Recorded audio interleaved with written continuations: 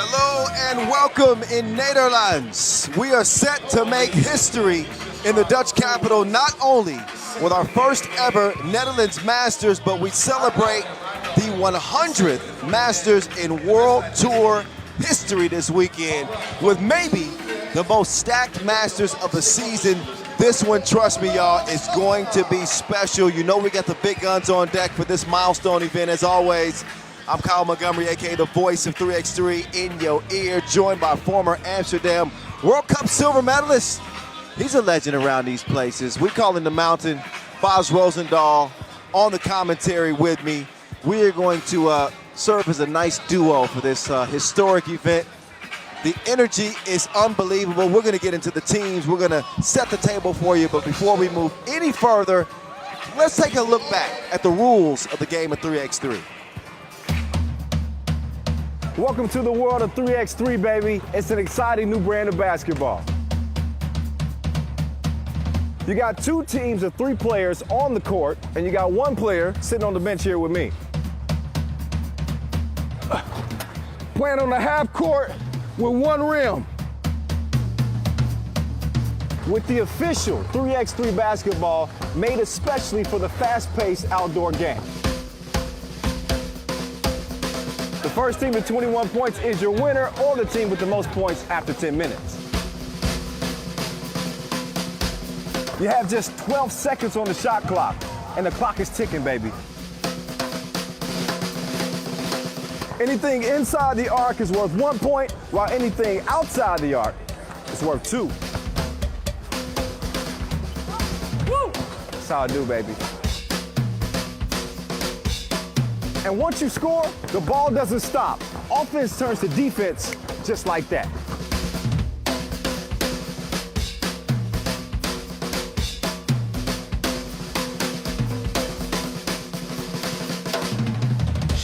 It's a 10-minute sprint.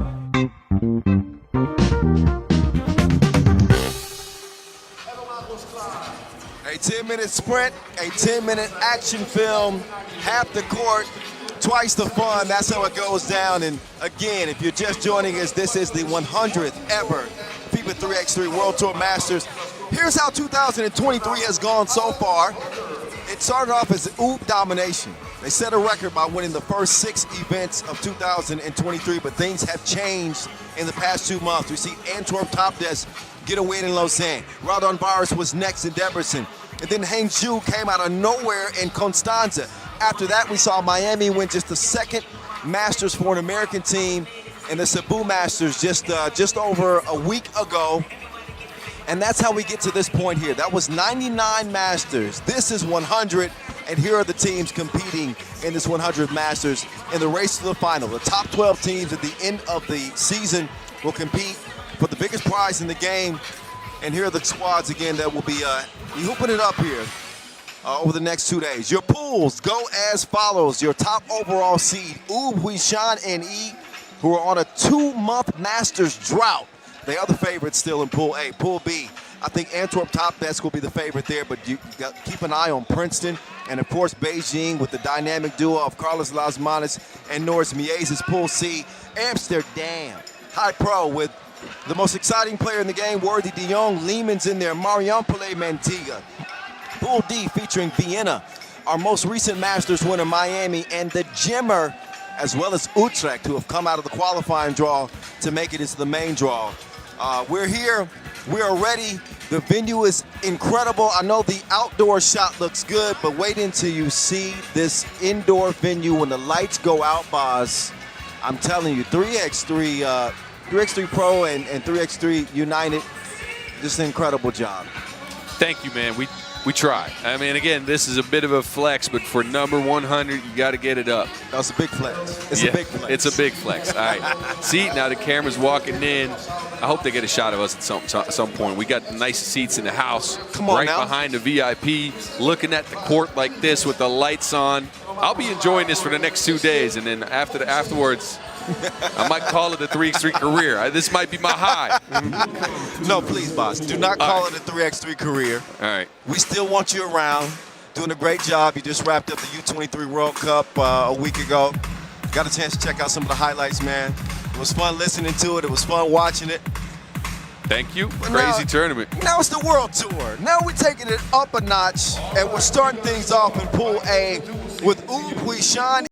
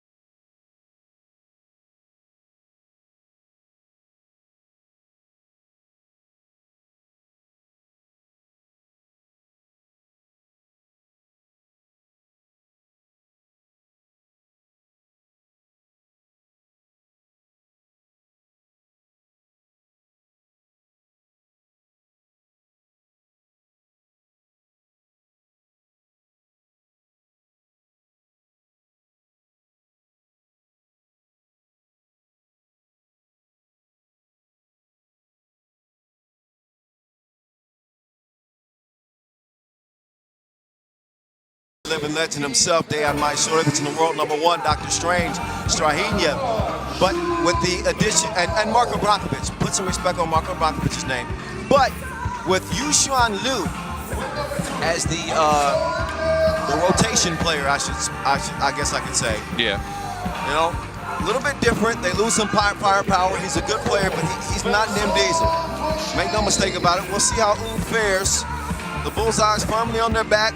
And they got a hungry Paris team that has had the potential, but they haven't quite lived up to it here in 2023. A very, very good team on paper. It hasn't translated to a lot of success for them, particularly on the World Tour. We saw them in Cebu where they finished 9th. It was a big disappointment for them. But this team certainly has the potential to make some noise potentially in Pool A. Yeah, you're right. And again, they've been good on the challengers, right? 8 top 5 finishes, but then once they get to the World Tour, I mean, 11th, 9th, and 6th. That's just... That's not going to get it done. That's rough. And I think they have the talent to be better than that, right? We've seen them play at a very, very high level. Just whenever they get to the World Tour, they haven't been able to bring it consistently. Well, I'll tell you who has been bringing it consistently as we introduce you to our officials, Vlad Gizdrenu and Cecilia Tot. They will handle this one. But speaking of consistency, Frank Segela has been the go-to guy for Team Paris. This guy is top 30 in the world. He's averaging over 7 points per game on the Pro Tour. He's averaging almost 8 points per game on the Pro Circuit. He's the spoon that stirs the drink for them. That's a look at Frank Segela. That's, of course, Dr. Strange. 3x3 fans, y'all know who this guy is. He's the world #1. I think that his supporting cast has got to be consistent. Igalink is a great shooter. A great mid-range player. I'm expecting big things out of him. Rambo down low can also contribute. If he can get the reinforcements to reinforce on a consistent basis, that makes Paris a lot more dangerous. Yeah, and again, you know, we've seen all of their players step up at several times. I'm looking at Igalink to provide the spark here, but you never know. It could be anybody with them. Rambo, though, he has to be good. Like, he's their only real screener. True. In a game of screens. Yeah. Because you know 3x3, you know, it's a lot of individual actions, but screening is so important. Yep. He is that guy. And Paris looking for their first win over Oud ever. They are 0-2. Branquilla misses the scoop-de-doo, but he's got some quick hands defensively. He'll poke that out of bounds. That'll leave 10 seconds on the shot clock for Team Paris. Of course, looking for their first Masters win. They do have a Challenger win as they got it done in Bordeaux, but that's it. A nice showing in Fribourg as well, where they made the semifinals, but none further than that. Down low they go to Rambo. Rambo misses on his first attempt. Dr. Strange, who leads the league in points scored, key assists, rebounds, highlights, and dunks. We might have to make a list of the things he doesn't lead the league. Double fives, triple fives. I think he even leads the league in blocked shots. That's ridiculous. Look, again, we might have to make a list of the things he doesn't lead the league in, because this man's been everywhere. A record year for Strahinja Stojic.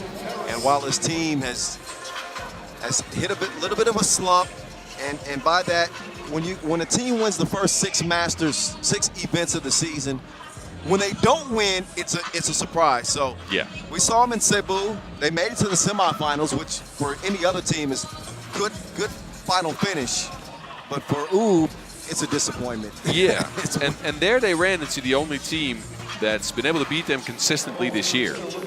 Miami. Yes. Yeah. See, I feel like Miami took a grudge out of the World Cup finals this year, where they acted as Team USA, and you know, Oob was Team Serbia, or most of Oob. Yep. They lost there after a Jimmer shot rolled out of the rim. The infamous Jimmer Rimmer. Yes, exactly. But I feel like they took exception to that and just started going at Oob more. And since then, maybe, they've picked up 3 wins. They're the only team to beat Oob thrice this year. That's a fact. That's a fact. Most recently, we saw Oob play at the Split Challenger, and they finished 5th. So that didn't inspire a lot of confidence in those that are kind of wavering on whether or not Oob is the most dominant team in the league. Talked to Dejan Majstorovic coming into the tournament maybe about 45 minutes ago, and he told me, we hear what people are saying. Yeah. And let's As just they say, should. Boz, they're motivated. I hope so. I They're hope motivated. so. They play with a lot of pride. It's Majstorovic, the all-time scoring leader in 3x3, will miss the 2. Strange will miss the shorty. Patty will reassume possession. No score. Just over a minute into this first game of the main draw. Pool A, Kyle Montgomery, a.k.a. The Voice. Boz Rosendahl, a.k.a. The Mountain, rocking with you from Amsterdam. Damn.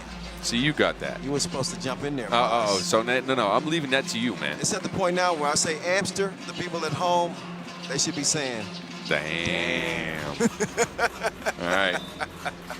See, I like that. we're back in the damn. Man, I know you like the city. You've been here. Damn good tournament. See? That's good. That's right. See, I'm learning again. Well, look, boss, we got a score. Oh, that It took was a little bit anticlimactic, but Badi is on the board. That took a minute, literally. 10-minute sprint to 21. Make sure you're following us on social media. We expect that you are by now, but we always welcome new friends at FIBA 3x3, that is, at FIBA 3x3. Use the hashtag 3x3 Amsterdam. Meantime, Tranquila in for the scoop.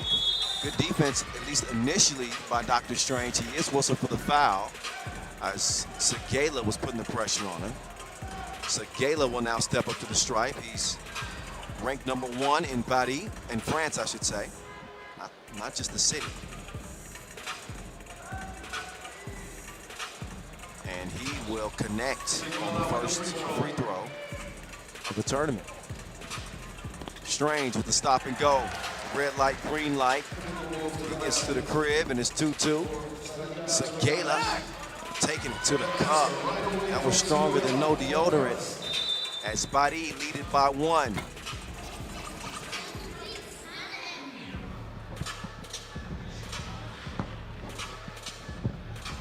So I think Team Paris, they are a very, very athletic team, right? And I think that's one of the things Oob has some trouble with. A lot of teams, actually. They have some trouble with the athleticism of the French that can stick with anything. Segala is deceptively tall, too. Did you ever realize that? True. That man's taller than he looks. Yeah, so they got great dexterity. They react well in the pick and roll game. 3-3 is the contest that we see. That one missed by Vincent Fauché. Should have mentioned Fauché at the beginning of the game. He's another player that's got some major game. He's ranked number 2 in France, by the way. 26 years old. I think my first time seeing Fauché was last season, but he's got 20 points on the World Tour this season and 9 World Tour games under his belt. Paris continue to answer right back. In a 4-4 contest, 2.5 minutes in. Yeah, they're right here in it. And again, both teams are leaning on defense for the first minute and a half of the game. Let's just say that. No scores. Now they've gotten loose with 4 points each. But again, I like the efficiency on Team Paris's end. Tough layup right there. This Frank Segala. I like his mentality too. Segala. I mean, he's got that killer instinct. Speaking of killers, That's Branquilla. He knocks down the 2-ball. No response from Rambo. Boz is like, why did he shoot that? I'm just not getting the fact that he had an open run, set a rim, and he popped. That man can get to the rim at will, and then he took a 2-point shot out of nowhere. Yep, kind of bailed the defense out. Had he made that 2-piece, though, well, yeah, you'd have been singing a different tune. Well, yeah. See, that's what players have to do, though. That's true. They can silence me by hitting shots. That's right. Maestro swings it over to Brankovic. No go for Brankovic. Brankovic, who won his second European title, I guess just over a month ago in Jerusalem. Yeah. I think Majstorovic has got 4 European titles, 5 world championships. You really going to do the list here? No, I don't think we have enough time. No, we don't. We'll be here all game. I don't think we have enough time. We might be halfway through next game if we go at this. But we got a 6-5 game. Not exactly a shootout through nearly 4 minutes of play. But each team kind of picking their spots here. By the way, Oob averaged a league high 20.4 points per game, with sporting a 90% winning percentage. Yeah. That's even higher, however, when they have Nim Diesel on board. The Bodic helps. You wanna know some nutty stats? Give me something. I looked into the Maestro. Okay. He's got 31 World Tour trophies, right? Uh-huh. What's the percentage you think on all-time World Tours? What percentage of World Tours did he win in total? Oh, well, he started off with Novi Sad. I would say Majstorovic has probably won 60% of his World Tour events he's played. Of his, yes. But in general, like out of all World Tours ever played, okay, he's up there in percentage. He's at 31% master wins all time in all the World Tours ever played. So out of 100, he's got 31. It's ridiculous. That's ridiculous. That's utterly ridiculous. His all-time record is 224 to 41. Listen, when 3x3 history is written, this guy is one of the people that have the pen in his hand. Segala says no to him that time. But don't worry, he got his back like a pack with straps. That's Dr. Strange, who cleans up the mess. 7-7 game. This game is tight. It's stuffy. 5:28, give me that. You take this. Bucket for Oob, slow on the closeout, and they are made to pay double. Eigelink links up from long range. See, this is what makes the French team so dangerous. I think 1 through 4 they can all shoot, even though I got on Rambo a little bit for taking one earlier. Yeah, I have to look at Rambo's 2-point percentage. Obviously, we look at him as an interior threat. Yeah, he's mostly a rim runner off of screens. He's a big defender. He can switch. They can play some drop coverage with him. But, you know, he can shoot a little bit. Yeah, let's see. Rambo from 2-point range. I think he's at 50%, but he hasn't shot a lot. Yeah, hadn't shot much. 3 of 6. Yeah. 3 of 6. So I don't know if I would fault him for taking a wide open 2-piece. Speaking of 2-piece, that comes from number 2. Is that that's Eigelink again. Eigelink again. So Eigelink is in his hot spot. Yeah. Team Paris out here clicking like a computer mouse. It's a double click. Yes. Open. 11-8. Badi opening up a decent lead at this point. But you know 3x3, especially against Oob, ain't no lead safe. Nope. It could be 7 points at this right now. See, they needed an answer, and Brankovic comes right back, gets a layup, pulls him within one possession. Eigelink drops it off from Segala. Segala getting D'd up. That's better offense right there. He ain't scared of Branquilla. Majstorovic fading, missing. Rambo will track down the rebound. They've got it cleared now. Segala. He's the man with the Wilson in his hand, and he's continuing to get buckets like rain is coming. It's a 4-point advantage for the Frenchman. Majstorovic, long ball, all around the world, the same song, string music. Yeah, this is what I'm talking about. Ooh, every time they need an answer, they find one, and that's just mental toughness right there. These men are more resilient than Rocky Balboa, bro. That's resilient. Yes, it is. Adrian! 13-11 as we head into our second TV timeout. Team Paris in front. They've gone blow for blow with the big dogs, with the champions, the reigning World Tour final champions, and the best team in the league here in 2023. Here we are at our 11th stop of 18 this year. UB have won more than half, but they have not won one in more than 2 months. Last time we saw UB get a win was the Prague Masters. Man. That's a while ago. Yeah, Prague Masters feels like an eternity ago at this point. That was the last time we saw him get a W. Especially to you, since you travel everywhere. Oh, man. Again, you probably don't even know what day, what time zone, and what city we're in. Never ask me what day it is. Never. I will never be able to tell you. Meanwhile, Strahin is struggling a little bit on the drive. Rambo off balance. He is fouled on his way up, so he will head to the stripe to shoot 1. That is UB's 6th foul, so they'll be in the penalty on the next defensive foul. But Rambo doing a good job applying pressure on the interior. Yeah, that's something else he provides. Besides that three-point shooting percentage you were talking about in rim running, you can throw the ball down to him. He's a big dude. He can post up, and that's needed sometimes. And for him, I like the fact that he's still so versatile, right? He can still defend people at that length. It's true. He made that free throw, right? I was looking down at my stats. Yes, he did. You know he's 100% at the free throw line this year on the World Tour? Well, that's why you probably guessed that he made it. Yes, 6 of 6. He will throw it to absolutely nobody. No green jerseys there to receive the package. He was trying to get ref Cecilia Toth a shot. Well, she used to be able to shoot it. Yeah, I know. I remember. I played when she played. Went from player to official. Played it for Team Hungary at the World Championships 2016. Yeah. See, I was there. I don't know. I don't think Vlad ever played. Well, no. He said, Played well, some no. games. Played some card games. Vlad, yeah, maybe some rugby or maybe some football. No, but he never got in on the pickups y'all used to have? No, I don't ever remember hooping with Vlad. Oh. Meantime, that layup is missed by Liu. Liu's got good size. Still lacking a little bit in experience, obviously. And there's no way that he can keep up with Fauché. But Fauché kind of sold the clip. Uh-oh, Strange in the lane. He'll get the score. Quick kick out. Back iron. Dr. Strange will corral another rebound. Look at the flick of the wrist. Does nothing. Off the iron. Paris still leading by 1. 2:36 and counting left in game number 1 of our 100th World Tour Masters. So I think the French are making a point out of attacking Liu when he's in the game. His foot speed is, and this is coming from somebody that had slow feet, but it's a tad bit suspect.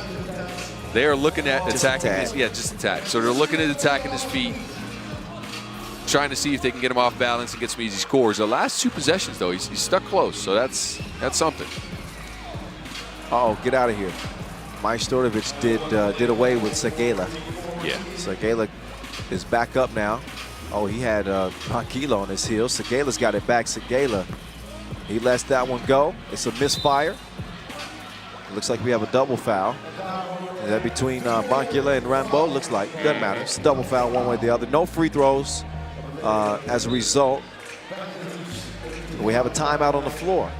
Gives us a chance to thank our ball and apparel sponsor, Wilson.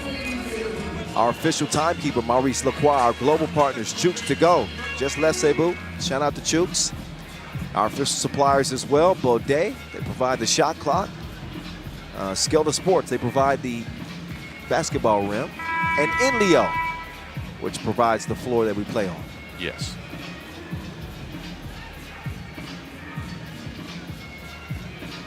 Starting off with a good one, huh? 14-14, 2 minutes left to go. It's a deadlock. Crunch time. Dr. Strange. The Beast, no. So Team UB struggling a little bit from beyond the 2-point arc. Segela. Oh, no, not that time.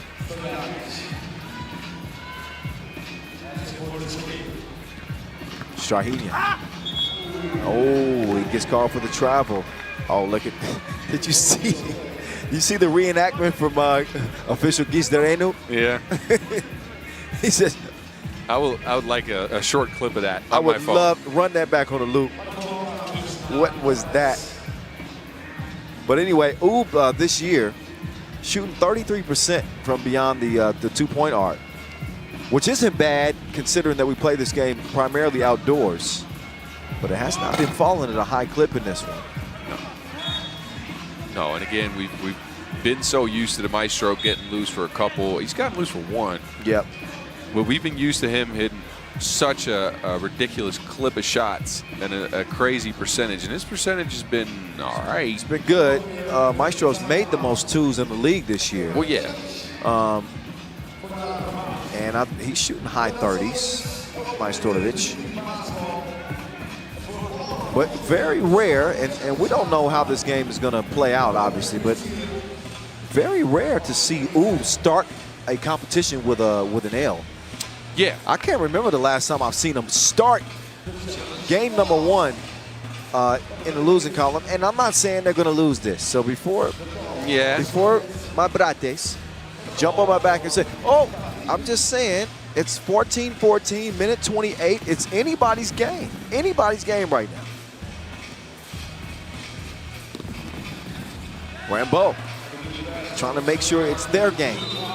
He puts Barry up by 1 with $1:16 left. Then he fouled. So that is number 7. 2 free throws, yeah? Yeah, Majstorovic will be stepping in the line on this. So Majstorovic shooting 34% from 2-point range this year.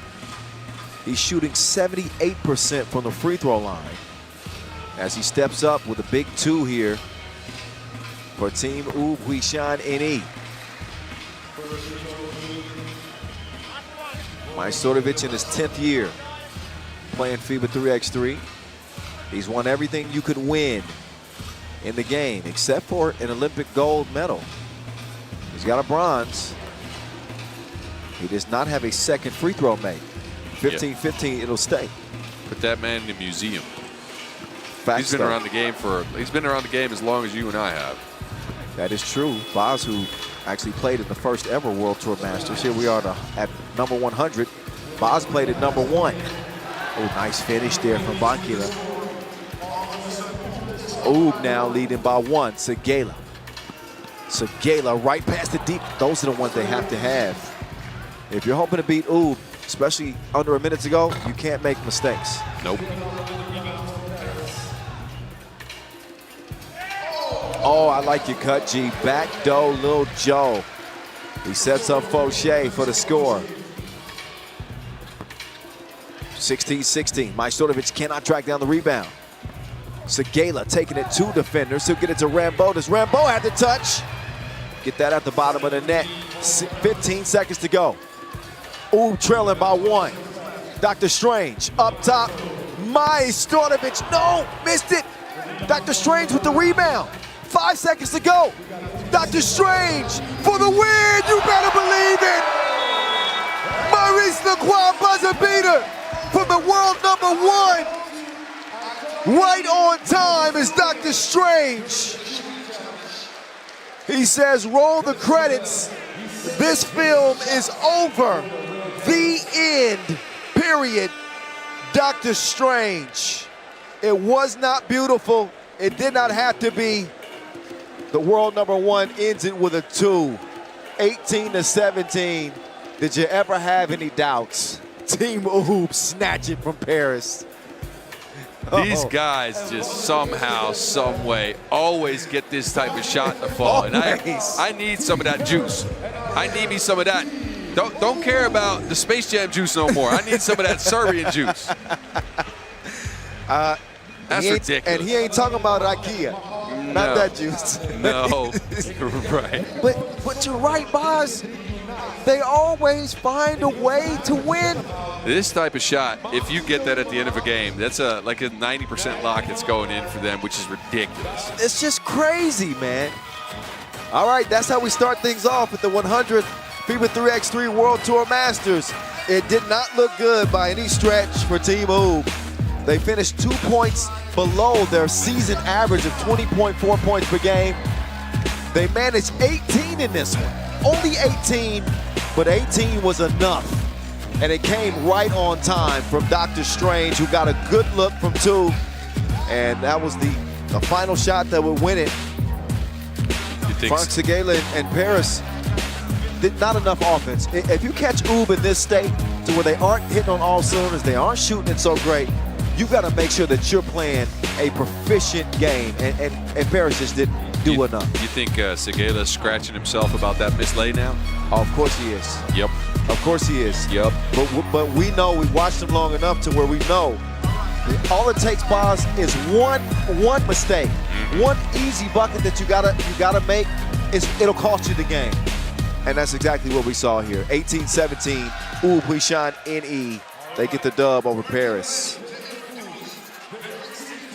All right, coming up next in Pool B action, it is Antwerp TOPdesk against Princeton. This one should be good. They are 1-1 on the pro circuit. Last time they faced, Princeton got them at the Debrecen Masters. Antwerp TOPdesk, one of our Masters winners this year, outside of Huishan NE, as they got it done in Lausanne. And they come out with plenty of firepower, especially with Noah's Ark. Everything comes in twos with that guy. And I think one of the most dangerous players in the game is Dennis the Menace Donker of Team Antwerp. They'll take the court first here. A little bit of a different looking squad as they made a roster adjustment though here, Bob. They got a Dutch guy on the squad, Mohamed Karadzi. What? Yeah, he's been around the 5-on-5 game in the Netherlands for a long time. Played in Belgium the last couple of years. All right. And he was looking to do for have something to do after his 5-on-5 career ended. So he got in touch with Team Antwerp. They needed a player because Brian de Valk is injured, Augustinian is injured. So they picked him up. And it's a nice little experiment. This guy's a rebounder, tough-nosed defender. He can create a little bit. Curious to see how he's going to fit with the movement-based offense that they usually have, or if they're going to change their offense around with this, I'd say, a kind of a new-look Antwerp team from the start of the season. Oh, for certain, a new-look Antwerp team to start compared to the start of the season. They come in number 3 on the World Tour standings. We got the top 6 teams in the World Tour standings competing. Antwerp was right in the mix. I mentioned their win in Lausanne. They won the Shoot-Petard Challenger. However, they're coming off a 7th place finish at the Split Challenger. So not exactly coming in with momentum. We'll see what they bring. They're in the black jerseys. Meantime, for Team Princeton, they're representing as one of 2 American squads amongst our 12. They come out with a tough man, Damon Huffman. He joins the Caruso. Henry Caruso, King McClure, rejoining his squad for 3x3. And Zaire Carrington. They come in as your 6th seed. They're 14th in the World Tour standings. We're talking about the race to the World Tour final. And only the top 12 go. Princeton with a great opportunity here. They finished 6th in Split. But I've seen this team when they play at a really, really high level. They can really play with anybody. Hasn't translated to a lot of success on the World Tour. We did see them finish 4th in Edmonton, but that's as high as they've gotten in terms of the World Tour. Yeah, they got an 11th place finish in Lausanne and a 7th place finish in Constanza. But with them, you're never sure, right? Their style of offense can beat anybody. They play a drop coverage on defense, especially with Carrington down there. That's tough to play against, especially for teams that, again, like Antwerp, they're movement-based. They want to get more action, more screens going, backdoor cuts as well. I like this matchup. I mean, it could go both ways. Again, Antwerp adjusting to kind of life without De Valk now, as he's injured. I mean, I'm not sure when he'll be back. I hope soon. But he's so critical to their success, man. De Valk is a super underrated player, and wishing him the best of health and everything. Meantime, that's Caruso. Henry Caruso, his stock is rising. He might go public soon. This dude is a rebounding machine. Young, plenty of promise for his future, can score as well. I think a great addition for Princeton this year. Of course, the brains behind the operation is Huffman, who's the player coach. He and Carrington, both of those guys. Yeah. So they understand the game well. They do. Hey, and Caruso's back on familiar soil, as is Huffman, by the way. Did you know both those guys played in the 5-on-5 leagues here? I did. I knew about Huffman. I didn't know that Caruso actually played Caruso here. and actually one more guy on a USA squad. Who's that? Kareem Maddox. Well, yeah, for Team Miami. Yeah, see, a USA squad. Yes. We'll get to them in a bit. If you mention Team Miami while Princeton's playing, they're going to come up here and try to fight us. Well, that's cool. I got you. They're like, who? You got my back, right? No, of course I do. Pretty dynamic duo right now. All right, it's on and popping. Game number 2. Pool B action. In your face, Kyle Montgomery, Boz Rosendahl in your ear. And who's that? That's Noah's Ark already getting faded. Yep. Is it Friday? Yes. It is. Yeah. The fact that you have to ask is nice. Makes I like sense. Means sense. Meantime, Huffman gets to his spot. That's easy money for Huffman, Huff Amazing. It's 1-1. Damon Huffman, who's a 3x3 veteran, a world champion, part of that 2019 team that won gold at the World Cup here in Amsterdam. Damn. That's right. Meantime, it's the Dennis. The Dennis? No, the Menace, Dennis. Didn't matter anyway, he missed the shot. But Donker, a top 5 scorer in the league in terms of points per game, Boss. This dude is pouring in 7.3. And to put that in context for any new 3x3 fans, this is a game of 21. So if a guy is scoring 7 points per game, he's scoring a third of your points. Yeah. That means 35 plus a game if you're 5-on-5, say NBA. Yep. Okay. Man, he's upped his game a lot. Put his team on his back this year, and I like the way he plays too. Right. So last year he was more of a complimentary role player, and it didn't feel quite natural. No. Right. You can see the explosiveness, you can see the urge to score, but he had to kind of stay to their system, and now he's gotten loose, and it's been beautiful. Well, it was all about Vervoort last year. Obviously, Vervoort makes the move to Huishan, and now Donker has to take on a bigger role offensively, and he's answered the call. Meantime, it's King McClure, who does some broadcast work in the United States, believe it or not. He does? Oh, absolutely. Commentator, reporter, CBS. He's done some work for ESPN as well. Really? Yeah. And he still can windmill. Well, yeah, and he can still lift some weights as well. That man's looking all kinds of jacked. Yeah, he's pretty solid. He's pretty solid. I wouldn't challenge him to an arm wrestling competition. Probably not. But will it translate to buckets? That's the big question. And last time we saw him on the tour, this is only his second Masters ever. The conditioning, he said, was challenging because the game is just non-stop. And even now, it looks like he's sucking for some wind. In any case, we got a 3-2 game off the miss. It's to Caruso. He's guarded by Vic Van Oosterwijk. There he went. Goes to the hole. No, sir.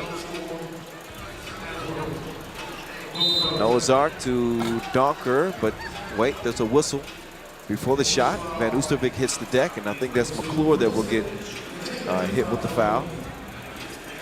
Just ran him over, I guess.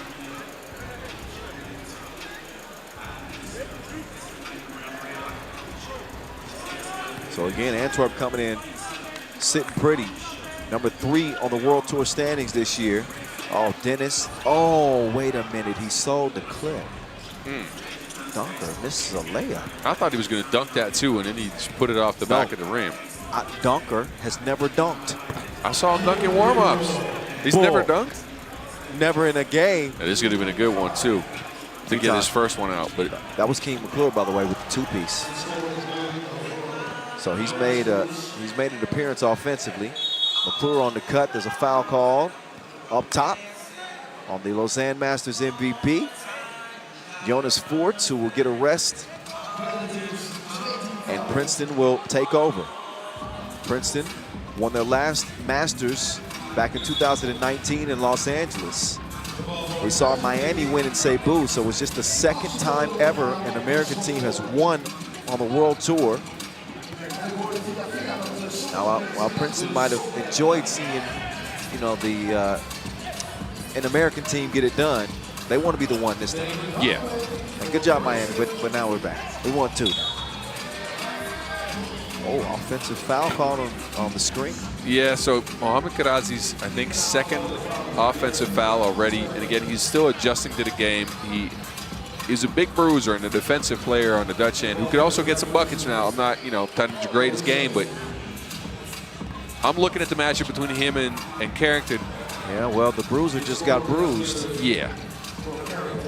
And again, he has to start taking into account that you can't just level people on screens. Yeah, and then it goes from bad to worse because now he throws it away. Turnover.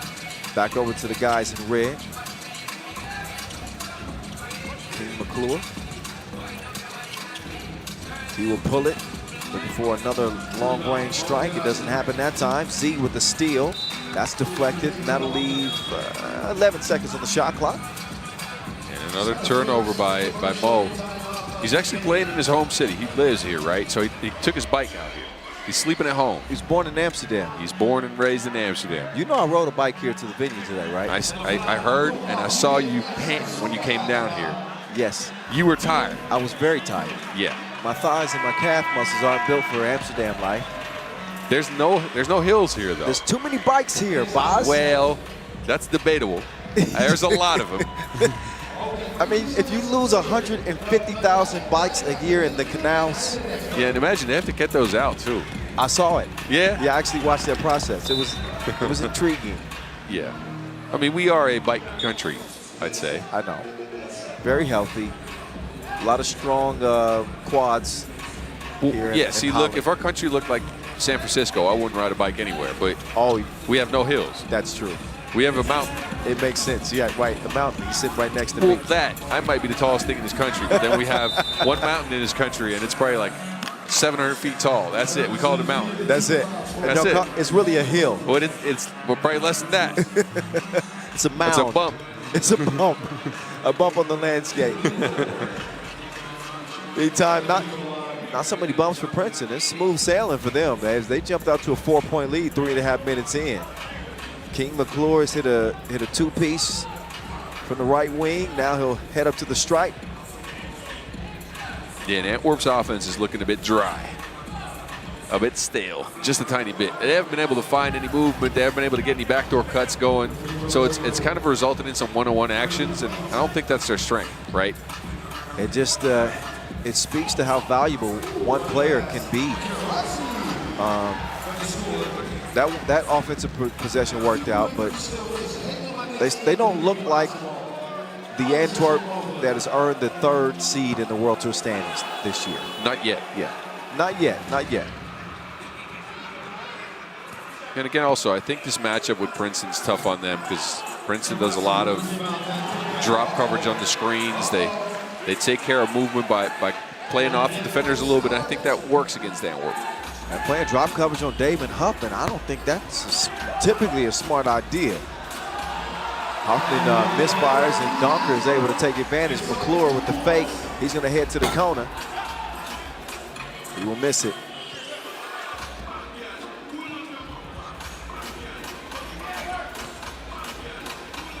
The menace.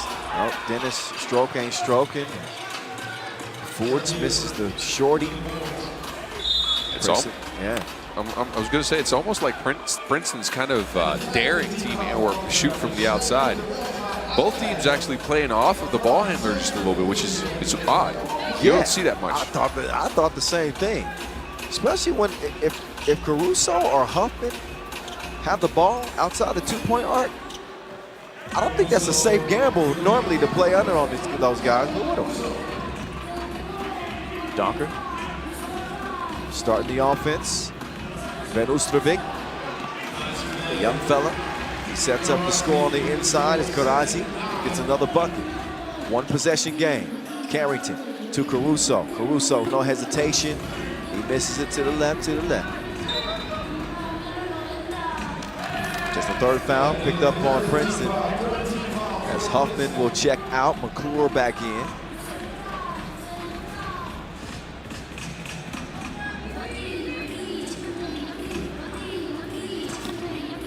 Now Ben Donker is struggling here. McClure says take that mess somewhere else. But yeah, Donker in particular, I mean, if they're going to get far in this tournament, Dennis Donker is going to have a lot to do with it. Credit Princeton. They've done a good job silencing Donker pretty much at this point. Van Oostelvik, that is not going to help. He misses the crib. Now it's back to the Menace. Dennis has got to knock these down. He does not. His jumper is still loading. He cannot connect at the moment. 9-7 it stays. Double foul. Happens to be Antwerp's 6th and Princeton's 4th. Yeah, Van Oostenwijk and McClure looked like they were playing another sport. Rugby? Well, that wrestling. Wrestling. WWE type. That ain't a real sport. It is not? I didn't know that. Come on. You tell me it's not real? It's scripted? Come on. Don't. Boz, you had me there for a second. I was like, is that a serious question? Yeah, they got to find a way to get it together. This It's only a 9-7 game, right? So they're still in this. They've gotten some nice pick and roll action, but now the seventh foul will put Caruso on the line for 2. Well, he missed that one. That doesn't help. No, Caruso's got to get his act together at the strike. You know what? And again, I love the venue. I'm so hyped. I think it's sold out for the night as well. I'm looking around here, but I think the backdrop behind the basket might be confusing players a bit. We haven't seen a lot of good shooting, so they have to get adjusted. I remember I used to have to get adjusted to any venue, even if it was outside or if it was like a weird backdrop anywhere. You know how you play in a gym and there's like something offset behind the basket and you can't hit a jumper at all? Yes. I think that might be a part of the reason why we see teams struggle a little bit offensively. Okay, it makes sense to a hooper. Yeah, that's what I'm trying to explain it. You ever played on a goal without a backboard? Oh my goodness. And just rim? Just rim, and then some people are still able to make shots. They got a sport here actually in this country called korfball, and that's just a rim, and it's a high one as well. And they shoot with 2 hands from the belly button. Belly button. Bro, I'll send you a movie of this. It is a crazy sport. It's like it's us and Belgium that are the only countries playing this too. We're like world champ by default, but it's pretty widely played in this country, trust me. McClure, no stroke that time. Just scored a bucket on the last Princeton possession on the inside. Gave him the 11-7 advantage. Noah had the arc, but he does not land the bucket. Caruso, ISO game, goes to the spin move. Fader, no, but there's a foul.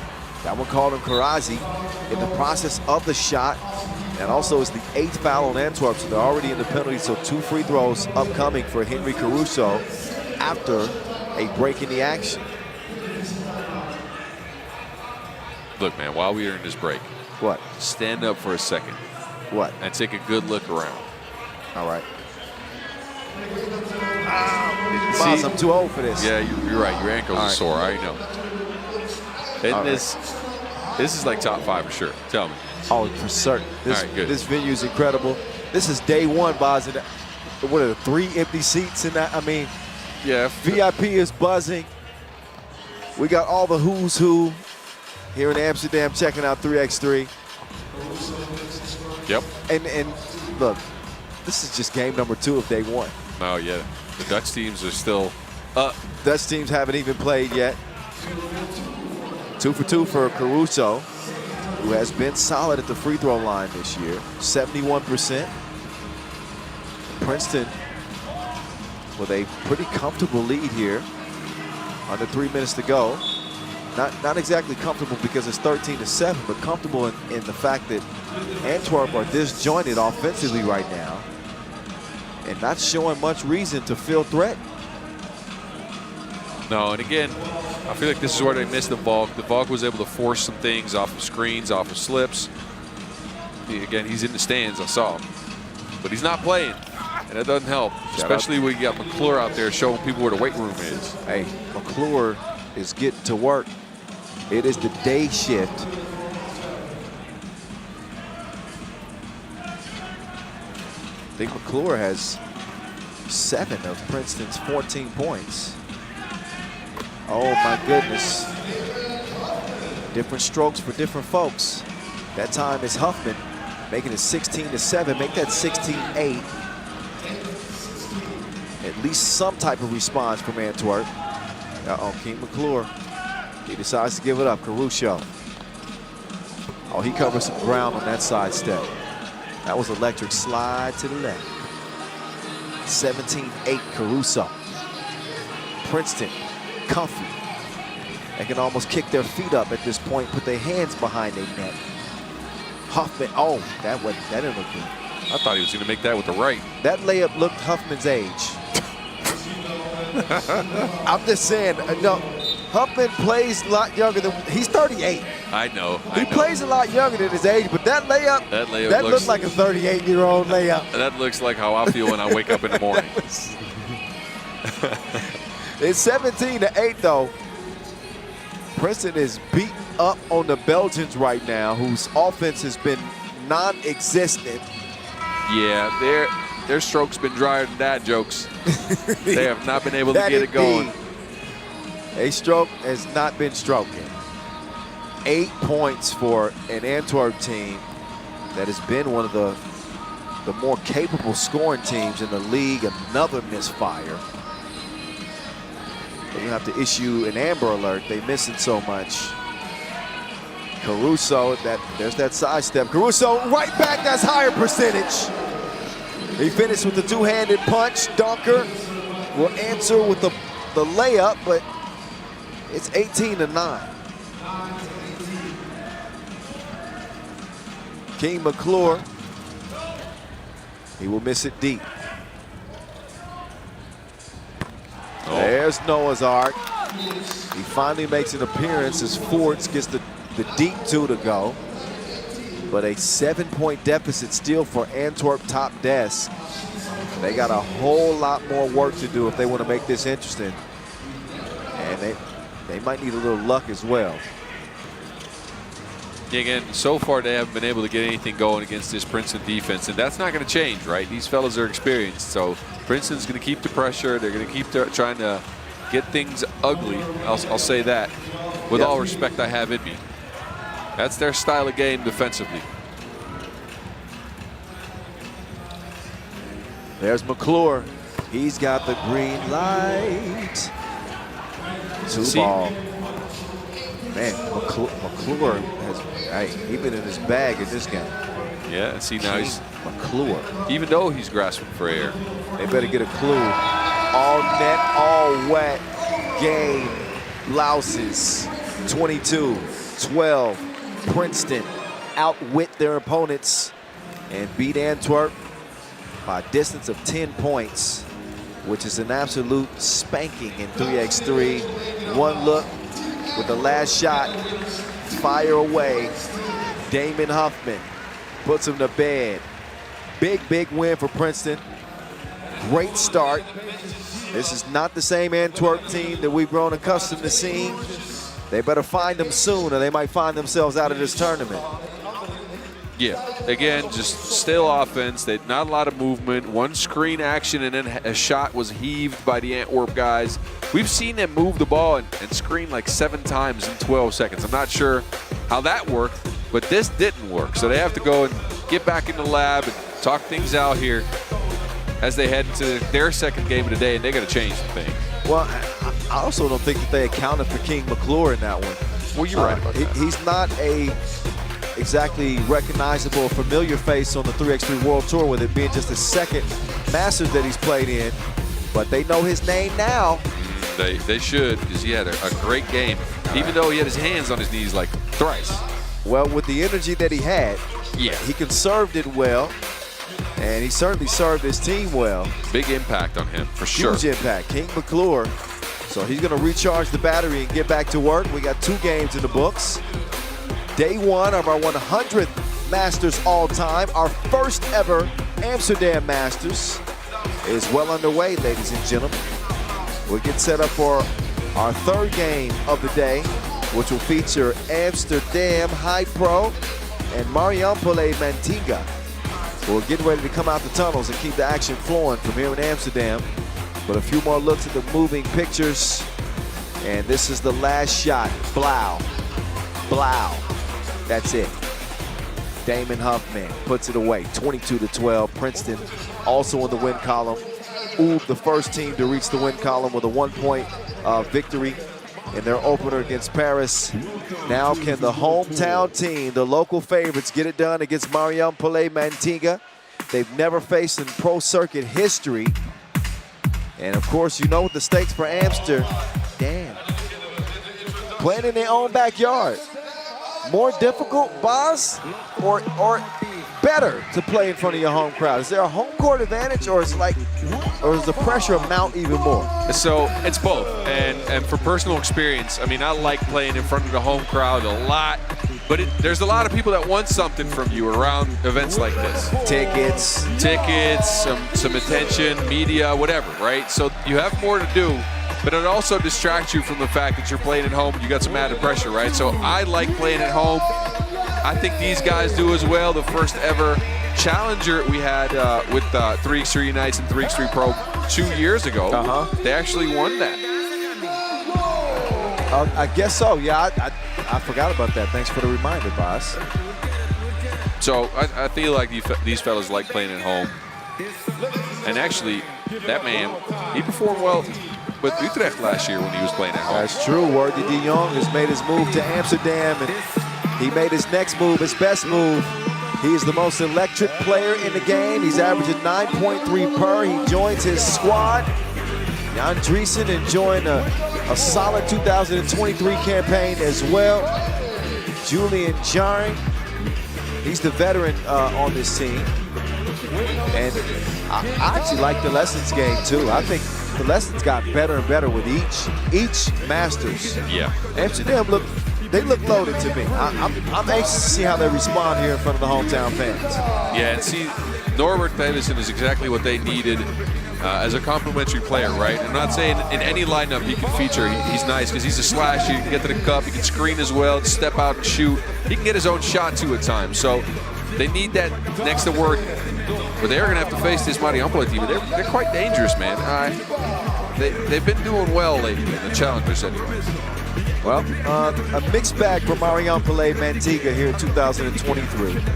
They're 3-4 on the year. They played in just 2 events, averaging about 18 points per game. They do have one of the most efficient scores in terms of 1-point percentage in the league at 84%.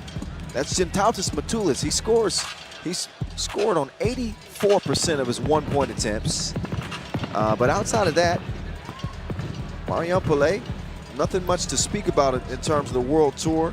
They did finish 4th in Lausanne, but since then they played in 3 challengers, finishing 2nd in Samabor, but failing to reach the semifinals in their other 2. There is his worthiness, Worthy de Jong, on an MVP-type campaign in terms of his individual play, again, averaging 9.3 points per game. A player value of 225. Evaldas Jalgas will draw that assignment a good bit. Jalgas, who played extremely well for Lithuania at the Europe Cup this year. He's one of those players that you can stick with pretty much anybody. He's got the versatility to mesh with different squads. He's back with his Pro Tour team here, Marijampole Mantinga, and obviously hoping to shock the local squad of Amsterdam. Damn, HiPRO. And the thing is with Worthy, as incredible as he's been in 2023, the highlights are good. Everybody's talking about Worthy, but what he doesn't have is a Masters win. So now you're putting your finger on the sore spot, as we say here in the Netherlands. Well, no, I just got to keep it real. I agree. I think he's the most exciting player to watch, but at the end of the day, it hasn't produced results. Does it You're translate right to a win? It's produced some challenger wins, I'd say that. Yeah, but okay. it hasn't produced in the Masters just yet. Yes, they win. They won the Quebec Challenger and Pristina, Fribourg as well. Yes, the body of work is impressive. Don't get me wrong, but it's all about the big show. This is the big show, boss. It's the World Tour. Yeah, you're right. They've had some opportunities now, right? Cebu lost in the semis. Yeah. You know, Constanta as well. They've gotten a couple of opportunities to get close. Yeah. They haven't quite gotten over the hump. And you know what? we sat here 365 and a couple of days ago, and we had the same conversation. We did. We did. The exact same conversation. They just cannot get over the semifinals hump. But I think it's important to be patient because as spectacular as Worthy has been, this is just his second year playing 3x3, man. It's like, you got to think about some of the great players and what they look like in year number 2 of their 3x3 careers. Nah, you're right. We should be patient with him, but just we have high expectations. I think everybody has high expectations from him, especially with all the highlights and just the. He can score on demand, right? Comes with the territory, though. Yes. It comes with the territory. Yes. When you perform like that, people expect it to translate to wins. I think so, and I think the one thing that we can kind of goes towards him is that whenever he gets to the semifinals or whatever, his defense drops off just a little bit. He will try to go for steals, but he'll go into more of like a it's what we used to call a kamikaze play. Probably gas, though. Yeah. You know, by the time you get to the semis, how much energy is left in the tank? I know what you're going to say is, look, and when you're the star, you got to find it. Man, he crossed his knees dizzy. Did you see that pull up? Come on, man. That's a good one. The Chunikas with that last bucket. There's Worthy slicing through the defense. He'll finish with the lay, and that's going to get some cheers from the fans here. And here's Matulis. Oh, that was one of the 16% that he misses inside the two-point arc. He doesn't miss much as he recovers and gets the score. There's a push, though. And an offensive foul called on Norbert Tillison. Again, Tillison coming off a nice Cebu Masters, went to the World Cup under 23 last week. The fellas didn't get out of the pool. They got close, but couldn't quite make it. Now he's back here attacking the rack.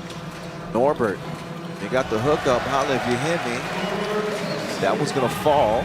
Amsterdam, by the way, they're second on the World Tour standings. So they're well in line to head to the World Tour final this year, where the top 12 teams will compete for the game's biggest prize.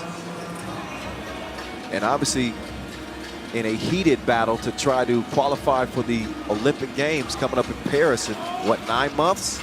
Yeah, tight race right now. I think the Netherlands are just on the inside or maybe just on the outside for direct qualification. But you know what? I don't think we should get into the specifics of that.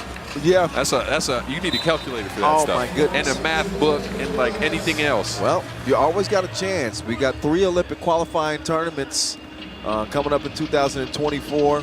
So for the teams, or the countries, I should say, that don't directly qualify, of course you want that direct qualification. But if you don't, you got to play your way in.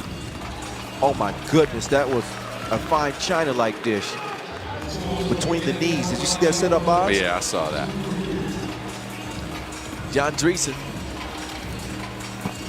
He kicks it out. Juice. He'll misfire. Got a whistle on the inside. 3-2 Marijampole Mantinga over Amsterdam. Yeah, I liked what the lineup without Worthy did in Cebu, right? They got offense in, but they were able to clamp down on defense. Now Worthy's back on the court, though, so you know you have a source of continuous offense. Man, he's got feline quickness. That hop step from Worthy is nearly unguardable. Yep. And there's Norbert Millicent getting in on the action. He goes off the window. 1-point contest. Worthy with the cookie in hand. He's going to get it up to Juice. Jarring back to Worthy. Worthy with the left. He'll miss it. He recovers. And he makes good on the second opportunity.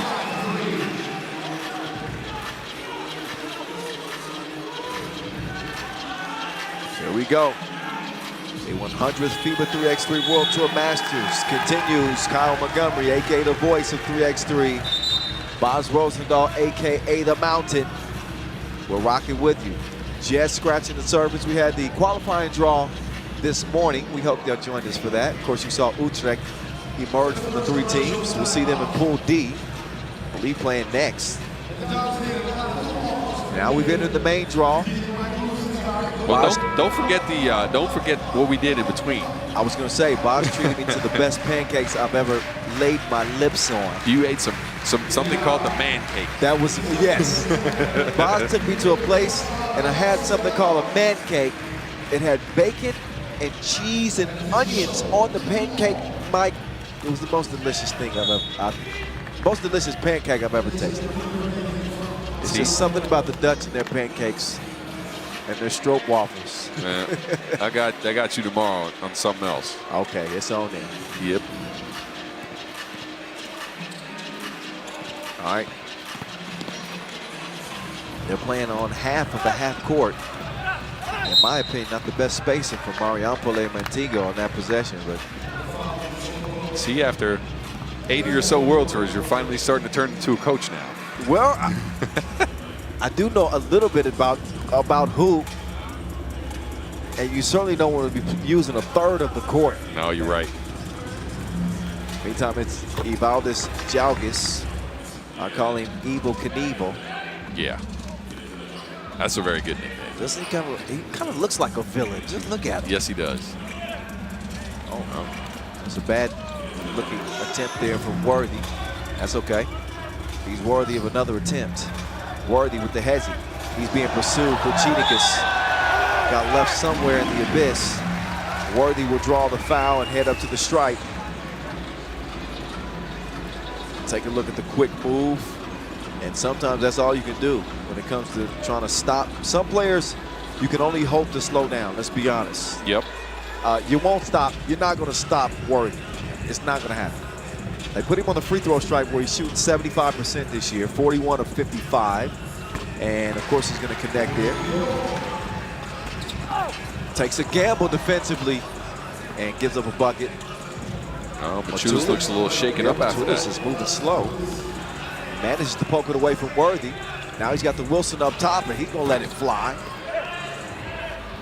Off the iron it goes, but it stays with Green. Jalgis, one of the best, I think, one of the best players in the league when it comes to putting his head down and getting to the rim. Yes. Jalgis is a dog, man.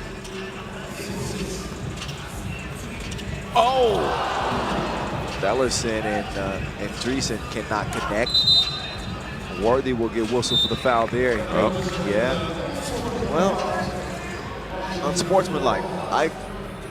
I think that a whistle should be blown for unsportsmanlike if there's no play on the ball. That's not technically the rule, though, Boz. The rule is the play has to be dangerous, has to put a player in jeopardy, has to be excessive. Yeah, or a player has to have broken through towards the basket and you stop him from scoring. And so that's what like happened a clear here. Path foul. Yeah, yeah. So, and that's what happened here. Machulis was on his way to get a bucket, and Ward just said, "Nuh-uh, we ain't gonna give you that one." 7-6 game. Sitautis Machulis. I believe they call him the general, and he will knock that one down. 36 years old, man. Still playing at a high level. Oh, he took his cookies like an internet browser, and then dishes it to Machulis. And he will finish things off 9-6. Machulis has got 6 of Mariampole's 9. Oh, the whip, but no Lele. His Juice couldn't squeeze it. Vichunicus, no. Dreesen will reset, get it cleared for Amsterdam HiPRO. Jarring will share it now. Delison driving, Delison short range. That one ricochets off the iron, loose ball. Somebody take it. It ends up working out. shuffle pass there. You haven't seen that in a while." He passed that like Canyon Barry shoots his free throws. You're right about that. He just scooped it to him. Hey, got to get it done however you got to get it done. True. Amsterdam, though, look, boss, we still got 4:45 left in this game.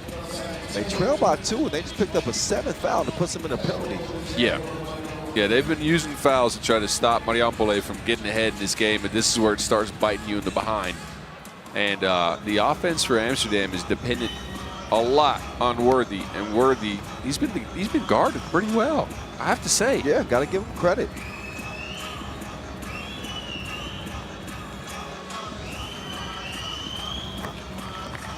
Machulis also just keeps on scoring. Quietly. Well, you know, the way that he scores is always in the flow of the offense. He's not an ISO guy that's going to make a bunch of spectacular buckets, but you look up and the dude's got 8 points. And that's ridiculous. Yeah. He's done the majority of Mariampole's bucket getting. and responsible for this 4-point advantage they hold right now with 4:30 to go. It's not flashy, but he's everywhere, man. He's getting buckets like a leaky roof. So far, he is. Uh-oh. Worthy spin. The stroke has betrayed him at the moment. He wants it back. Clear the way.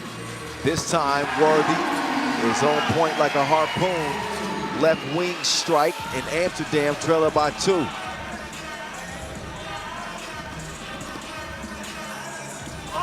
Off the miss. It's Jalgis. Right place, right time. Does not have the right touch. His Juice will try to keep it alive. Juice showing the effort. Who's that out of bounds off of? I think, if I saw correctly, Amsterdam might end up with this one, yeah.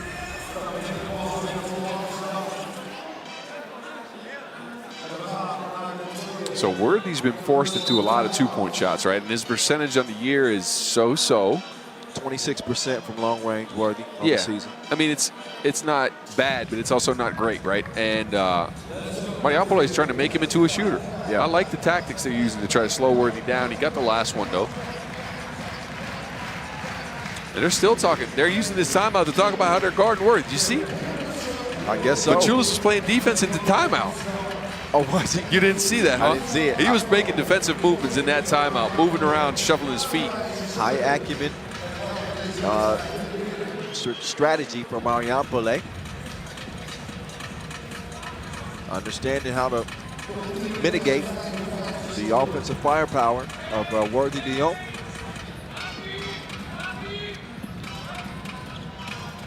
Of course, they're going to get it back to his worthiness. Oh, hype. The hype's Worthy. Oh, my goodness. All around the world. 6 spin move and finish, 11-10. Worthy took his Beyblade out. Oh, yeah. Class is dismissed. Spin class, that is. When he pulls that out, man, there's very few defenders that can stay in front of him. Oh, my goodness. Shimona. That's ridiculous. You see that, too? I'm confused by the form. Ziggy Mata Shimonis. He's shooting from the neck. Right. He's shooting from the top of the spine. Oh, precision pass. Worthy sets up, jarring. 13-11. That one a miss. The Tunicus didn't have the stroke. Worthy up top to Juice. Juice thought about the 2. Instead, he'll swing it. Dellison now making the move. He left something. He got it back. Trying to put the round thing in the round thing. No, sir.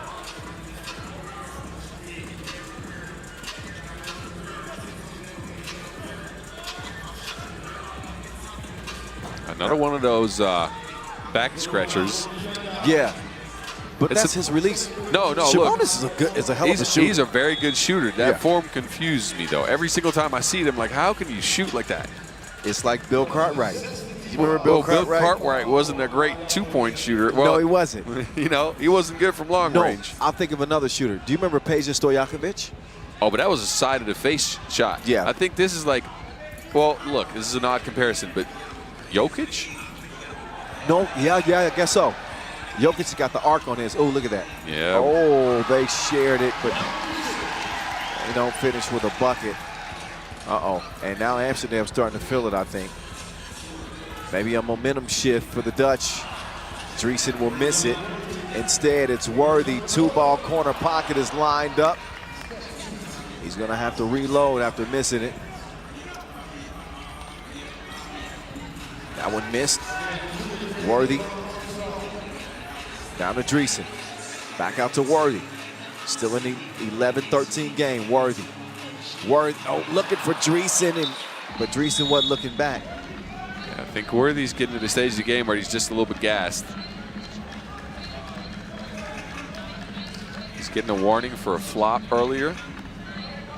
And he'll take a seat. You know, I think that's the right decision, though. I think Worthy to look for Dreesen, who's diving to the bucket. I think Dreesen was just expecting Worthy to put the ball in the air. Yeah, I think more people were. Yep, Jalgis, he can't connect either. Juice That's a beautiful seal. That's a beautiful seal from Julian Jaring. It's not a kiss from a rose, that's a kiss from a juice. That's a kiss from a juice. I love it. Kiss from a rose. Seal. Thank you. Y'all better be listening at home. Pay attention. Juice. Oh, no, sir. He missed everything. Marijampole with a 3-point advantage as we approach a minute 10 to go in this game. Filichunicus gets us that, but that was an awkward looking release. Yeah, end of the shot clock. He looked to try to get one up off of one leg that was probably still bouncing. I wouldn't recommend that one. No. Buck 05 left. Pool C action from here in Amsterdam. The favorite and top seeded team between the two is down as that one is drained by De Jong. They are down by only 1 now. When I started that sentence, they were down 3. Worthy's got 9. Jab, cash.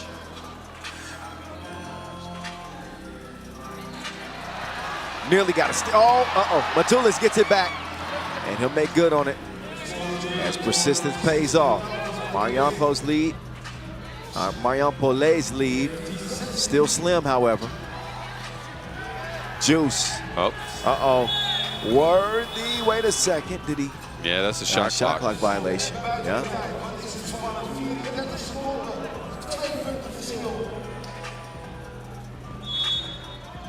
So Marijampole will take a timeout here to try to see if they can get anything out of this play. They'll get the ball here. We've got 34 seconds. Amsterdam looking at a 2-point deficit. Offense hasn't been flowing, man. This game's been tighter than a ship in a bottle. I see you, boss. See, I gotta surprise you sometimes. No, man.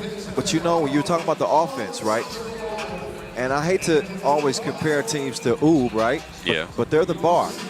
Their offense wasn't flowing either to start the day in that game. They got it done, though. But they got a dub, right? It's because it's a mentality. It's an instinct. We'll see if Amsterdam have it. Different games, but they trailing by 2. They're the favorite here, and they're playing in their own backyard. We'll see how it plays out. Yeah, and again, not to look ahead in this one, but they got a pretty tough pool with this Marijampole team. I'll try to see what happens here after they close up the game. That's a beautiful teardrop. Man, that looks like it's going to play. Yeah, teardrop. And that went out of bounds off of Juice as well. So another turnover in Amsterdam when it matters most. In the penalty box, 12-second shot clock, 17 seconds on the game clock. Marijampole obviously is going to use as much clock as they can. They can't foul without free throws being a result. Oh, offensive foul. Right?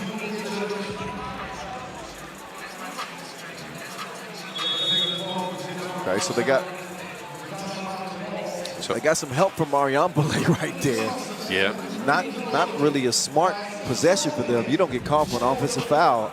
You just use another 3 seconds if you're Marijampole. Yeah, true.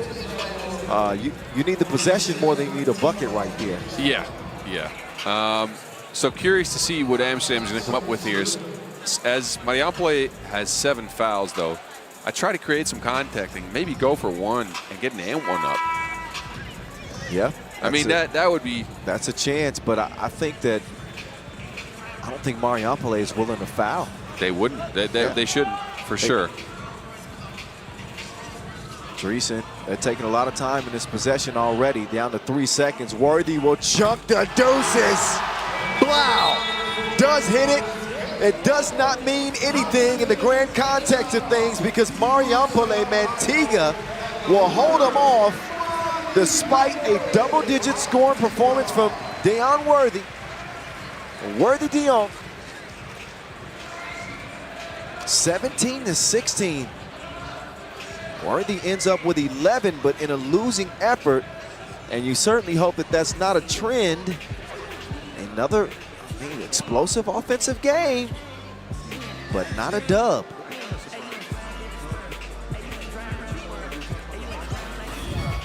All right, Good look at the highlights in this one. And not exactly the start that Amsterdam HiPRO had hoped for. Credit Marijampole Mantinga. Lithuanian teams this year are dangerous. Of course, Raudot Varas Hoptrans, we've seen them get a W on the World Tour this year. They ran into the Worthy show. And while he scores 11, a more rounded effort for Marijampole. I say more rounded, but maybe not, because Matulis carried the weight for them, to be honest. Matulis was pretty nice in this one. What I'll say is they decided at first you're going to try to make life tough on Worthy, right?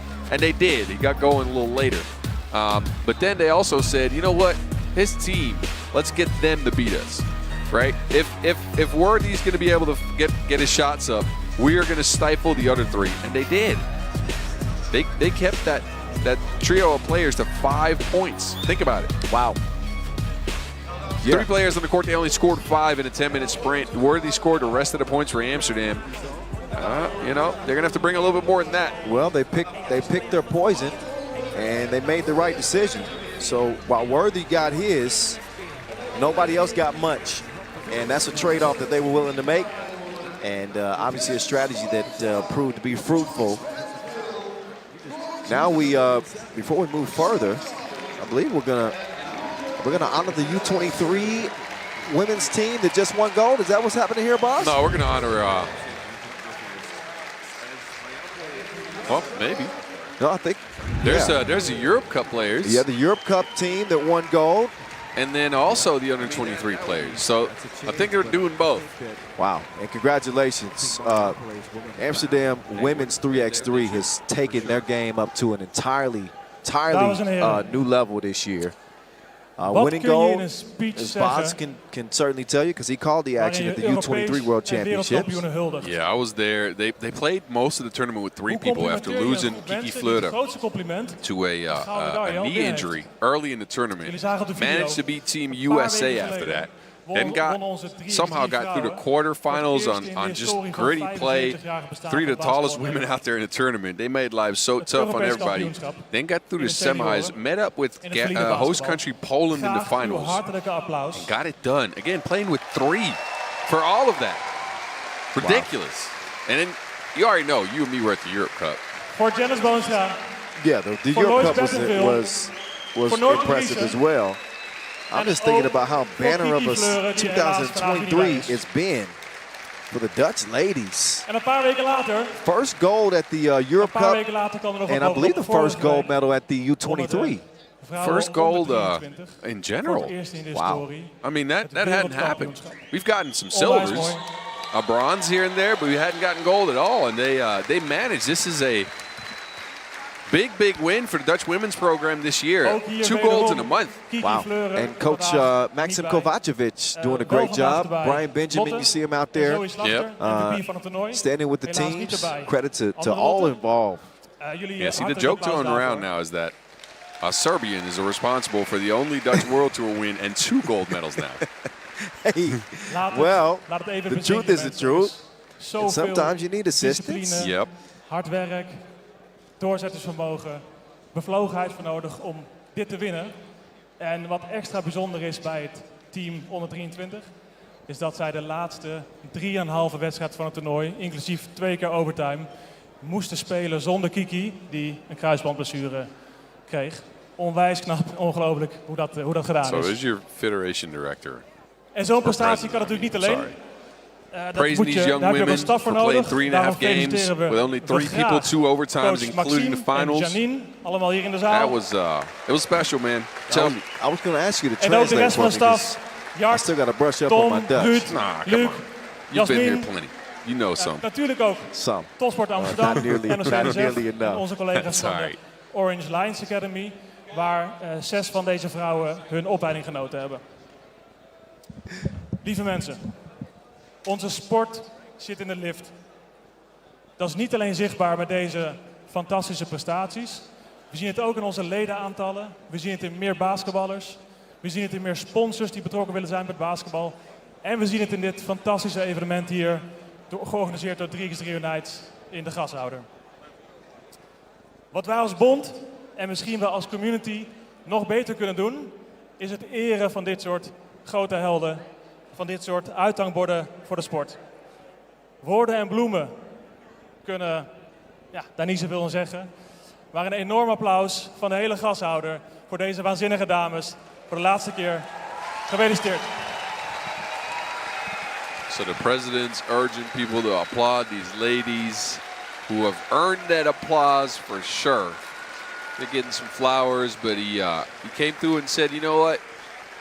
We need to do something as a community in honoring our heroes here and the ladies that have picked up golds. We haven't done enough of that in the past, so we're moving on, and we're going to try to do that more of that in the future. That's why they're here in front of a filled-out venue here in the gashouder,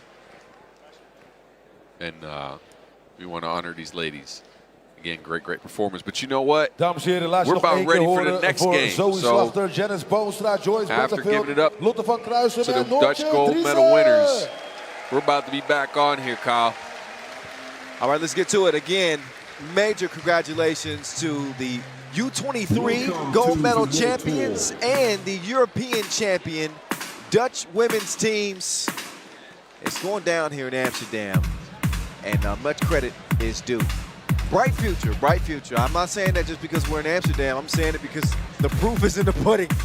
I mean, well, you don't win gold, you very likely don't get a personal recognition celebration like that. You're right. All right. I think the action is going to continue right.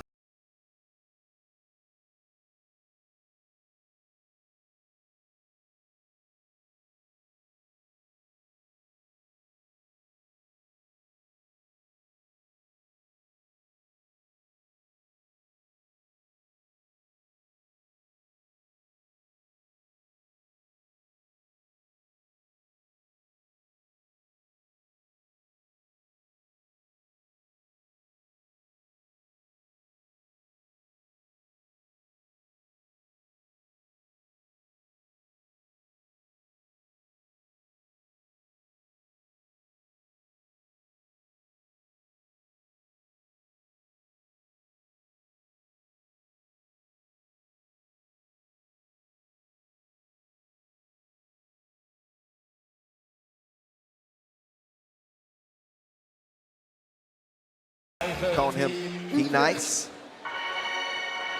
He played well at the Europe Cup. Has been a welcome add to the team. Yeah, I like the way he plays. Again, a proven shooter. Transferred out from the Austrian 5-on-5 league down to, or not down to, but into the 3x3 leagues for Vienna. I like his game. He's just getting used to this too. Think about it. Yep, he's shooting at a high percentage, you know, and he's a welcome addition to this squad. I like this look of Team Vienna. They got a lot of different options. They got some movement. They don't have a big bruiser. No, they don't. Philip Kramer is not on the squad here this time.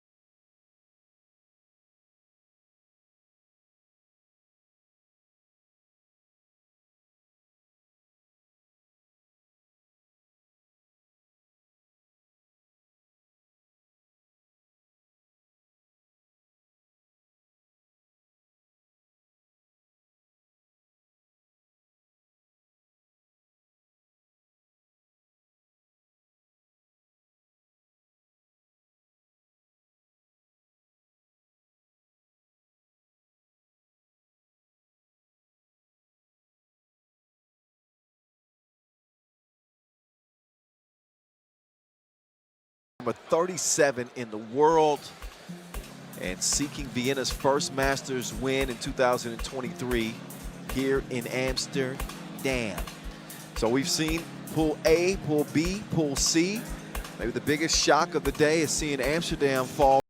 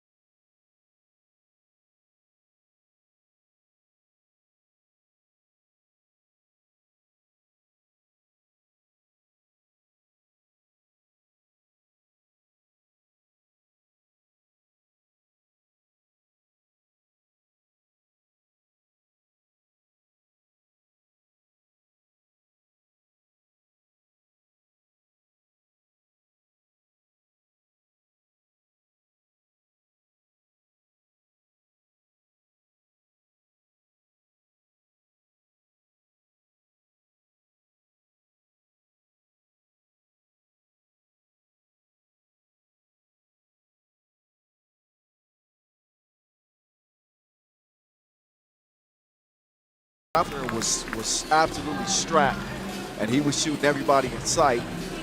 Looks like he's picking up where he left off from the QD here in the main draw. Yeah, he's brought his sniper goggles for sure. And then also after the games, I talked to him a little bit, and he was like, "Yeah, I'm still adjusting. You know, the conditioning is different, the movement's different. I'm still trying to find spots to get open and to get a look." Yeah. But I told him, I was, "Look, man, you look comfortable out there." I'm telling you, seeing him up close, we were debating on how tall we thought he was. Yeah, I short played him on that one a little bit too. I shorted him too. He's every bit of 2-0. What did he say? 207. Yeah. Yeah, he's a big fella with a soft touch. Here comes T'Challa, the Black Panther. Sneaks to the rib, gets the layup to go. You think the matchup between him and Nesta Agassi is going to be one of the more athletic matchups in this tournament? Oh, for certain, for certain. They move kind of similarly too. They do. Diggs packs a punch though when he drives. So Agassi not afraid of that physicality. That's going to be a fun matchup to watch. Now Agassi though in the switch, he's going to go Kaltenbrunner. Kaltenbrunner, he can shoot it. Put some arc on that one. Too much protein. As Utrecht will reset. Jab step, nowhere to go. Kicks it to the corner, Agassi. Not that time. Kaltenbrunner will tip it to himself. He's going to reset from the right wing. He's got Diggs coming around. Quincy, you did? There's a foul called. Agassi caught grabbing. Almost certainly. That's an easy whistle. Marcus Migalides and Vladimir Veskovic officiate this Pool D action from Amsterdam. Agassi, though, he's going to poke that one away. Also going to call for the defense with a defensive foul, right? Yeah, a little too handsy on that transition play there by Kaltenbrunner. First foul in Vienna, though. Yep, just one. Two teams that are pretty familiar with each other over the last couple of years. Again, beaten 5 times head-to-head since 2022. The 2 wins for Team Utrecht came in Pristina and the quarterfinals of the Utrecht Masters. Agassi, desperation. I see you shaking your head, Boz. You're not impressed with the way they're running the offense at the moment, are you? Well, not on that play for sure. I mean, they just hot potatoed that Wilson around until somebody had to take a heave at it. You got 12 seconds. You got to get something better than that. Nobody wanted to get a ball screen going, though. Kaltenbrunner putting the pressure on the drive there. I think that's a tough matchup. Kaltenbrunner, people maybe underestimate his first step, and then he sees Shea. Man, this ain't nothing against Shea, but I don't think that he inspires any fear to not drive, especially for Kaltenbrunner. Yeah, Kaltenbrunner's is built, and Shea is a bit slender. Oh, well, you should have saw Kaltenbrunner 2 seasons ago. No, seriously. He lost a lot of weight. He changed his diet, committed to a new workout plan, and now he's strong. He's chiseled. Conditioning is good. He's gotten so much better. And think about it. That's why I thought he'd been in the game longer, because we saw bigger Kaltenbrunner. Let's be nice about it. Yes. And then he slimmed down, and I was like, this guy's been in the game for 10 years now, sort of. Or not 10, but at least 5. Yeah. But he's only 23. 23. With a bright future. And a nice crossover dribble to the crib. Grown man business.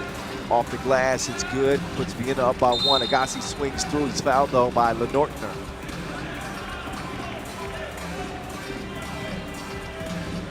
What is this? Is this an iced coffee, boss? Yeah, I think it is. You want to try it? I am. What kind of deliciousness is this? I need me some more of that. I might not sleep if I get 2 more in, but that's all good. Oh, man. Anyway. That one off of Leno Vidovic's fingertips. That's the Agassi straight on. No. Let's say his 2-point percentage has dropped slightly after today. Quincy. No. Vienna also not looking to score, though. I mean, think about it. 3 points after about 3.5 minutes play. See, look at you working on that iced coffee. Yeah. I know y'all heard that, too. I heard it. You heard it? I heard it. I tried to keep it away from the microphone. It's all good. Yep. A little bit of offense here as Ennis gets in for the score. Only a 2-point game. He hardly had to fake him to get him out of the way. An easy drive to the crib for the score. As Olaf Schwachter see his score answered. 2 up, 2 down, 6-3. Agassi up top, Schwachter. He lets it fly. That one comes up abbreviated. Q Diggs behind the back up top. Runner. That one's good to go. And you can just see Nice has been an offensive player in the game of basketball, right? The guy's looking for a shot. He's getting a teardrop to go. He's used to scoring from all levels of the court. Yeah, facilitate. Well, I mean, he's a legend in Austria in terms of 5-on-5. Played at a high level for a long time and has made the transition now to 3x3. Seen him for the first time this year. And he's provided a spark for him here. As Vienna lead at 7-3, heading to our first TV timeout. Hasn't been a whole lot of offense, as Boz mentioned. But then again, we haven't seen a lot of fireworks today at all. Karachi's got 5 points. Individually, we've seen some lights out performances, but Oud doesn't score 21, right? No, Princeton does. Princeton does. Yeah, and then Marijampole got the 17. Okay. And this is our 4th game. So there's no dog fights. I mean, there's dog fights. There's no team getting to 21 points. That's the name of the game. But Nortner, he'll get called for Vienna's 4th foul. Utrecht, by comparison, have 5 team fouls. I don't think the fouls are as much of an issue for Team Utrecht than the offense.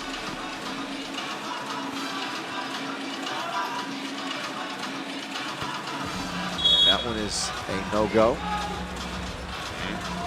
So the offense for Team Utrecht has disappeared like Lil Zane.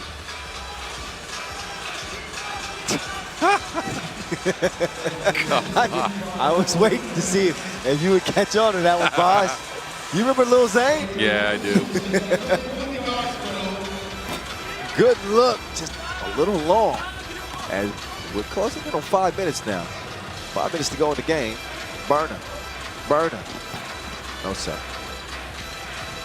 Good hustle, though. Carlton Brunner will retain the possession. Here come the men in black. Galaxy Defender. I couldn't resist. That dish sets up Lenortner for an easy bucket. Team Utrecht got to represent not only for Holland, but they got to represent for the qualifying draw teams. Oh my goodness, gangster slap. Quincy Diggs, Carlton Brunner, target practice. That's a layup. Counts for 2. 10-3. Yeah, Utrecht's offense has been missing. They need some milk. I'll say that. They haven't been able to get anything going, and on this possession they got deterred by Diggs twice. Right now this is like varsity versus JV. That's the best comparison I can come up with. That's until Benevent all day long, but they're also struggling. They got him wide open on that, couldn't connect. They need anybody to hit the shot right now. Anything, even if it's just get to the free throw line. Even if it's just us at the bar. Don't tempt me, boss. Oh, sorry. In a 15-minute break, we went. Isn't there one downstairs? There's a VIP bar behind us, you know. Oh, anyway, that's for tomorrow. Yeah, you're right. No. But I would like to see Utrecht at least get a shot or 2. Not quite happy hour for these guys. He's been getting his shot whenever he wants. Yeah. That's been the lone bright spot. Olaf Schwachter for Team Utrecht. I think they should be going to him more. He's got a little mid-range jumper now. He can get in off a short post-up. He just showed that out. I think they got to get to that more often to try to get closer in this game. Their open shots haven't been going in. Their layups, they've been deterred. So that might be your best source of offense. I think that Olaf has all of Utrecht's points. Yep. And it's only 4, but he's been the guy to get them. 6 fouls apiece, 3:57 left. Pool D action from here in Amsterdam. A couple of Dutch teams here in the main draw. Here's one of them in front of you in green. Leno, 2-piece, no biscuit. Utrecht showing some light. They needed that in a major way. They now trail about 4. He nice, whips it out. Kaltenbrunner, he wants to answer with a 2 of his own. They trade deuces. Dozen to a half dozen.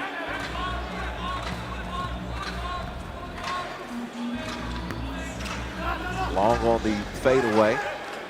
So Strautner will have to set up defensively now. Murati will let it go. That 2 is off target. Bit of a thought about it. Strautner, no. So the well is dry at the moment for Utrecht. And they hand down, man down. Yeah, Kaltenbrunner's taking over right now. Again, bringing that scoring acumen from the Under-23 World Cup where he had to carry the offensive load for his team, and he's kept that going. Look at Berner. He's going to fire up the J. He ain't worried about passing it to the left. All right. All right. 8-point lead, Vienna. All right. See, fires up the J. That's smart. That's smart. I like that. See, and in this country, you can actually come up with a reference like that. Of course you can. Legal. Oh, tough. Look at the defense from Agassi. Yep. Oh, where has the offense gone, though? And we've gotten a couple of short stretches where Utrecht have been able to get anything going, but besides that, the Vienna defense has been quite stingy. Well, they've been one of the tougher defensive teams on the tour this year. They give up an average of about 16 points per game. Kaltenbrunner does not convert at the rim, but he does get the steal. And somehow, Lenordner probably should have shot it. Yeah. They want to use clock. No. This ain't pretty. Let's just erase that whole sequence from the hard drive. That never happened. Yeah. He nice. He lost to Wilson on that, and I'd say Tom Hanks with your crowd. They were discombobulated. Yeah, Tom Hanks from Castaway. Yes. I know this. Yes. 2-11. Agassi helping Utrecht's cause a bit. Yeah, the free throw line might help climb back into this one. Again, they haven't been able to get any offense going, but Vienna has fouled. So Utrecht back within 5. Time is of the essence, however, though. Quincy Diggs behind the back. Can Lenordner cash it in? He can. There's some mixtape material. That's nasty. Diggs with the behind the back move. Diggs X'd him like Professor Xavier. Oh my goodness, yeah, he X'd him like Malcolm. Look at him. Made Leno do the karaoke. And then he set up Lenordner for the double date. Amounts to a 6-point advantage for Vienna. Agassi, what? I'll take him in a game of horse. You got to call that next time. Yep.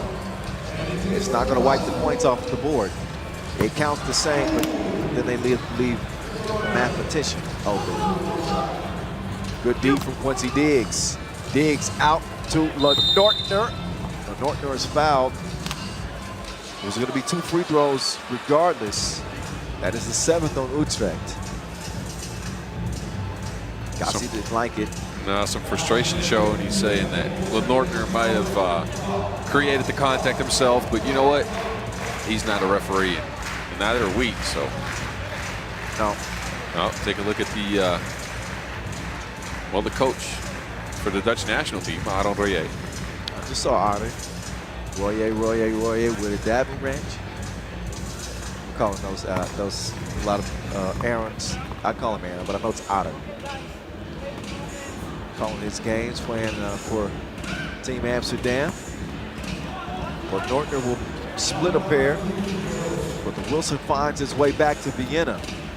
Now Nortner and Kaltenbrunner share it. No hesitation, threads. Kaltenbrunner with a hell of a game for Vienna. They are one bucket away from putting this one away. The friendly roll there as Bittevin gets it to fall. They still trail by 7. Kaltenbrunner, no.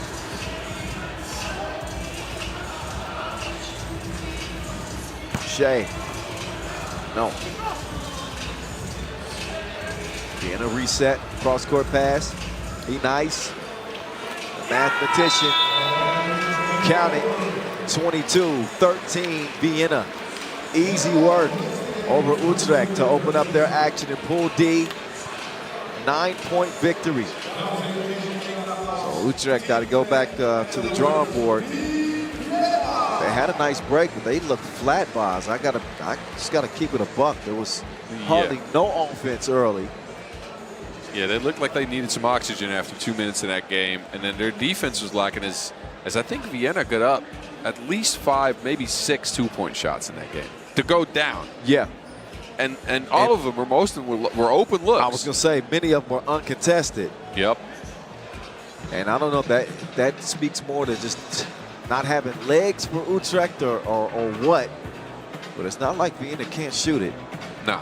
It's not like this game is going to be replayed either. No. That is that. 22-13 and before the limit. So we've seen action in all groups, A through D. Let's do it over again. 2 more times, in fact. The 1/3 of the main draw action is officially in the books now. I believe we'll have a brief break before we get back to it. But next on deck is going to be Partizan and Bari, scheduled for a 7:20 start. So we got about 10 minutes before we get that one underway. About 5 minutes before we hop back on the microphones. And in the meantime, enjoy the highlights. There weren't a whole lot on the part of Utrecht. They lose it by 9. Vienna get the dub. More 3x3 action coming your way from Amsterdam. It's the 100th, y'all. Stick with us. We're back in 10.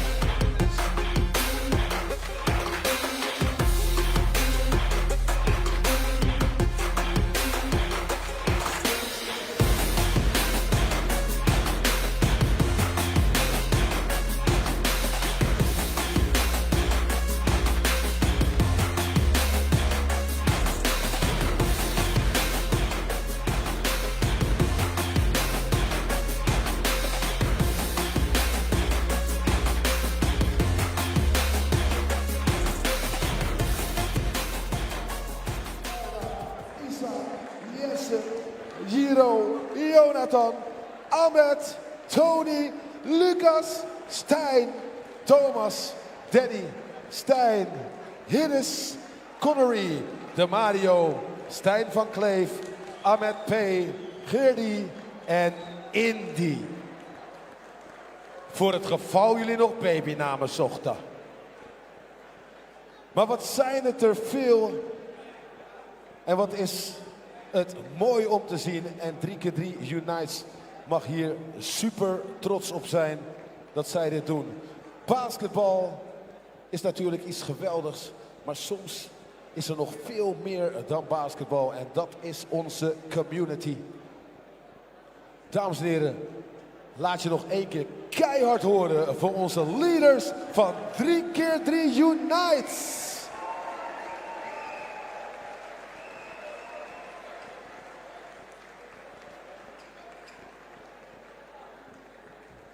U ziet zelfs nu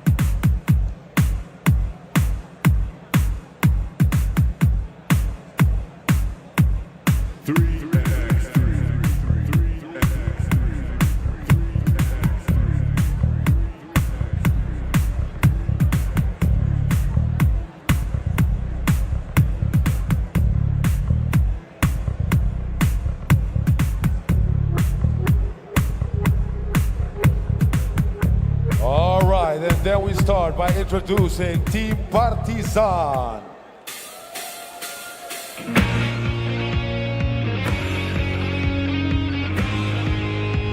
With number 6, Andrea Milan. All right, the action continues. Team Partizan. Another one of the heavy hitters. Serbian representation is heavy here in Amsterdam. They come out in the, what do you call that? Is that purple? See, I'm a 6-color guy, so I'll say purple. Only the primary colors. Anyway, they will take the court first. Team Partizan, always a dangerous team, always a competitive team, but another one, I feel like this has been the story of a lot of teams that we talked about this year. The consistency hasn't been there. The talent is certainly there. See, for them, the challenges have been where they lived, right? They got 4 first-place finishes in the Challenger, and I think 3 second.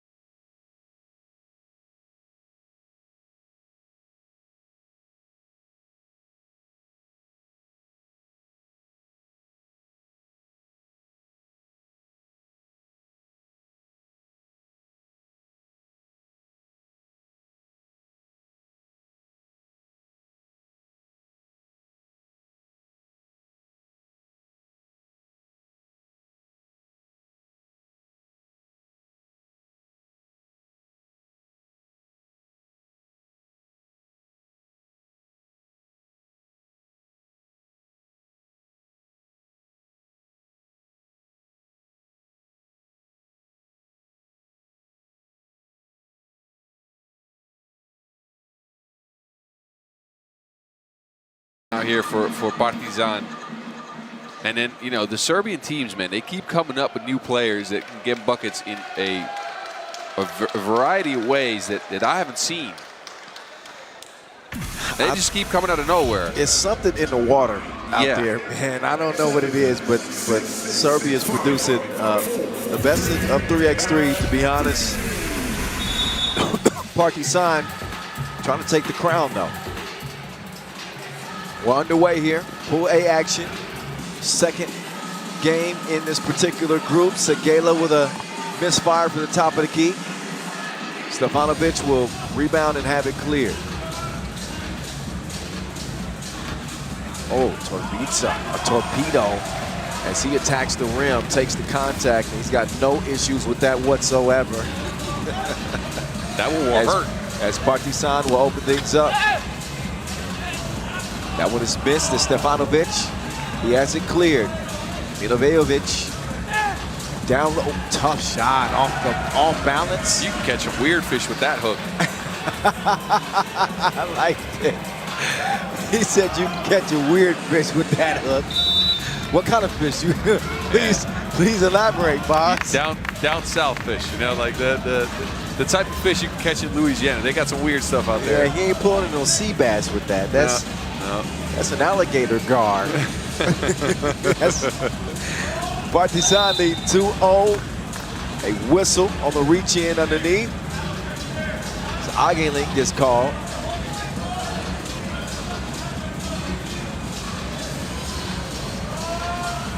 What I would like to see today, boss, and maybe this is selfish because I love highlights and offense. I want to see some more offense. I want to see a dunk. Put the round thing in the round thing, for goodness sake. I want to see somebody hit 21. Is that too much to ask? Well, we have seen it. We've seen it. Okay, but sparing. More, all right? Oh, gotta make those. Layup is missed. But the new ad for Partizan is Andrea Milutinovic, who does not normally play with the squad. They're missing Ivan Popovic. Yeah. He's the wily veteran for Partizan. Set up Stefanovic on the inside. He did something besides dunk, which is odd.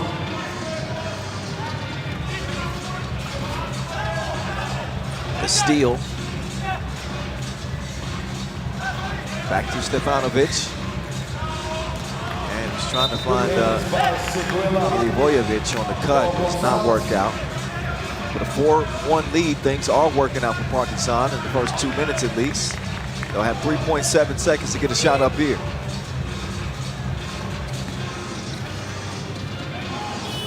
Millie. Oh, that was from another galaxy. That was falling away. That was Amelie. I was about to start singing that. Incredible. I was waiting for you. I thought you were going to do it. Then I figured I'd take over. But that's why we're partners. Yeah. I set the table for my big fella. But I told you, he's an offensive star in the making right now. They run that action for him, and as soon as he steps in the arena, he's in his range. He hit that from the logo.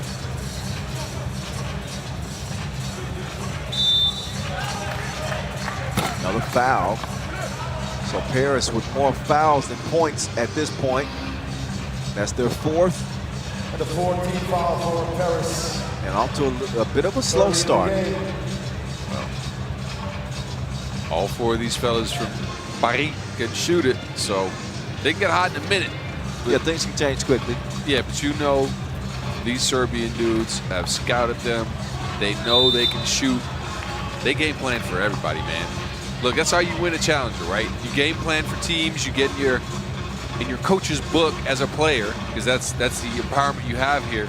You get in your coach's book and you look at what a team does and you find a solution, and that's what they've been doing. Miss on the shot there, Stefanovic. He'll squeeze the Wilson. And Rambo didn't move his feet quickly enough. He'll pick up a fifth foul on Paris.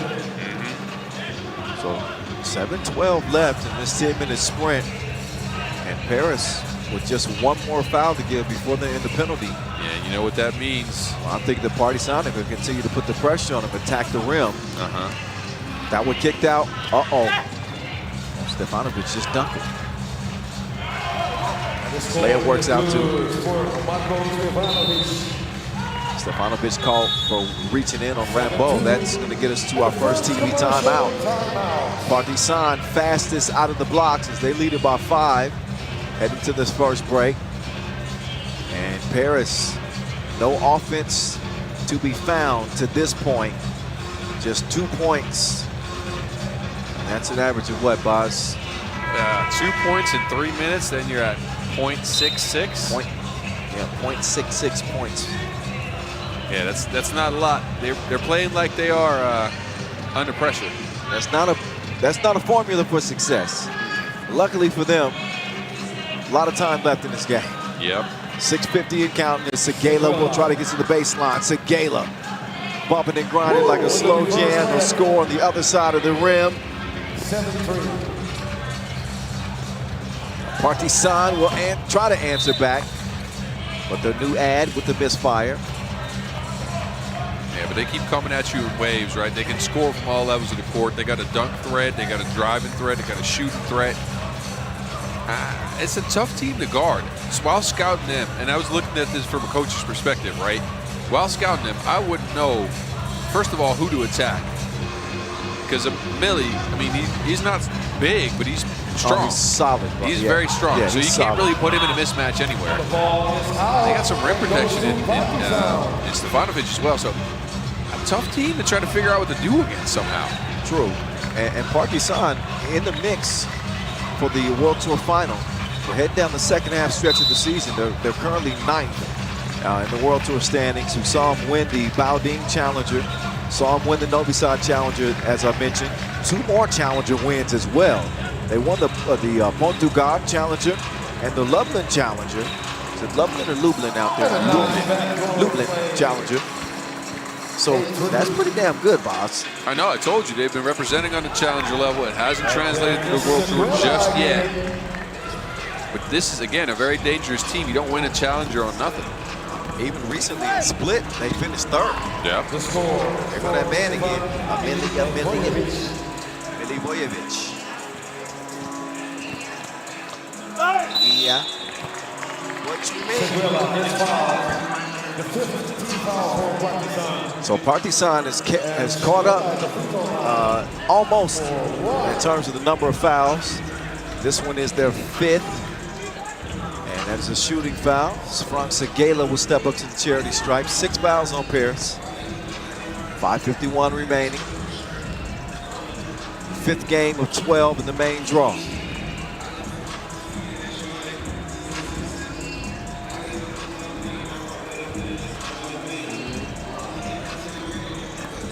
Segala, no problem at the charity stripe. Segala's got 4 of Paris's 5. Yeah, let's see how long he keep that going. I mean, being the only scoring option on the team is tired. Pizza, no stroke. A lot of whistles here. 6 fouls apiece. After 4.5 minutes, too, we are at a total of 12 team fouls. Teams are hacking out here like it's the dark web. They're hacking like they're trying to get through a firewall. A 4-point game. More offense, please. None to be found on that possession. Segala did not. You can see the frustration from Segala. Yeah, he knows it's up. This is a must-win game for them. They have to win this, otherwise they're on an early vacation in Amsterdam. And now, while the city's nice, I don't think that's why they're here. No. Stefanovic, too strong. Nobody can hold on to the ball. Finally, Team Paris having in possession. Rambo will hand it off. Agalink has he. Agalink, nobody home. It's layup line time. And now Torbica is going to try to bully him. Not try, he succeeds. Leads to the bucket for Shea. For what? Misses the layup. Torbica down low. Stefanovic, easy breezy. 11 to 6. Rambo right back. They trade 1-point scores. Oh, Milivojevic mishandled it. Yeah. Rambo, oh my goodness! He threw that back like Saturday morning cartoons. That's a good one. You remember those? Yes, I do. Oh my, take that away. Yo, he threw that back to France. That Torbica does that too. Talk about his dunking. I said Torbica, I meant Stefanovic. Yeah. Yeah, he will block some shots now. Look how long he is. That man can scratch his knees without bending over for sure. That's a fact. Okay, there's a bucket right there. Milutinovic, the new addition. Segala couldn't drop him off. Stefanovic, he'll corral the rebound. Stefanovic with Rambo in hot pursuit. He's going to head to the other side of the court. They have it cleared. Oh, he never put the ball on the ground. The jab step got a good look, but doesn't cash it in. 12-8 will stay. The entry pass to Rambo. Rambo's getting to it now. Yeah, he's been a consistent option for his team in this game as they haven't been able to get a lot of shots from the outside going. They've gone to their big guy, but you know, you can't beat twos with ones. That's a true fact. Oh, a replay. So rerun, same episode. Oh, goaltending that time. Yeah. Yeah. I was all ready to give him credit for another block shot, but actual goaltending. So it was a defensive play almost worth talking about. That ball on its way down, boss? I'm not sure. From this angle, it looked like it was on its way down, but you never know. I'm not a referee, so I'm gonna go ahead and say they made the right call. Always trust the officials. World Tour Amsterdam Masters. Let's go.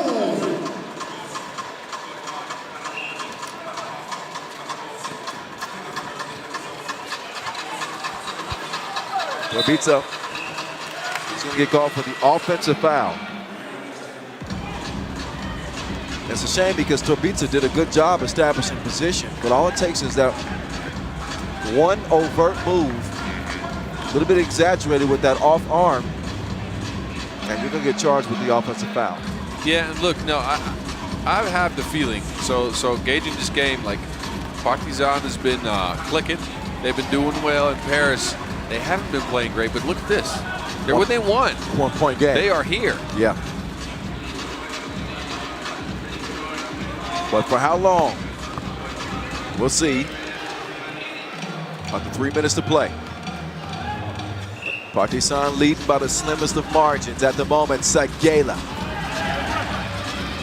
Wide open lane makes it 12-12. Sagela with 7 points. The Serbians keep exploiting the mismatches down low.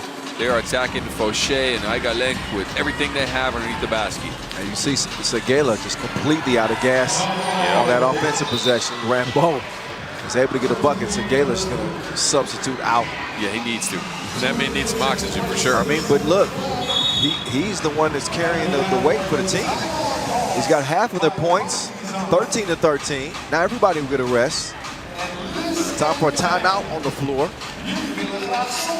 Paris fight for their quarterfinal lives, or any hopes of it. All rest on how they play the rest of the way.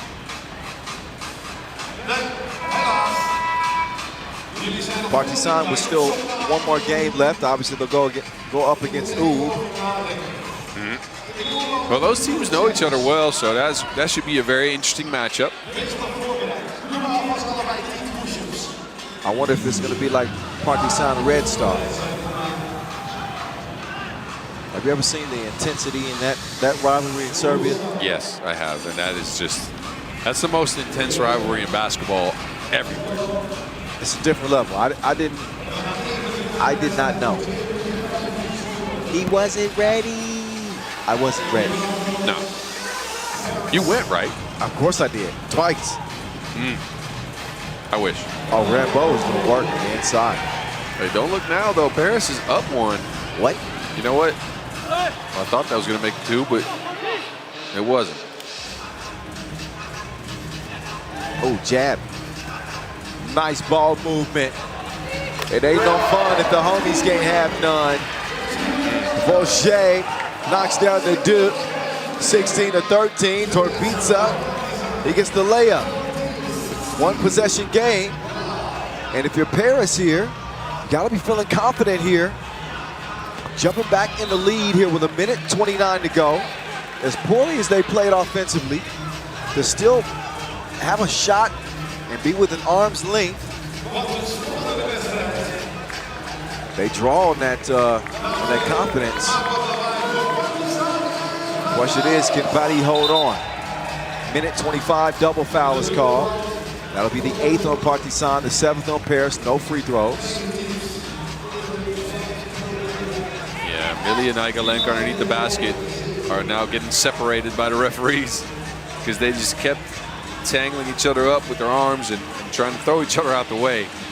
By the way, Partizan fans are called grobari, grave diggers. Oh, yes, The because they're grave diggers. dressed in all black, huh? Shout out to Karikatur Samagena. Sent me that information on Instagram. Appreciate you. He was out there doing a traditional Serbian dance, but that's too many steps. Can't do that. It ain't Saturday at the club now. It ain't Saturday at the square. Yeah. This one will be squared away in a minute, 15 seconds. Team Paris. Oh, lost the rock. Quick hands from Torbica. Milivojevic, no. Came up shy. That one recovered and scored. Milutinovic, right on time. This one could be coming down to the wires. 45 seconds left. The French have been trying to force feed Rambo into post, and it hasn't worked. They got to find something else as Partizan now ties the game up at 16. Well, it was all they had for a stretch. Segela, no. Now the hustle there from Torbica. But it doesn't get there in time. That's going to be out of bounds off of Partizan. 28 seconds left in a 16-16 game. Man, this game is tighter than your high school shirts. My high school shirts? I bet you they were not tight. No. You were probably from the oversized area. That's huh? right. Yep. We wore the throwbacks. Go Yeah, down to same your here. knees, the XXX t-shirts. I had some white t-shirts that reached my knees. And I was tall. But now the clothes are a lot more form-fitting. Schmedium, you mean? Mediums. Yes. That's true. You can see somebody's heartbeat.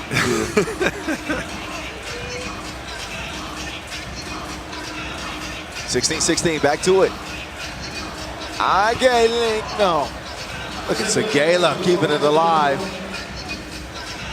Second chance opportunity.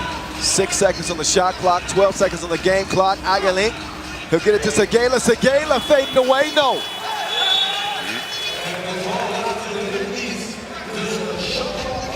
They're challenging the shot clock violation call here, so we'll see what happens. But not a great offensive possession for Paris when they needed it most.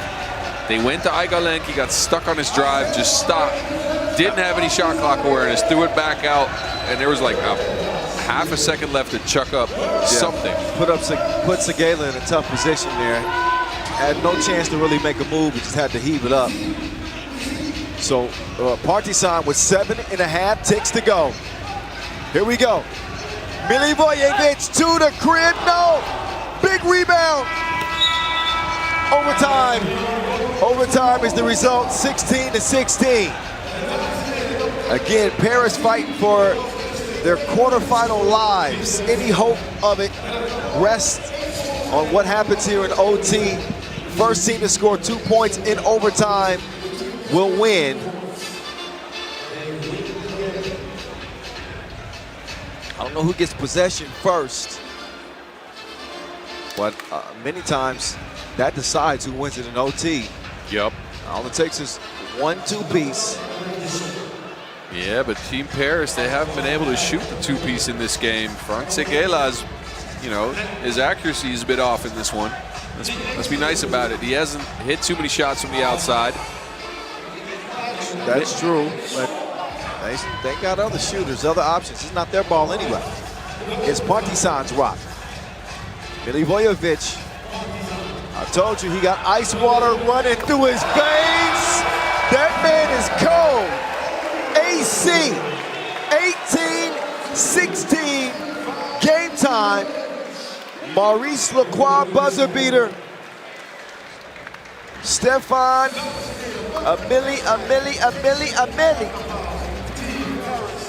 Milivojevic wins it for Partizan.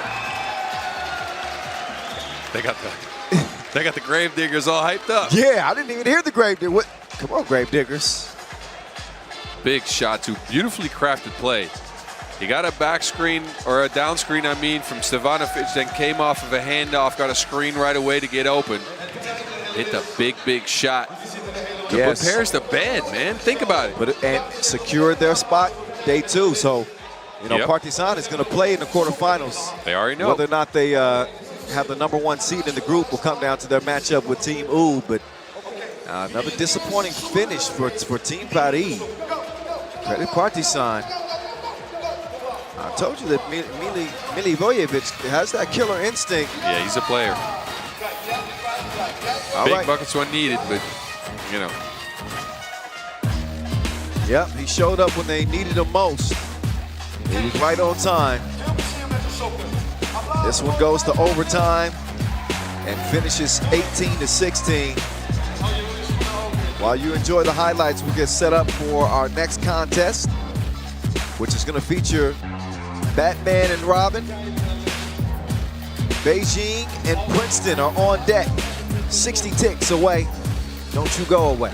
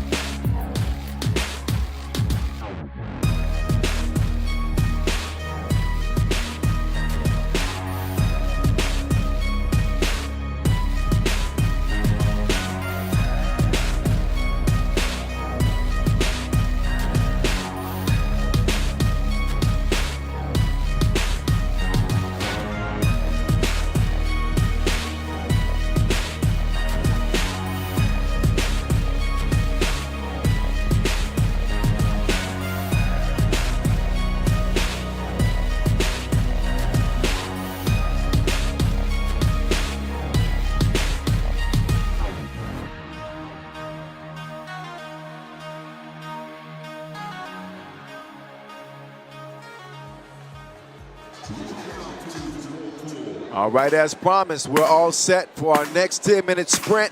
Kyle Montgomery, Boz Rosendahl here with you. Beijing and Princeton as well. Princeton, pretty impressive in their opening win over Antwerp TOPdesk, especially King McClure. King McClure was their top scorer in a 22-12 beatdown. This is likely going to be a different type of game because Yes. Beijing, with the firepower of the dynamic duo, Olympic champions in Norris Miasis and Carlos Las Banas, this will be a different kind of animal. I'm anxious to see how Princeton will play in this one. Yeah, I think the Princeton's defense stood out to me most in their game against Antwerp. I mean, their offense was clicking now, don't get me wrong, but they utilized everything they had to muck up the game, to make it a little ugly, and that worked against Antwerp. But look, the maze, Batman and Robin, guarding them like that is a tall, tall task. Two of the top 10 scorers in FIBA 3x3 history, Olympic gold medalists Norris Miasis, Carlos Las Banas with Song Wei Zhu and Liping Liu.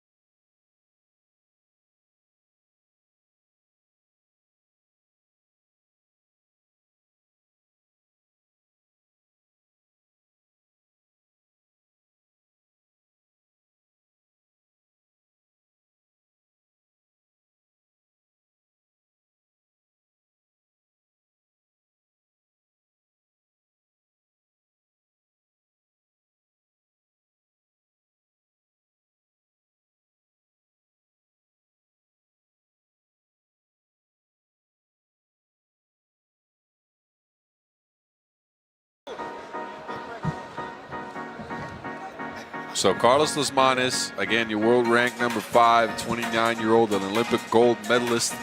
This year featured on Team Beijing, and well, he's been all that. And all I can remember, because the last time I saw him play besides on a TV screen was Jerusalem, where he dragged and clawed and pulled his team to a bronze medal finish. 15 points in that game for Batman. Ridiculous. Iconic, legendary type stuff.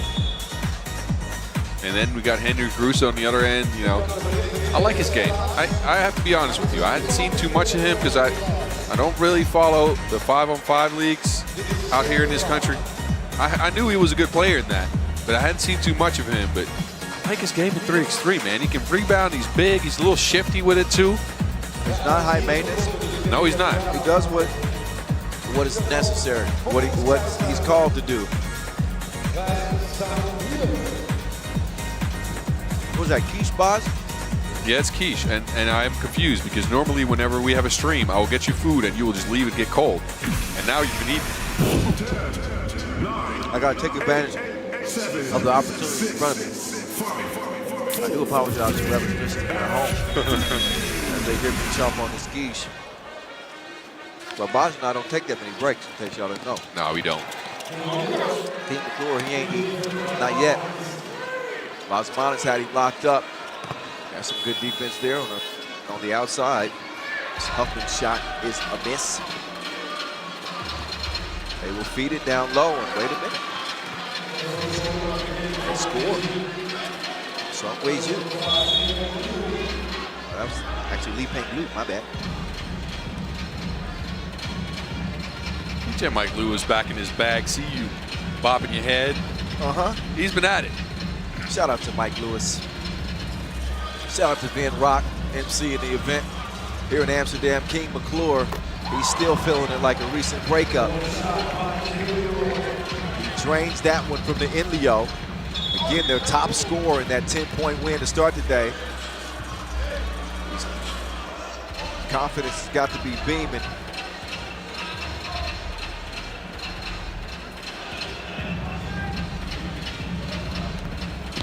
Oh, nice.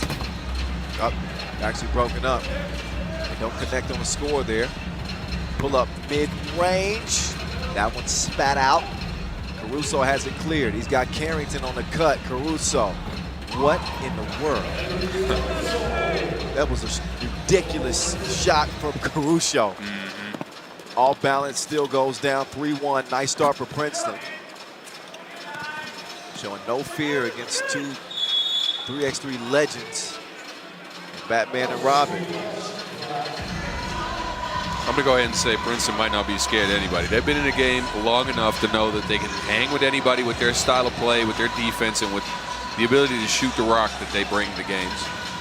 That's a fact. This is one of those teams that's always a tough out, man. Like, you already know they're going to be sticking in games. The only thing that's beating them is jet lag. That's it. That pass was laggy. They don't connect. Batman drives, dishes. Don't go up there with him. Some way, Luke.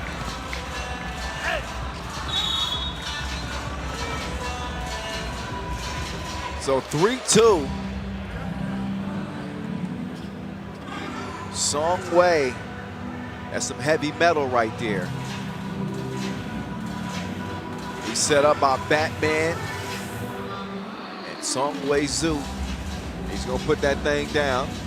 His team, however, down by just 1 point, pending this free throw attempt from Huffman. So a 4-2 contest. The maze to Batman. Lasmanes is fouled on the pass attempt there, the first on Princeton. Head-to-head, in the past 2 years, these teams have only met one time. A win for Beijing in Montreal over Princeton. Since then, they have not seen each other. Batman, da-na-na-na-na. I didn't know Batman was a bully like that. I did. No. I treated Caruso like a villain. Now, oh, Caruso. Oh, yeah, he's in his bag. Like he can't find something. Use the pivot. 5 threes, the result. But I do like the way that Princeton's playing. They're playing with a little extra kind of pep in their step. Yep. King McClure, he doesn't get that one to fall. But he's going to continue to shoot with confidence. You better believe that. Las Manos to Mieses. How many times have we seen that connection? Yeah. 5-5 game. Mieses somehow, some way, in the last few years has stepped up his 2-point game so much, and it's made him maybe he might be one of the more dangerous players, like top 5 for sure. Oh yeah. Come on. The Maze. It's a couple of just future Hall of Famers without any debate. Yep. Las Manos and Mieses, they're walking Hall of Famers right now. King McClure, he's denied by the Batman. Batman to Robin. Robin to the rim. Caruso gives it up to get it back. Caruso will attack Mieses. Good defense from Mieses. He gives it up. McClure with the hard foul on Las Manos. That was a bit of a frustration foul. McClure got hit on the last drive. Oh yeah. Wanted to get him back on that. Well, McClure got his hand on the ball there. He comes over the back. He gets whistled. That's just the second foul on Princeton. Beijing lead it 6-5. Carlos Las Manos, their top scorer here in 2023. Las Manos averaging just under 8 points per game on the World Tour. 7.8 to be exact. He will step up to the line.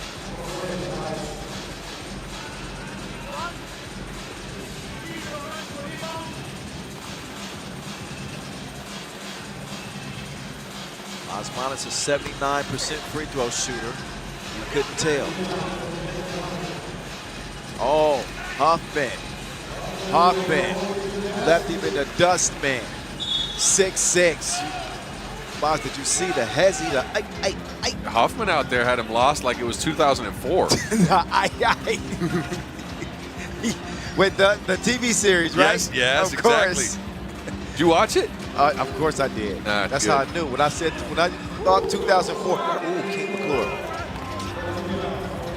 That's the debut season. Yep. That's when it was still good. Oh, carry me out. Yeah. That's a discussion for another day. Yep. Oh, Batman. 8-6.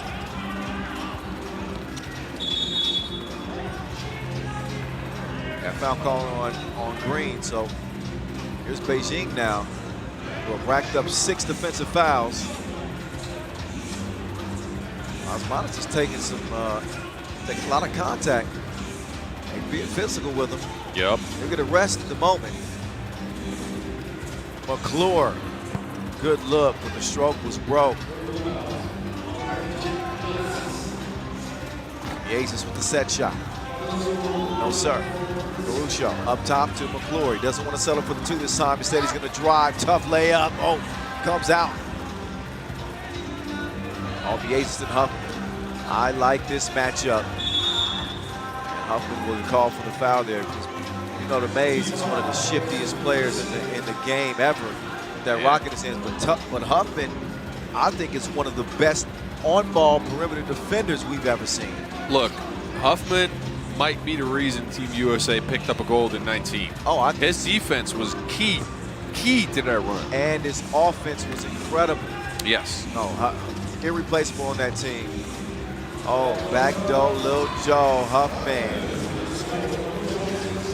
Princeton trailing by 1. That one dished off to the Batman.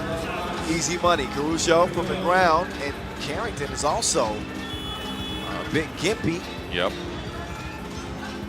So it's the Huffman show right now. Huffman trying to do something strange.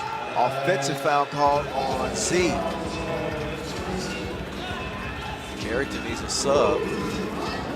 Oh, he's going to stay on. Okay, yep. I think Huffman has seniority. Well, Huffman said, no, I need that breather first, then we'll get you. We'll get you. I need 30 seconds, bro. Oh, my goodness, did you see that? That's gonna leave a bruise.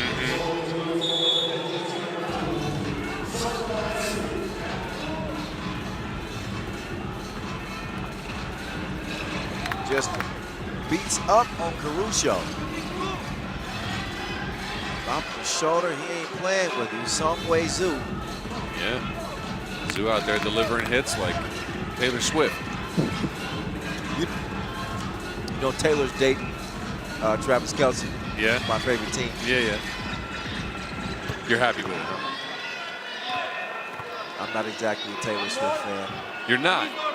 I can't name you one Taylor Swift song.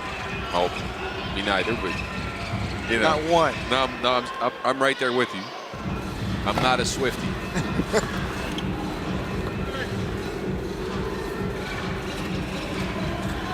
Oh, the aces. Oh, the base. Early move.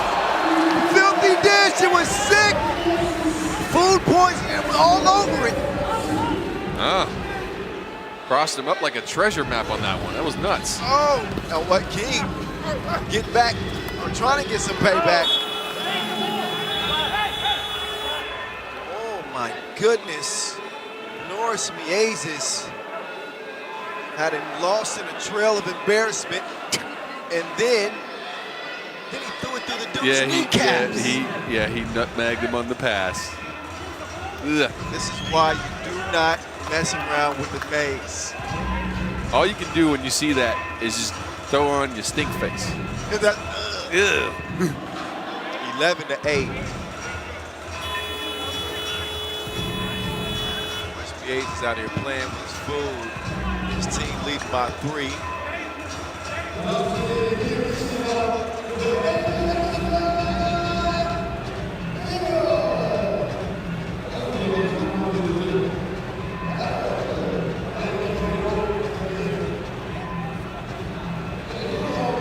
All right. We get back to the action. Princeton to challenge, but they can't challenge. What are they trying to challenge? 0.1 seconds on the shot clock, probably. Okay, I see. They want some more time, and they got the smallest guy in the court taking the shot now because they are unsure of what's going on. There's a lot of discussion. Tough to get a shot up with 0.1. You can only do like a volleyball flip. And the much larger Miezes is going to contend the shot. You can see the result.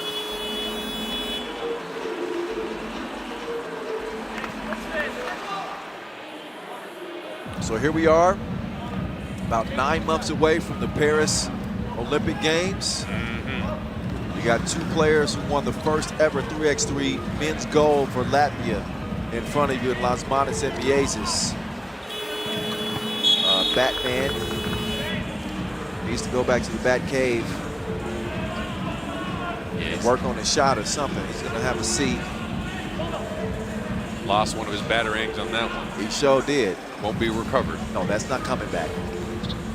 Will Princeton come back? That's the question at hand. King McClure step back. Nope. Off the 10, finds his way back to King. After an explosive first offensive game, McClure is, not all there in this game. He's had some opportunities, but I will tell you who's impressed me in this game is Songway Zoo. Yeah, right. Zoo playing well for Beijing. 4-point lead. Huffman is tripped up. That is the 8th though on Beijing. So that's the one thing they have not done well, and that's stay disciplined defensively. So a couple of free throws are upcoming for Princeton after our second TV timeout. So Princeton are going to climb back in this one. They have to make it a priority to really attack the defense. Obviously shoot free throws the rest of the way. Yeah. I don't know why teams don't do that more. I literally, if a team is in a penalty and there's 4 minutes left, whether I'm trailing or if I'm in front, I'm driving every possession. I know. I don't understand why not. Well, it depends on your personnel, I'd say. Some teams don't have the personnel to drive at them like that. But I think this team should, for sure. Huffman on the line. A near 80% shooter at the free throw line. We'll make that count.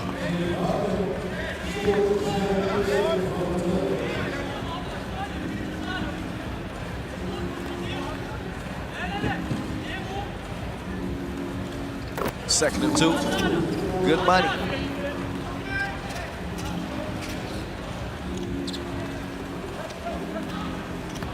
Beijing only lead by possession. Nice cut. Off the ball movement. Great awareness to set up Miezis. Caruso. Over Miezis. That man must have a very nice barber because he's getting that good fade in every time. Good fade. That good fade. Another look at the cut from Miezis. That was the previous play. But the Caruso fade was also pretty impressive as well. Probably to straighten his edge up in the back a little bit. But that's outside of that. I thought it was impressive. 13-11. King McClure, can he get back in his groove? He's going to draw the foul. Oh, travel is called. Official Veskovic going to make the call from the trail position. Took an extra step.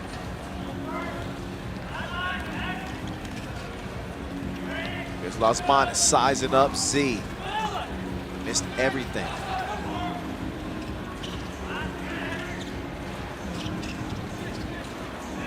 Caruso, he's got to get a shot up quickly. 2 seconds to go.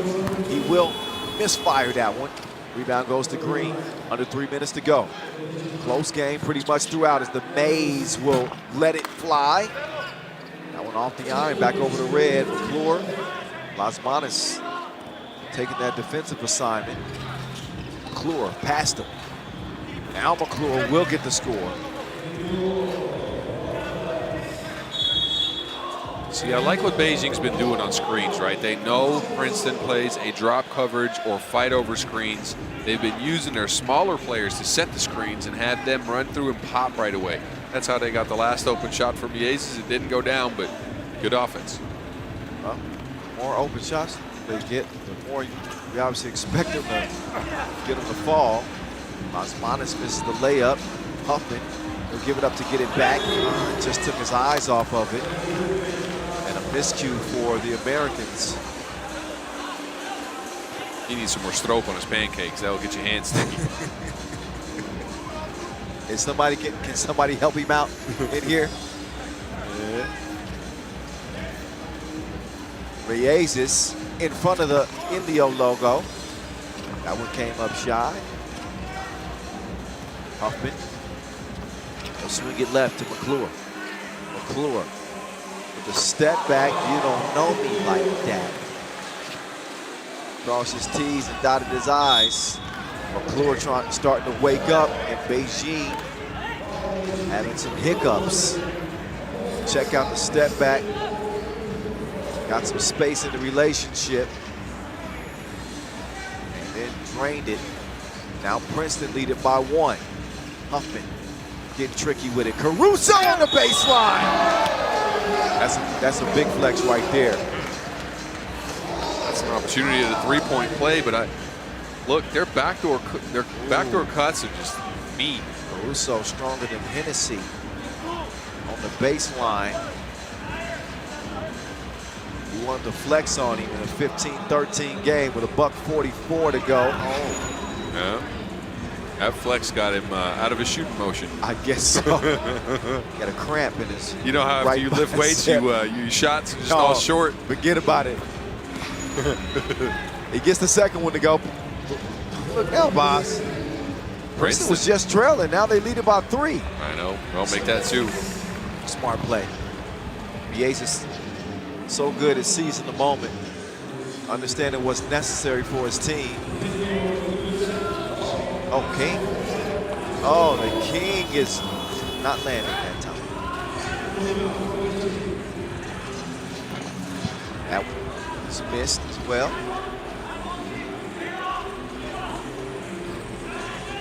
Carrington wants to get it to Caruso. They finally find him. Caruso is taking over the show. It's all off of a lot of backdoor cuts with him too. And I like that. I mean, that's that old school Princeton offense working out. Oh, take that back. C. Carrington. He wiped that off the glass like a runny nose. Carrington, bro. He used to be, no disrespect, he can still play. But 3 years ago, Carrington was maybe top 3 rim protectors. Yeah, for sure. Take a look at this one, though. Save your tears for another day. He wipes that one away, protecting the rim fiercely and protecting the lead, most importantly, for Team Princeton. It is crunch time.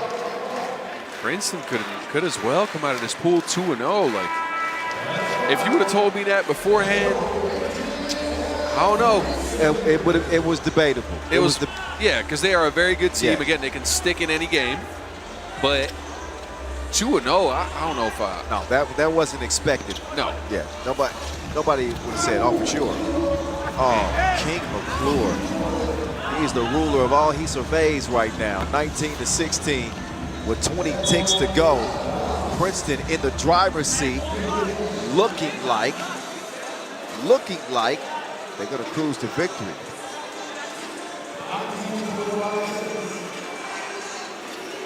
Well, they hold on to it.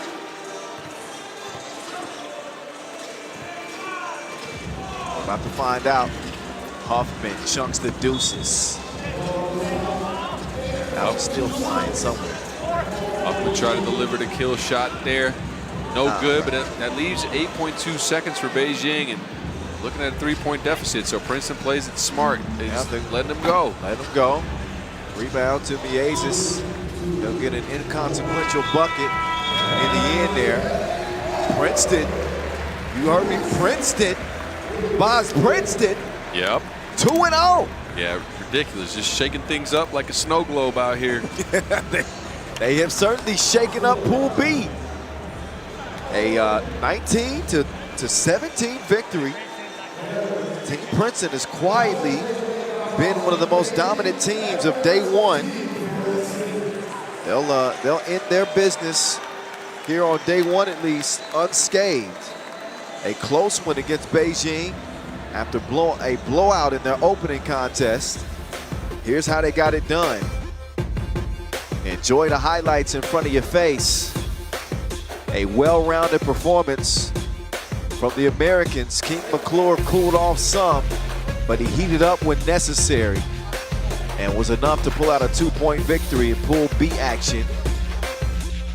Action will continue to roll on. Pool C is up next with Liman Huishan against Marijampole Mantinga. So enjoy the highlights. We'll get set up for the next game. Pool C on deck from here in Amsterdam.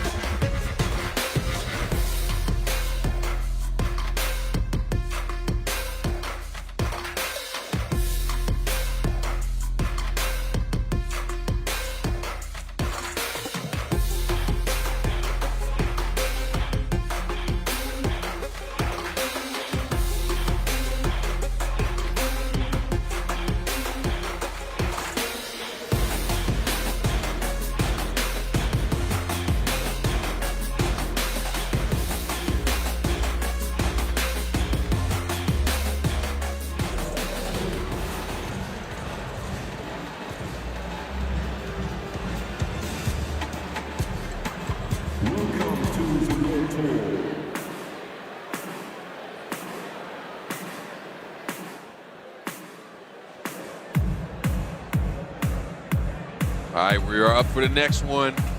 It's Liman and Marijampole meeting up. Marijampole took care of Amsterdam in their first game head-to-head. It's a one-on-one. This is a tough pool, as are, I'd say, all pools out here in Amsterdam. Again, Marijampole beating Amsterdam.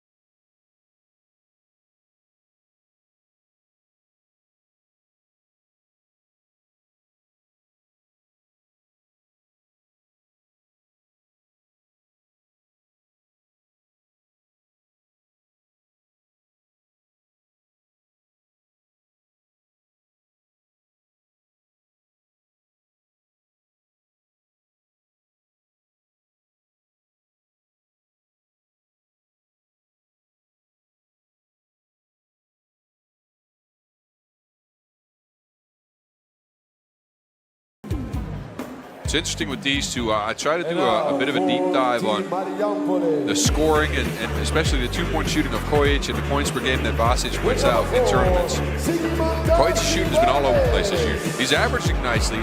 Some tournaments he's at 80% from two, some 18.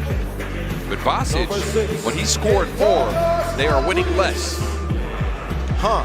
Yes. That's odd. It's a very odd stat, but I got to, whenever they place third or better, he's scoring 4.7 points per game. If they are under third, he's at 5.5. Boss, you're scouting like you're still coaching. Well, you know. That is a deep dive indeed. That's my job out here. So, given those numbers, what do you derive from it? I'm going to go ahead and say if they can't get anything going offensively, they try to go to Vasic more. So it's something you can't predict, but it's something we can look at after today's games and try to see whether they, have a chance of going far or not, even though it's not a clear prediction in anything. But you take a look at that. Yeah, but it's interesting. It's interesting in that, Kojic is a two-point shooter. Yeah. Lethal from long range. Most of the damage that Vasquez does is interior. This guy makes a living on the inside. As we get a look at both of our officials, Marcos Micalides and Cecilia Tot. I guess we're at the midpoint of the day right now, Box. We got to be about halfway through the main draw at least. And Stephon Kojic, this dude's averaging 8 points per game on the pro circuit this year. He's number 11 in the world. Has had a pretty good last month and a half or so as he earned his first European gold medal in Jerusalem. He's a World Tour final winner already. And I think he's got at least 10 Masters wins under his belt as a member of Team Liman. Yeah. Valdez Jalgis, meantime, the man to keep an eye on this Marijampole. But don't sleep on Tautas Batutas, who's their leading bucket getter out of their first game.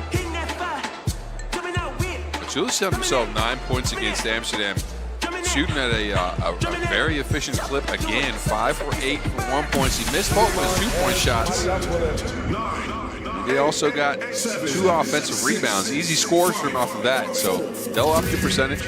This dude he's always scoring in pick and roll, and many of his buckets are just effort plays. He's just constantly on the glass, constantly fighting and scrapping, doing what he can do. Oh, here comes the Manimal. Vasquez able to draw the foul.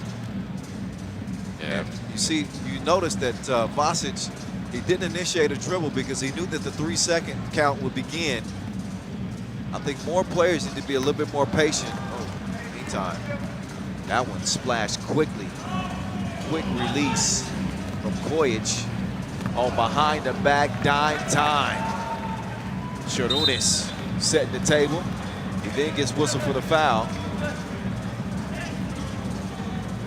Look at this. Out here dropping dimes like he's got a hole in his wallet. Always some loose change for show out here, boss.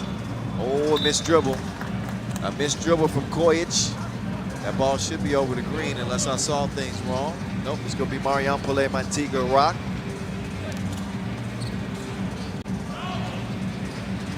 Evil Kani. Nothing happened.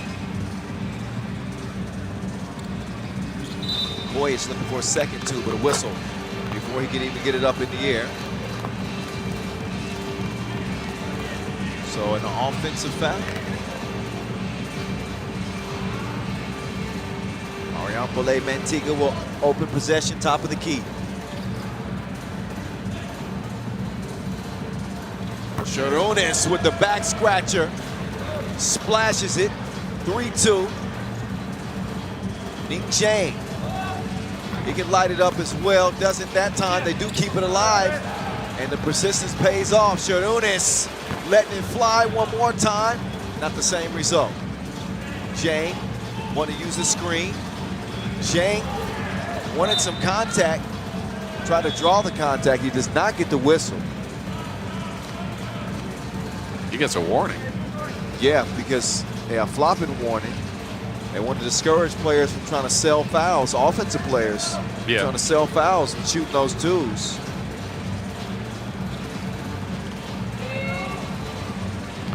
So we'll see if he notes it or not. Pretty pass on that. Another dish, man. They pass with flying colors. 4-3. Kojic on the drive. The dish is broken up. And Shimonis. And Shima. See, that's what Jalgis is good as well, right? So, again, we've talked about how he puts his head down and gets to the cup, but he's so good at finding offensive rebounds and hustle plays as well. That man's motor is nonstop. Well, can't put your head down like that. Yeah. That's a bit much. There's got to be a line drawn. We love the aggression from Jalgis, but you can't just plow over dudes. That's just not gonna. It's not gonna work out well for you, sir.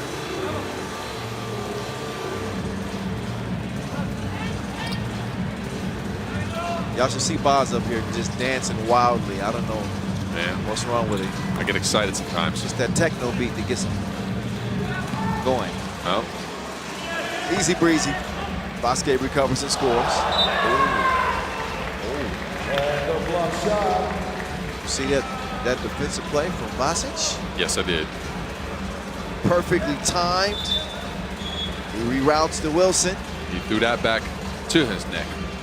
He threw it back where? To his neck. The shot came from the back of his neck, right? That's true. Return to sender. 1 point lead, 2 point try. No, another whistle on the inside. Have a call on Ning Jang.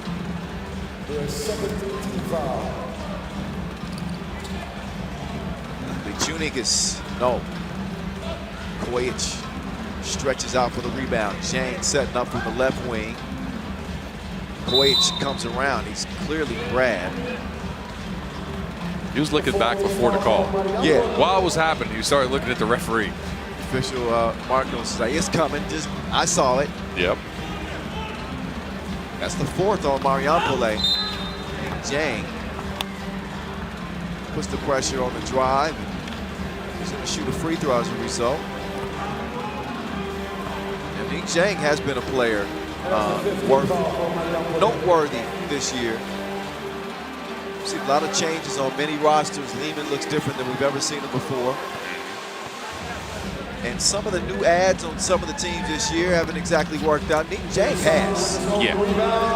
Yeah, he's tough nosed. He can shoot a little bit. He gets his buckets mainly going towards the cup though, and I like his game. He's a little crafty with it. Crafty. Tough defender. Yeah. Ridiculously fast first step.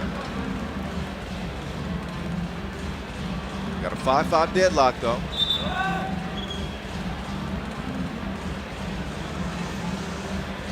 .705 left. Apparently, someone on the scoreboard. Looks like it's gotten fixed. Okay. Oh, it's good. It's good. Back to work we go from Amsterdam. Day one of the 100th World Tour Masters continues. Now foul on the floor. That was not the process of the shot as Kojic heads to the bench. Might have tweaked a thumb or something. He's holding his thumb. En de eerste televisie timeout. Keep an eye on him as we head to our first break in the action. 6 of the top 12 teams in the World Tour rankings, hooping over 48 hours here in Amsterdam. First time we've ever had a Masters here in Amsterdam, which is shocking to a lot of people, given the big events that we've had over the years. We did have an Utrecht Masters last year. We had a World Cup here in 2019, had a Europe Cup here in 2017. Bunch of challengers out here as well. Bunch of challengers. Yeah, we've been trying to do things, but I think none bigger than this so far. Certainly the grandest venue that we've seen in the World Tour. See, that's lofty, but I like it. We've seen some good venues. Oh, this is, for me, I mean, this might be the best one, but it's for sure top 3-0. Yes. Yeah, I'd have to list my top 5. But this is, I think once the lights go out in this place, probably number 1. Probably. Oh, you're going to rank it number 1 after we close off with a little party here afterwards. But let's not get to that. Oh, not yet. We'll get there soon. Not yet. We got a whole bunch of games and some weird foods to talk about until then. Jang doubles down from the corner. Can Koyich hold his own? Can't do nothing right there to stop Matulis.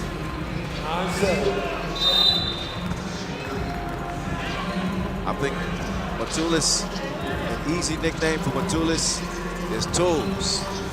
Yeah, I see that.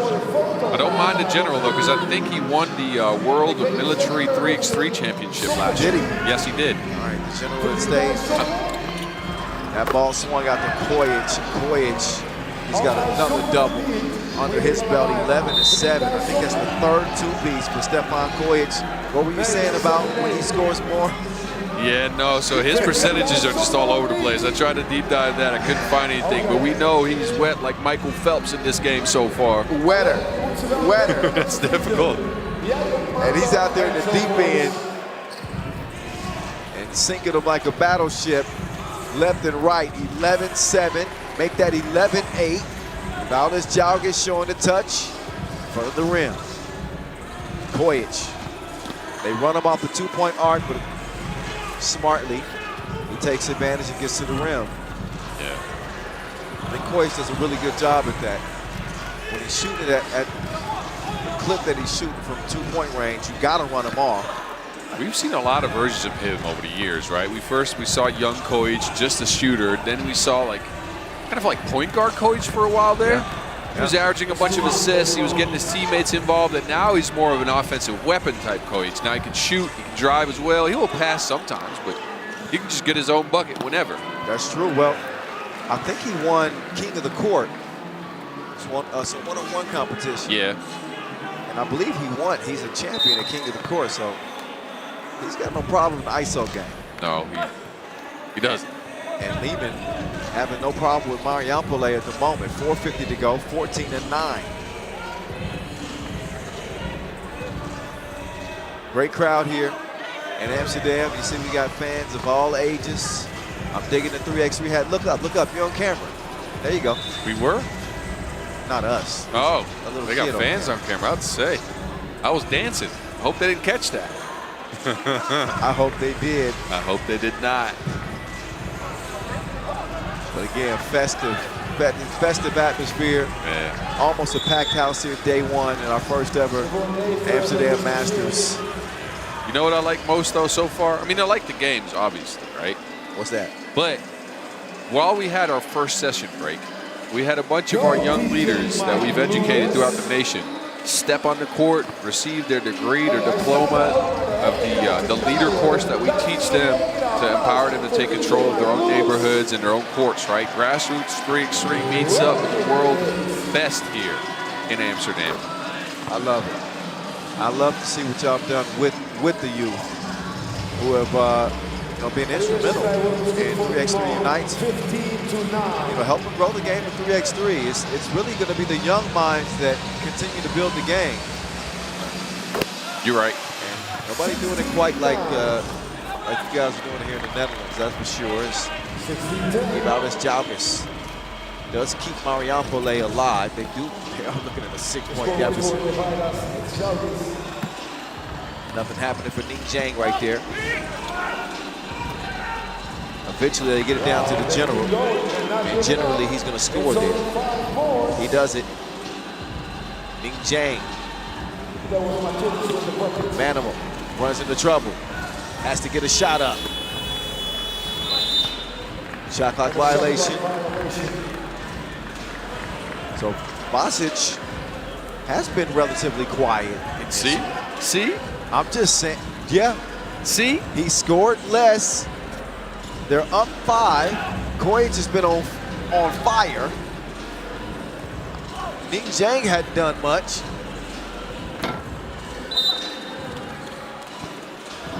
It's been Liman's game so far. They look like they're firing on all cylinders in this game, especially with Chef Koya sprinkling on the herbs from beyond the 2-point arc. Sprinkling on the herbs. Yes. Making this contest a spicy one. It's 16-12. There's a wide open look. Jang Jang is having some problems with connectivity out there. And close range too, same thing. It don't look good. Ball movement leads down to Jalgis. And Ivaldes puts it up and in. Marijampole not ready to leave yet. Vasic and Kojic will share the cookie. Chef Koya is cooking. Smell the aroma. 9 points for Stefan Kojic, a.k.a. Snoop. Don't ask me. Don't ask me. Where'd that come from? Koya told me that's his nickname, Snoop. Because he's elevating his game higher than Snoop Dogg in the 2000s. He's just skinny and he's cool, man. You see what I'm saying? Cool. I was guessing at something there. I don't know. He probably, when he hears about this, he's going to come on. Yeah. That's on you. That's on you. You brought this up. It's fine. Maybe I'll stick with Stefan Kojic. I like that. That's not bad.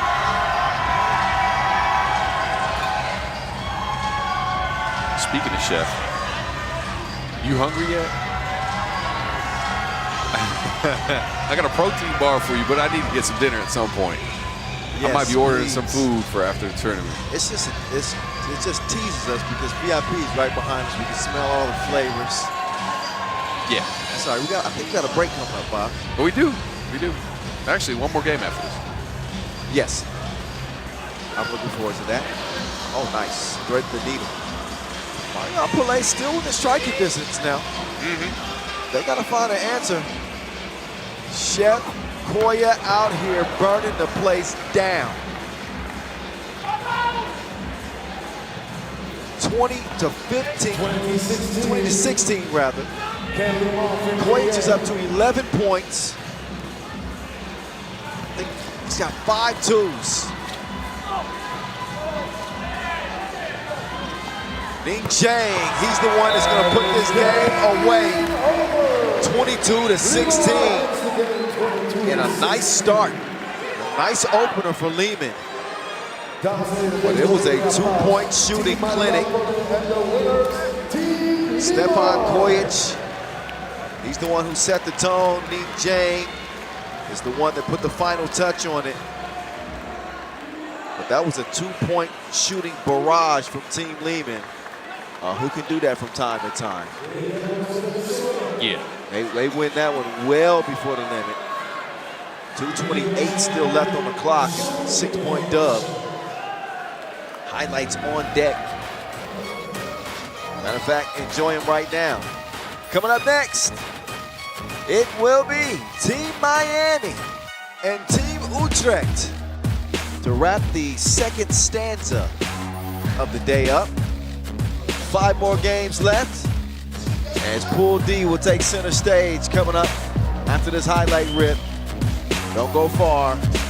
3x3 hoop continues from Amsterdam in moments.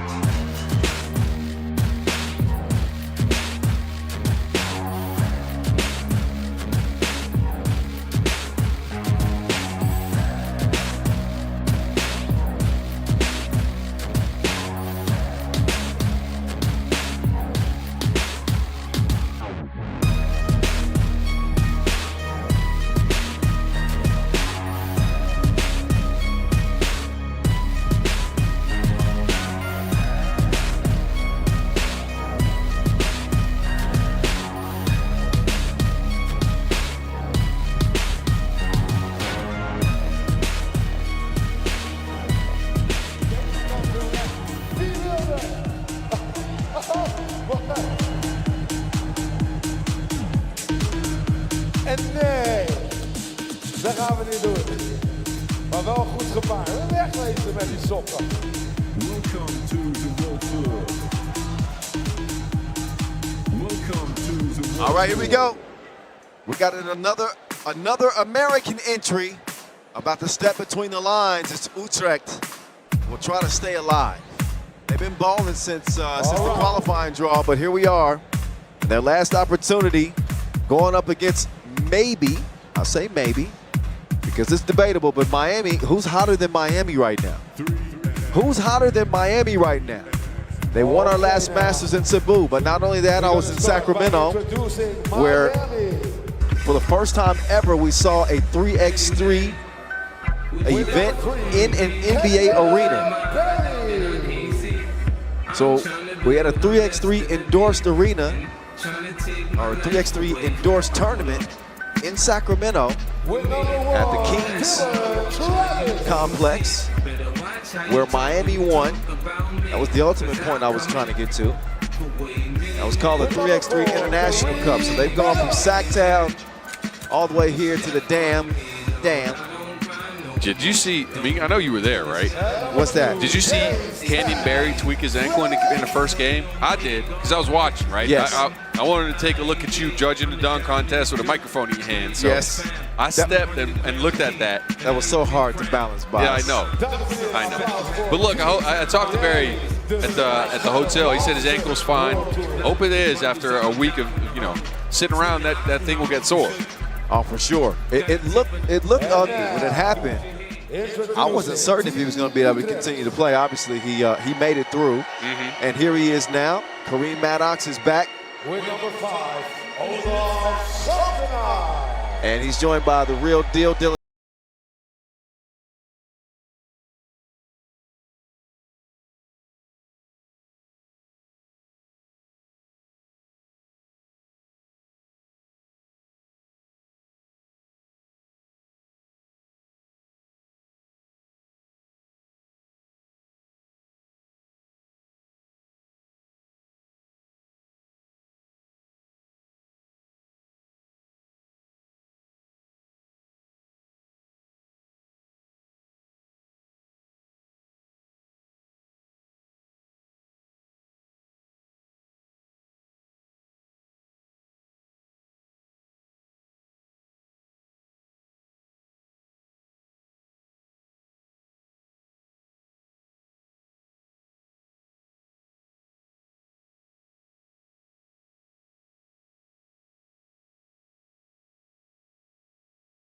Get some drives in. Look, you can hang with a team if you play some defense, but if you don't score, it doesn't matter.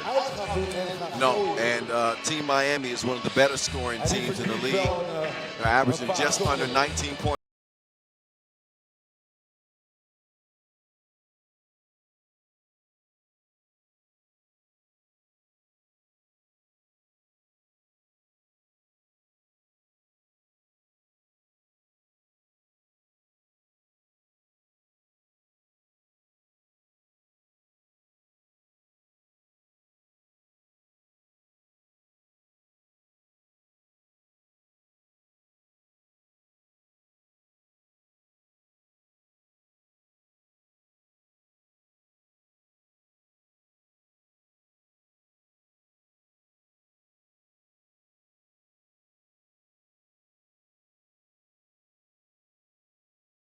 Follow Jim around, he can shoot him contested, off the catch, it don't matter. Yeah. I've said this before, though. You know what? When Jimmer made the transition to 3x3, right, I figured he'd be a nice kid, get some shots up, be good, right? And obviously, we didn't know how good he was going to be, and he's turned to be one of the better players in the game. But he's got a little bit of a mean streak. I like that. I like that a lot. He's talking smack to people. He's looking at people angry and everything. Yeah, Jimmer's a dog. To me, and a guy that's got NBA pedigree, who's played basketball at the highest levels, CBA, internationally, you name it. He's passionate about this game. He cares about 3x3, and that's what I love to see. Yes. Jimmer will confiscate the rebound. He'll clear it and quickly get it over to Barry. Barry swings it to Dylan Travis. Travis back to Barry. Barry with the scoop-de-doop. Probably should have shot it. Yeah. Kenyon told me if I don't have a nickname for him, by the time he decides to retire, which I hope is years from now, he said that he's going to fist fight me. So I'm going to start working on No, don't. Oh, the nickname. No, don't. He said no. Oh, you want to see this? Yes. You want to see me get pummeled? Yes.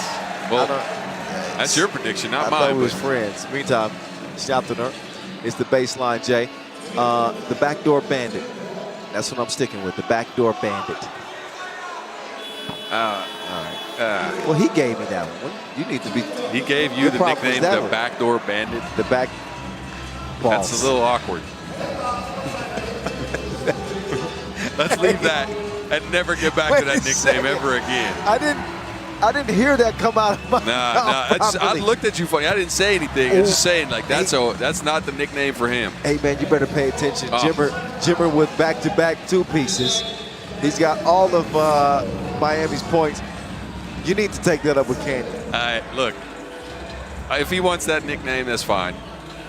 I don't know. I take a word play on his name or a free throw reference on that. Yeah, I'm not going to say it again just because now. Yeah, all right. We digress. Ooh, Shay.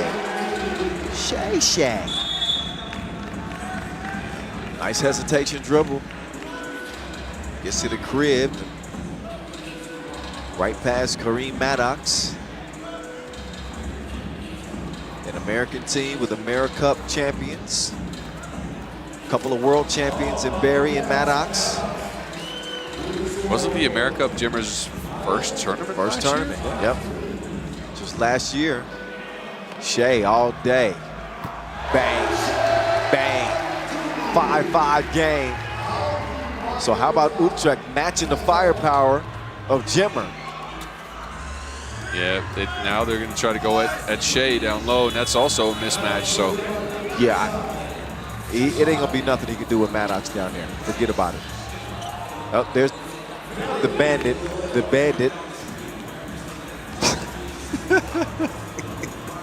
7-5. See, the immaturity on this broadcast right now is something I'm not proud of. Because you're just a grown child. And it's making you, see. You know, I'm not going to indulge in this with you. I will come up with a nickname for this man tonight. Please. So we don't have to go through this again. Okay, please. 7-5 Miami.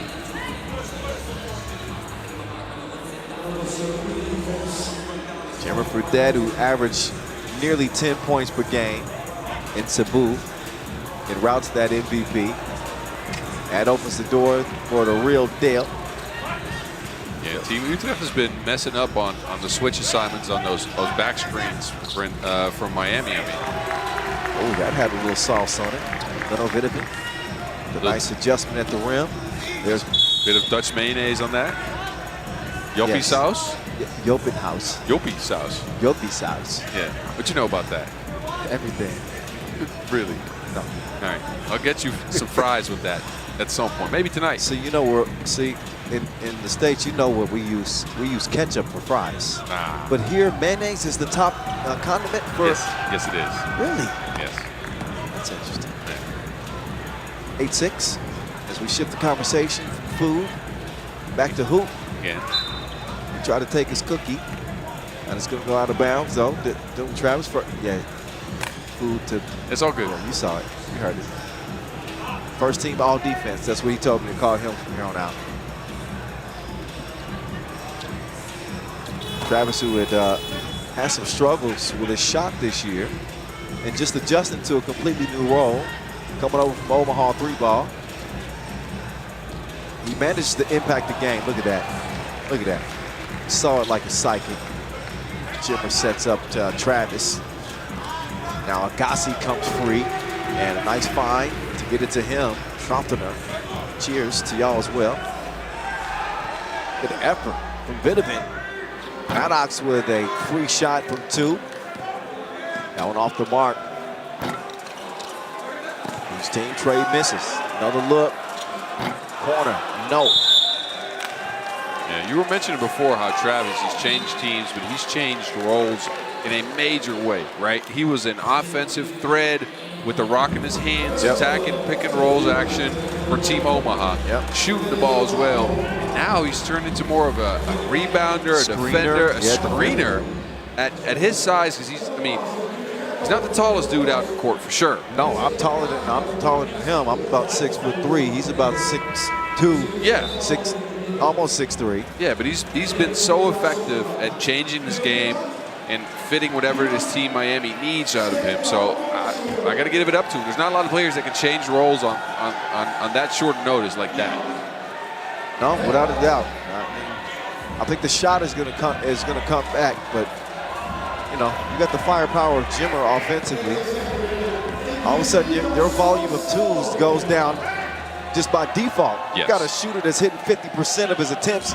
Give the man a damn ball and get out the way. Jimmer drives. Now it's the madman. Maddox drops it like as hot as 11-7. It's Princeton. Take aim in an opening win. Utrecht's thing in this game has been trying to make Jimmer into a passer more so than a scorer, and it's working here. Look at this kick out. Finds Maddox for the open two.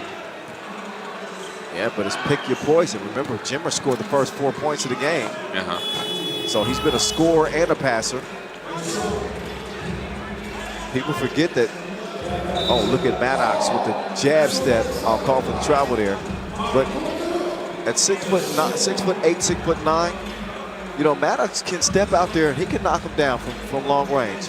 Now, he's not going to shoot him at 50%. Well, no. But he's not the one you can leave open consistently and expect it not to cost you. So he's a model of versatility, which is huge in 3x3, as you know. Yeah, I mean that's needed in today's game, right? Back when I played, you know, I wasn't the most versatile player. Let's be honest with you. Oh, Barry with the flush came out of nowhere. I didn't mean to cut you off, Boz, but No, you're good. I had to address that. I got confused on that as well, but also confused on that spin. That was Steve Nasty. See how crafty he was in the paint with that? Yeah. Take another look. First of all, setting up Barry for the punch. Barry dunked on somebody's head in Cebu. I don't remember who, but I know which player you're talking about. Oh, it was, I think it's one of the best dunks of the year. You might have had the best dunk of the year at the U23. Oh my goodness, you see that? I did. Team Kenya, by virtue of Odiambo, smashed on the entire nation of Qatar somehow. Man, he dunked on a man's neck. Yeah, he hurdled him. That was a lot. Oh, that time Travis throws it away. Bitterman up top to Agassi. No, Agassi, no, we'll get it back. Kareem Maddox's length has been so bothersome for people. Nice move. Bringing it on the move with a 5-cent shot. 3-point advantage for Team Miami. Barry getting past Agassi. He's going to get a warning for debating with official Veshko. But look at Barry with the step. And Barry's done a great job. Now think about him in 2019 and helping to earn that gold medal at the World Cup. He's physically bigger. He's stronger. He takes contact better. And a better finisher than he was even then. Yeah. Yeah, he was new to the game back then, and you can see he's grown into it quite a lot. Barry, 29 years old. Stands 198. He's about 95 kilos, and he's a hell of a free throw shooter. It runs in the family. 13-9, Miami. Not running away with it yet. Had the right idea on the running hook, but he ain't dragging Bielitsa. And Jimmer, he just downshifted. Saw the change of pace right as he got to the rim. Yeah, That's a pro player. That's a gifted scorer for you, right? He's been able to score at all levels that he's played at, and you know he's been the guy that's gotten the rock put in his hands and just go to work, and you can see that his confidence is always high. I don't think it's ever low. Well, I'm just thinking, like, at that size, you know how gifted and creative of an offensive player you have to be to play in the league over 7 seasons. You know, to score 73 points in a game in the CBA, be named an MVP over there. EuroLeague, I think EuroLeague MVP as well one season. Or player of the year. Look Maybe. it up. Look it you up. know I'm what? telling you. That's you saying this. I'm not sure. Uh-huh. Oh, he didn't forget the tip. Agassi.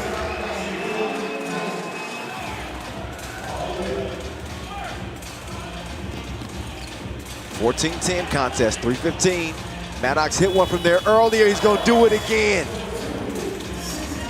Yeah, timely bucket by Maddox there. Not saying they were losing grip of the game, but they needed one, and he gets one to go at the end of the shot clock. Utrecht can't answer. Yep. Leno leaves that one shy. Maddox,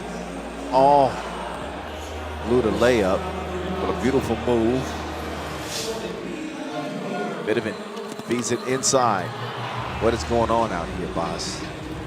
Both teams are trying to break the backboard on layups. What the heck? You know that one? What the heck? What's that from? That was viral on Instagram. Oh, okay. All right. Jimmer with 4 seconds to shoot. He calmly takes him out there. He's on an island with Agassi. Doesn't make the shot. Who's that out of bounds off of? It might be out on the Jimmer, so that means Utrecht will be back in possession. Like last game, though, their offense has been spotty. Yeah. Like the weather today. Has the weather been spotty today? I mean, it started out a little bit spotty. I mean, it was bad. You know, it was probably worse yesterday. Yes. You know, They'll confuse me, boss. I'm like, wait, it's been pretty good today, actually. it's been all right. Yeah, yesterday. You're right. Yesterday was spotty. All right, I'll give you a pass on that one. Man, thank you. the home crowd here will want to see Team Utrecht get raining, though. That's a fact. You know, That's a fact. If we try to get the weather references. That is a fact, but I doubt they'll come out of this drought. Well, I'm not biased here, but they trail by 6. It's 2:16 to go. Opportunity at the stripe here. yeah. So So I think apparently a technical foul was called on Dylan Travis. He was chirping too much with one of the officials, and that's going to get you a tech more times than not. Jimmer. So they're going to just let Maddox shoot twos all day. well, That man is more money than the dead president in a 7-point game. Kareem Maddox, we talking about Jimmer Fredette being the shooter. Kareem Maddox has been dead eye. 8 points for Maddox, and at least 3 of those are twos. again, a drop coverage played. Maddox as the screener steps out there. This is third connect from out there on that play exactly. It's from either wing. Here comes the back dope. Barry, 19-11. I stopped myself. Yeah, that's good. Then oh no. Buck 35. Miami in control of this. Jimmer whips it. Travis is going to lay it in easily. Yep. And again, Miami, they're trending upwards. Winners on the World Tour in Cebu. They went from Cebu to Sacramento at the 3x3 International Cup at the Golden One Center. They won that one-day competition. Already qualified for Chengdu. But that was the prize, $3,000 in a ticket to Chengdu.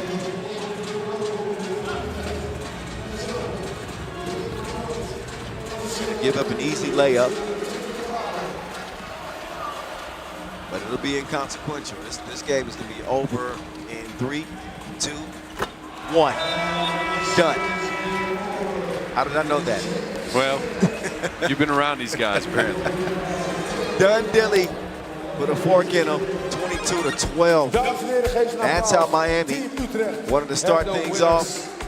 Here's a look at the final shot. Jimmer with a sidestep, wet. 1:06 still left. So that one ends before the limit. And for Utrecht, that'll be it. That'll be it. That's right. 0-2. Well, I mean, they got through the qualifying draw in some nice played games, but this pool was too much for them. We're talking, again, your last Masters finals teams. Yeah. In Miami and Vienna, and then the offense for Utrecht just went stale. Yeah. Like some old bread. They couldn't get it going again. They fought on defense. I have to say that. They had a game plan. They tried to make Jimmer into a facilitator. Didn't quite fully work. I mean, and he also facilitated pretty nicely. Yeah, happened to, sometimes the game plan just doesn't work out. Other team, sometimes they're just more talented. And that's what I think we saw in this one. Miami continued to keep their hot streak going. They aren't done. They got one more game remaining as we'll see them go toe-to-toe with Vienna. And we got 4 games remaining on the day. Oob and Partizan, big one. That's coming up next after a break. Then Antwerp TOPdesk against Beijing. After that, Amsterdam HiPRO and Liman, followed by Vienna and Miami. That's what we have left on the slate. Next game slated to start at 9:10. So that's about 17 minutes from now. We'll take a brief entertainment break and check out the Dunking Devils. You can check out the highlights. You'll see Kareem Maddox in there a lot, as well as this man. It's Jimmer Fredette. Game time. Miami start things off well. We'll step aside, Boz and I, for about 15 minutes. The action will resume 9:10 from here in Amsterdam. We'll see y'all then. Clock.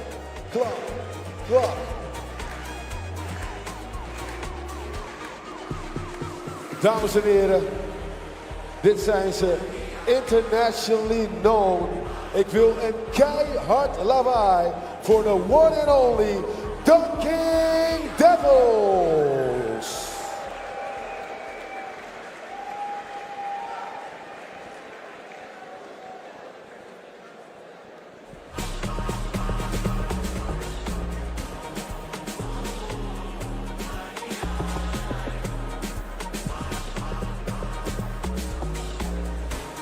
En ja, jullie denken natuurlijk, waar zijn ze? Maar ze hebben wat spullen nodig.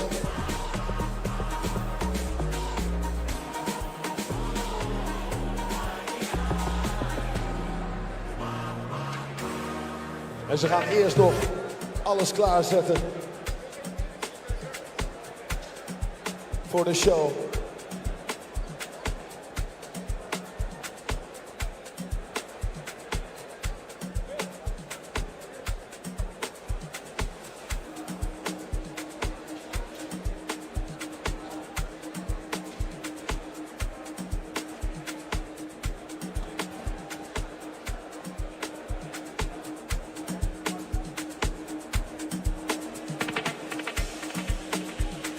Het is net als op school. Het is gewoon trampoline. Maar ik heb wel nog een waterfles. Nee. Dit is voor degene die mij het liefst aankijkt. Nee. Hij wou ook wegkijken. Ik kan dat niet. Ik kijk altijd boos. Ik ben de GOAT. The greatest of all time. Dank je.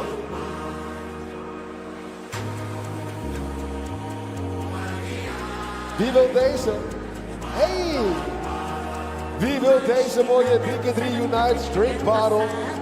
Wie wil hem? Oeh, I see the flag. Deze fles heb ik maar 6 keer gebruikt. Hij is zo goed als nieuw. Nee hoor. I like the flag.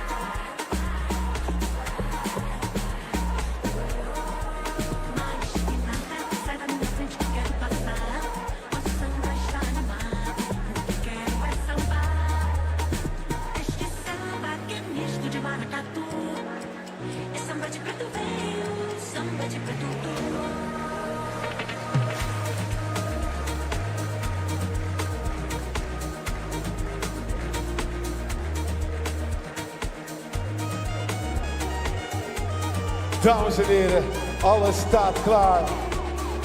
Ze bespreken nog even hun laatste plannetjes. Dus, wat wij gaan doen, we gaan eerst klappen. Klap, klap, klap, klap, klap, klap, klap, klap. Dames en heren, give it up, make some noise voor de Dunking Devils.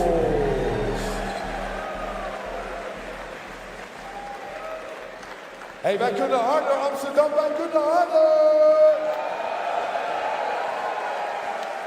Oh, dat lawaai komt straks vanzelf wel.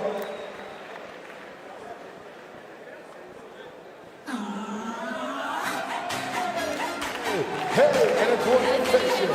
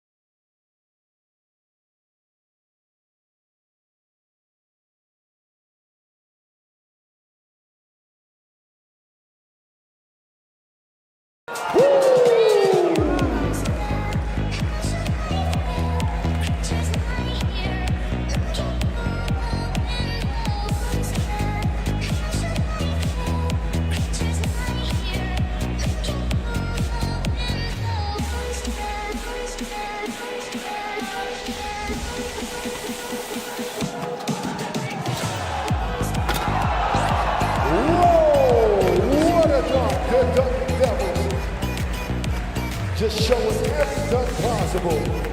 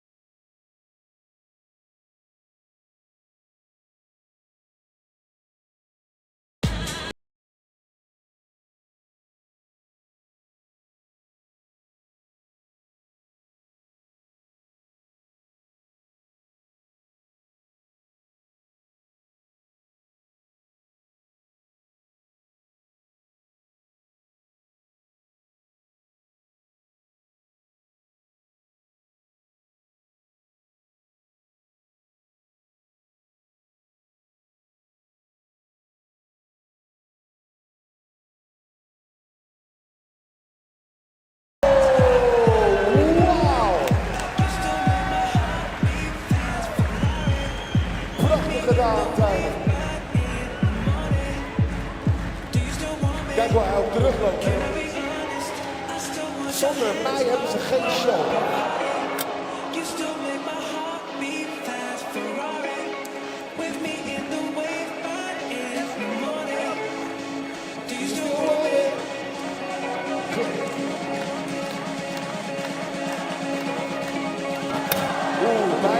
Bijna. Het kan nog een keer. Klap.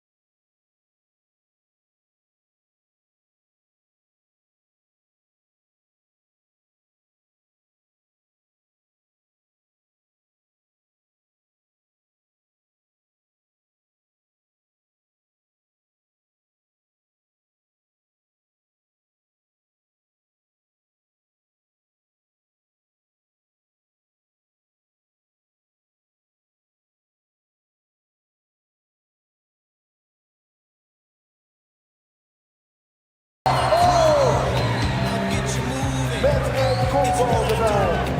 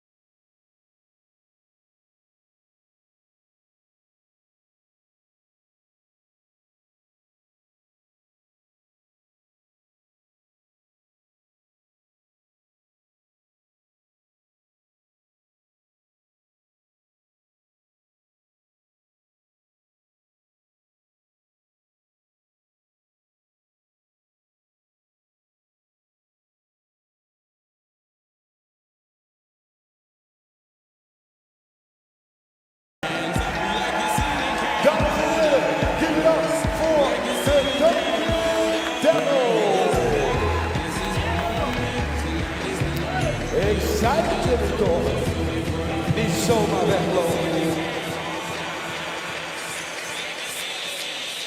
Welcome to the World Tour.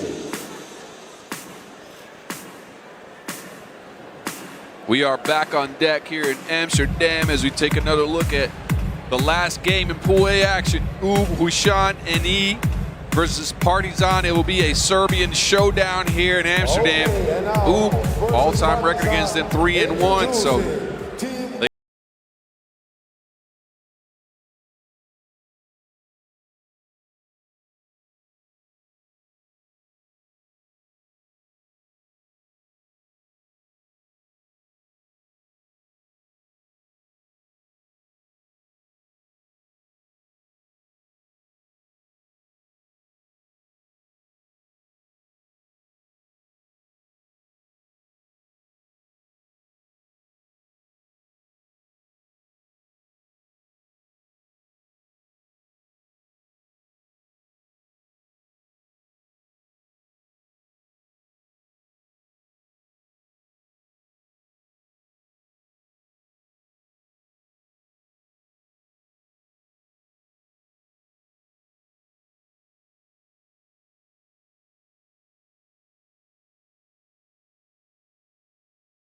It's normally a pretty exciting 10-minute sprint. Of course, they're trying to go 2-0. Their first win of the day, it wasn't very pretty, but no, it doesn't have to be the count. They beat Paris by 1 point, thanks to a last-second 2-point strike from Dr. Strange. Now they're back, and now they get to go up against Partizan, who are playing without Ivan Popovic. So it is not their normal four fully. but they still got plenty of firepower as we head into the final games of the day. Final 4. And the quarterfinals will be solidified by the end of business today. Yeah, you know, you talk about firepower. They got that man right there, Stefan Milivojevic. Incredible. Yeah, he's been doing well. They got Stevanovic, Torbica, and Milutinovic on the squad as well. Yep, I like their ad. Oh, see, there's more some fries and mayonnaise. You better pick up some more, bro. Hey, no, I got enough. Thank you. Oh, I got myself a fresh pack. Well, you need 2. You got a double-fisted fries. I'm hungry. And in case you're just joining us, you see the 100s on the front of our officials' jerseys. This is history in the making, y'all. This is the 100th Masters in World Tour history. Also the first ever Amsterdam Masters. Great place to obviously have this event, to reach this milestone in history. A first and a 100th at the same time. It's unique. Yo, I know you were not paying attention. What? Because you were looking at your papers here. What? Milutinovic just threw down the reverse windmill. Two-handed. But I did not expect that at all. So I thought he was going to get a hard underneath layup going somehow. And he just went, picked it up with 2 hands, spun it around, and threw it in backwards. Hey, man. Sneaky hops. The guy is bionic. You think he's skipping leg day? See the man's shoulders and biceps? He ain't skipping leg day. No, I'm not talking about Millie. I'm talking about Milutinovic, the new ad. Oh! No, I did not see that at all. No, that's what I'm trying to tell you. Like, he's surprised. Unless he does it in the game, I don't care about it. Well, not a lot of people are able to do that in the game. That's a fact. There's not a lot of people throwing that down. Partizan coming off a 2-point win over Paris. For Ube, a 1-point win over Paris.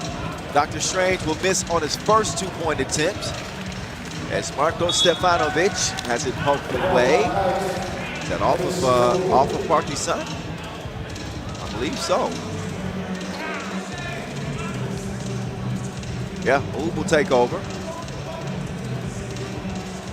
And Huishan Liu will open up the possession. The Beast, the Strange, back to the Beast, back to Strange up top. That's nice action, well-designed play. They get the look that they want. They don't get the result, however. Dr. Strange straight on 2 ball, just a little too much on it. Before the beats up, will pick up his dribble. Milivojevic bringing some heat at Dr. Strange. That's going to count. He's going to get continuation. Take a look at Milivojevic. Going right at the world #1. He hit him with that Heisman, that forearm shiver. He did. Right in the diaphragm. Got all the weight Dr. Strange up. Partizan open up an early 2-0 lead. Brankovic, a misfire from long range. Maestro with the awareness though. He finds Lou underneath. Easy money for Lou. Millie. Stefanovic. Not usually the shot that he was selected. But You got some mayonnaise on the mic. See, I know you've been enjoying that. I can't get away with nothing from the box.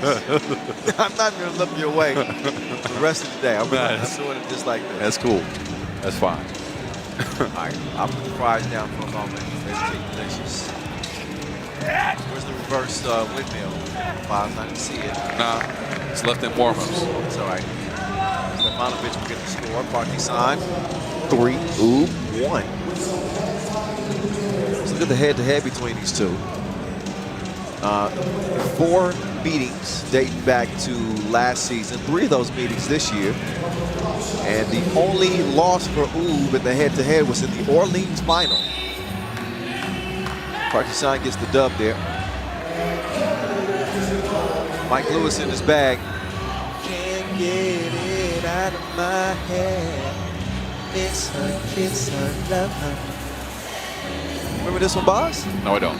You don't remember Poison? Nope. BBD? Nah. Oh, man, that's... Yeah, I'm a little older.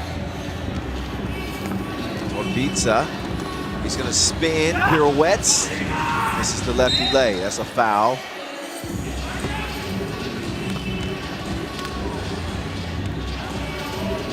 But the Partizan Red Star rivalry would be cool that if this kind of took shape in 3x3. Yeah. Maybe Ube is the Red Star side, and obviously Partizan is the Partizan side. I don't know though. It could be some new players who I don't know who they root for. Mike Storovich used to play for Red Star though. Yeah, and I think, I mean, you know, there's obviously some people here that are Red Star fans. Better not run into those grave diggers though. No, they're the grave diggers. Yeah. Not as loud as they would normally be in Serbia. They're looking at all kinds of meat. A few less curse words than I heard when I was out there. Yo mama jokes. You're talking to Yo Mama jokes, but their songs are just insane. Right, Yo Mama songs. Yeah, they're singing a whole ballad about your mother. That's too much. And they don't exactly sound like jokes. No, no. No. Anyway, good tough try. Torbiza though held his own. They throw it away. While Partizan do hold on to an early 2-point advantage, they got to limit the mistakes. I said it once, I say it a million times. The margin of error against Ube is slimmer than most teams. You just cannot give them any daylight whatsoever. Paris can attend to that. Or you can find yourself in the L column. Yeah. If you're not crisp on offense, chances are slim you'll be getting through. Slimmer than Shady. Slimmer than Post Malone. I saw that one. The creative juices are flowing with the broadcast. We're saving the best for last, though. Well, you know, Boss, to be honest, it's been a little bit of a slow day. Up and down. Oh, look at this move, though, from Dr. Strange. That is bag work personified. But not a lot of offense. A lot of the games have been close, kind of down to the wire. Bunch of fouls. Kind of gritty play. Not a lot of highlights either. Not a ton of highlights. Not a ton of highlights. But we still got... Well, we got plenty of games left. 4 more games left. We have seen some pretty exciting finishes, though. Last second shots. Mike Storovich, no. He's going to give official Marcos a glance. I'm not sure if he wanted a whistle or he wanted some shooting tips. Maestro. He'll step out, as will Partizan. I like the fan wall too. Yeah.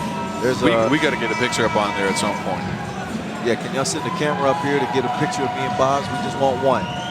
All we want is one for the whole tournament. We want to ask. I think we can scan that QR code and get our own picture up here. Okay, that might not be. We might have to do that at some point. Might not be a bad idea. We'll get to that. I mean, I'm pulling my phone out right now, Boz. Really? Yeah. I better eat my fries quick. Get that mayonnaise off your microphone.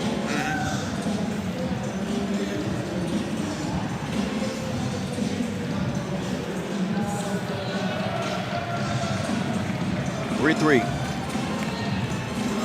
Oh, nice take. Milivojevic to the crib. Strange loses his balance. Oh, man. He is nimble with it. Ooh, what an entry pass. Stefanovic to Milivojevic, but Milivojevic couldn't finish it off. See, I thought you said before the games you wouldn't get hyped about a bounce pass, but that was a pretty nice one. Oh, it was crispy. Yeah. I think I like that move from Dr. Strange better, though. You know, that's usually how it goes with Dr. Strange. That one off target. Strange's been pretty good from long range this year. over the 30% mark. Oh, he goes in. Oh, Stefanovic, he was just pretending. Nice fake, split the defense, gets the score.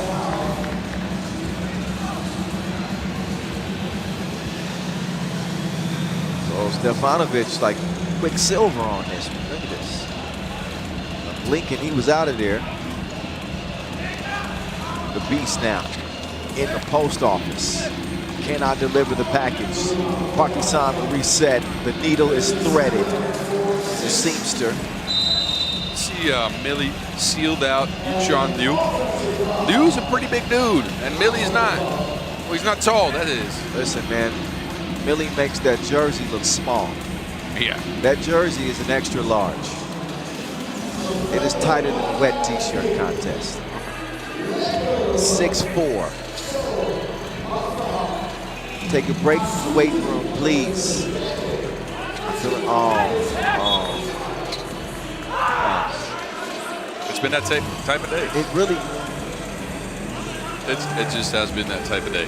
Stefanovic trying to shake that from his memory. Dr. Strange and the Beast are going to share to Wilson. Dr. Strange, get laid. Get laid. 6'5".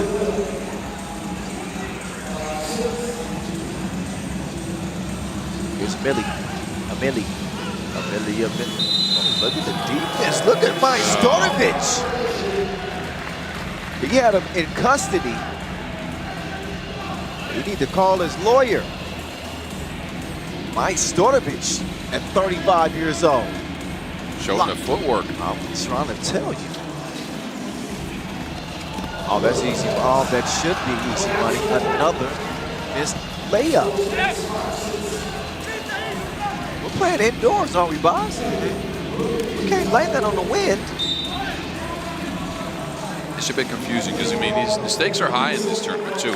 It's not like we're, you know, at your local street ball league. I'm not trying to downplay those leagues at all, but this has implications for teams, right? Partizan, they want to get to the World Tour Finals, pick up some points. Oop, well, they're go ahead and say they might be safe. Yeah, they're going to be there, but make no mistake, Oop want to prove a point too. They want to get back to the top of the food chain. Torbica will receive the package. Partizan leading Oop by 1. Past the midway point, Majstorovic off balance and off target. Getting an arm wrestling match with Majstorovic, which will earn, I believe, a 5th foul. 13 points combined, more than halfway through our last Group A contest of the day. Nice pass and a pretty nice finish. Milutinovic. Strange drops it off. He gets the block button. No, Stefanovic. Milivojevic does not get the shot up because he was hacked by Dr. Strange. Milivojevic will head to the line.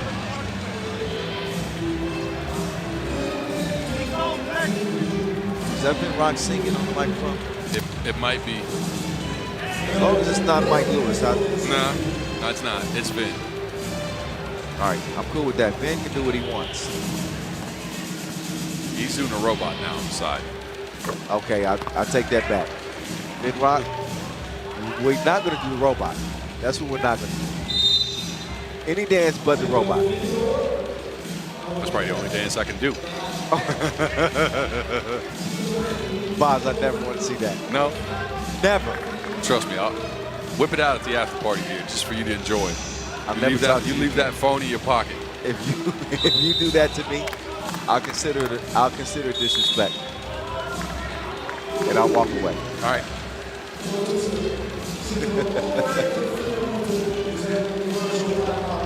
That dance is to be left in the 80s and never return. Well, Mike Lewis throwing out some old joints here. That's what you get. Yeah, so do the Cabbage Patch. See what I'm saying? Hey, yeah. trying to show you how to do it. It's called the cabbage patch. Yeah, well, that's really a cabbage patch. Well, all right. I'll leave the judgment, but that's all right. You know it looked good.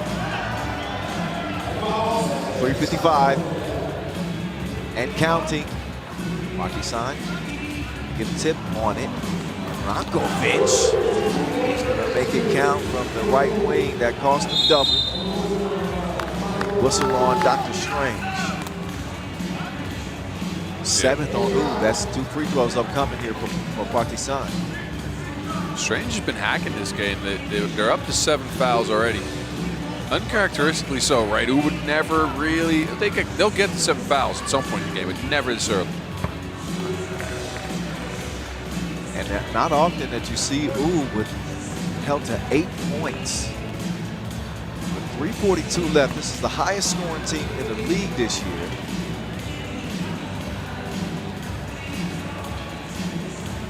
Majstorovic can't give him a 2 to the chin. Stefanovic, nice seal on Dr. Strange. He'll score in the paint.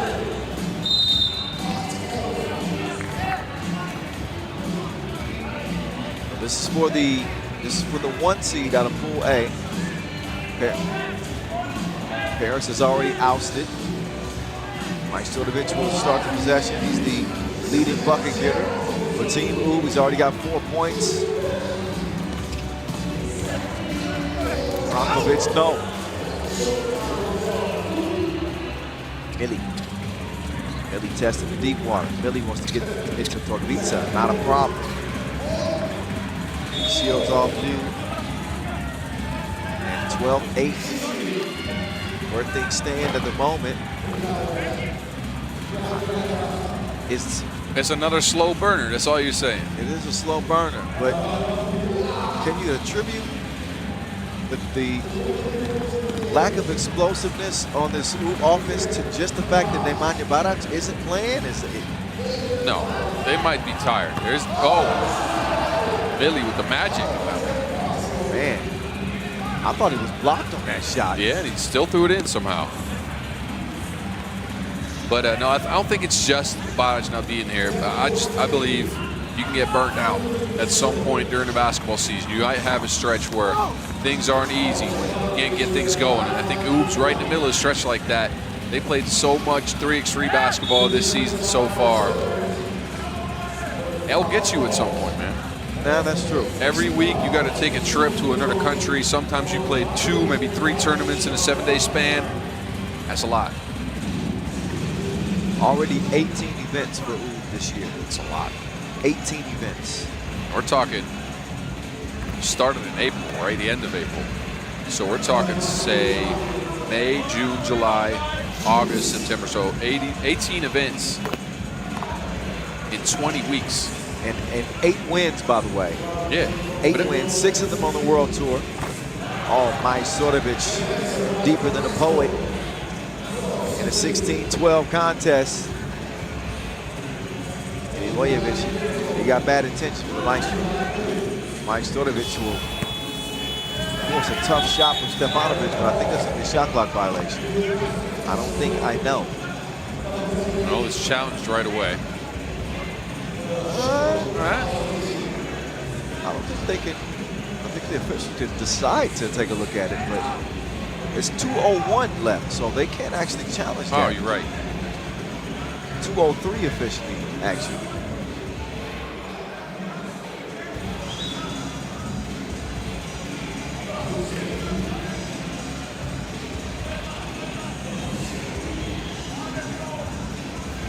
And in case Oob, they'll have it. Strange jam time! I'm surprised that Stefanovic didn't even contest it. Oh, back-to-back dunks. There's your guy right there. Yeah. Still no windmill, but, you know, we'll take this one. Milutinovic. I would have liked the windmill. That would have spiced it up a little bit. But first, the Dr. Strange levitation flush. And then Milutinovic. there anything you can do, I can do. Majstorovic fading away.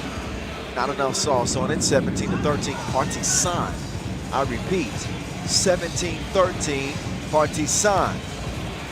Milivojevic, no. Does a good job tracking it down. Does not do a good job maintaining the possession. Oh, Dr. Strange has to take it back. There he is, Stefanovic. The second leading dunker in the league. Adds another one. Stefanovic up to 7 points for Partizan. Partizan up to an 18-13 lead. Make that, that. If that doesn't indicate the type of day it's been, even for I don't know what will. Under a minute to go. Oob's just walking through this right now.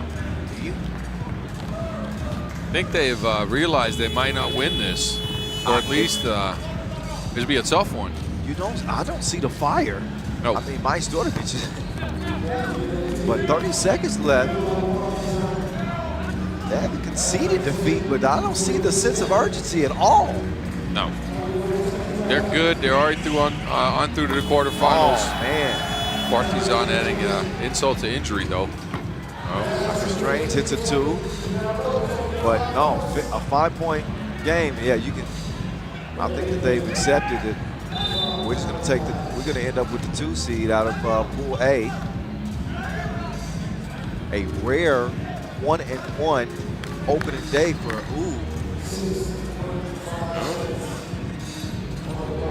Very interesting. Very interesting. Yeah, I mean, it looks like the players on are just a little bit tired. Again, 18 events in 20 weeks. Add travel to that, and they'll do you in at some point. They also got Liu on the squad. They've been subbing him every second sub instead of him taking a full turn at things. So it's them playing with 3.5. Just to be, fully transparent here. He's not picking up every shift that he should. Yeah, that's a fact. The final score is indicative of, I guess, the way Oob is playing at the moment. That's your game, and it is before the horn. Milivojevic with the kill shot. He finishes with 9 points in this game in a 22-15 W. Well, I didn't see that one coming, boss. Me neither. Thought they were hungry, but this looked more like they were too hungry, and they didn't have any energy because of it. And we're done there. That last 60 seconds, that did not resemble the Oob that we have grown accustomed to seeing. Nope. They lose it by 7 points.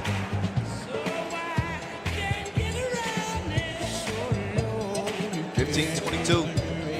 Partizan, meantime, they go undefeated, 2-0 on the day. Who's the more surprising 2-0 team, Partizan or Princeton? I'm still going to go with Princeton on that one. I mean, I did think Partizan looked good. I think Princeton looked very good. Yeah. And that's the difference to me. Princeton looked like the most energized team out here, even though they took a long flight. I mean, I don't know. Yeah, no, it's interesting. I would say that they definitely have had a little bit more pep in their step, a little more gas in the tank than the Oob. But a flat performance is going to cost the world #1, the top-ranked team on the tour this year, an unbeaten record. They are going to play tomorrow, but as the 2 seed coming out of Group A, may actually give them it won't be a more favorable quarterfinal matchup. We'll see who they end up playing against. Depends on this. It depends on what's coming up next. It depends on what happens in Pool C play. Yep. As Amsterdam and Liman Huishan in E will go toe-to-toe for the top overall spot second best team out of that group. Well, yeah, the top overall seed will play Oud.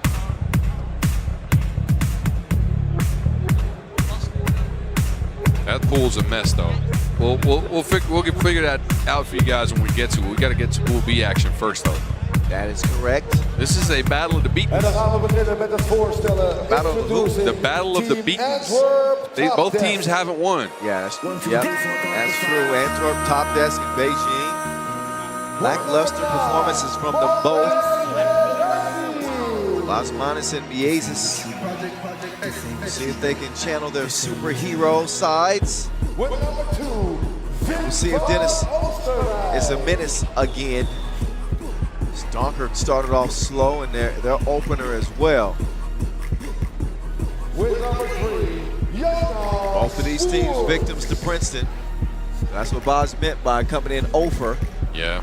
Antwerp more so than Beijing, though. Beijing at least stuck in the game. Antwerp looked out of options at some point. So let's see if they use their extended break here to get retooled a little bit. Again, their offense looked a little stagnant at times, where usually they're known for a lot of movement. They're still integrating Mohamed Karazi as a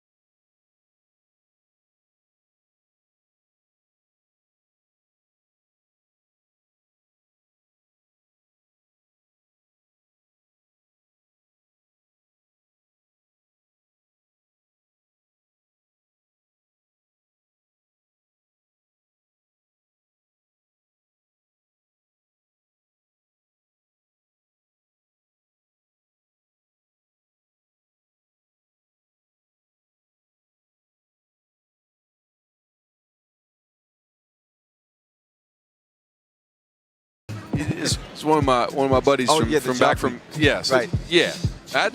You know what? We've eaten some fries. We won't be getting that today. We'll get that at some point though, probably tomorrow, or maybe some. They got some Yopi sauce flavored crisps out here as well. Get some chips. I'm looking for some right now. You're still hungry, huh? I am. You ate 2 of those fried things. Wow, it's a long day. Remember, we started the qualifying. What? 11? Yeah. Was that 11 this morning? Yeah, we did get it in early. We never went back to the hotel after that. We've been up here all day. That was a personal choice. I didn't want to leave the venue. I could have gone back. I didn't want to skip. I like this too much. Yeah, me too. I didn't want to go anywhere. I still don't. I'm ready for the next game. Right. Beijing, Antwerp, TOPdesk, Pool B. Let's go. Batman. His left stroke is broke. Towards, he'll save it for Antwerp, TOPdesk. Big Venusovic. He's gonna run the baseline. Jonas, Art, no. Mr. Mays getting tricky, trying to. Good defense there, and that'll leave 8 seconds on the shot clock. Substitution is made for Beijing as Song Wei Zhu and Li Ping Lu swap spots. On the Mays, taste the vapors, or maybe not. Foul on the floor. Jesus wanted continuation. Yeah, he sure did. The foul was called out by the free throw line. I don't know. Yeah, he's not getting that. Got to push on the baseline.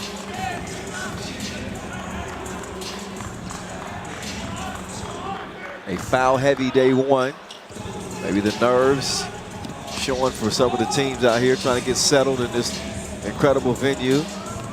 Understanding that this is the 100th and everybody wants to put on the show. Another whistle. So far, it's been the refs putting on the show. It's been a slow day, slower than expected, maybe. It's, there's some grittiness on the court. Just, you know, we've lacked some action. We've also lacked some mental action. That's true.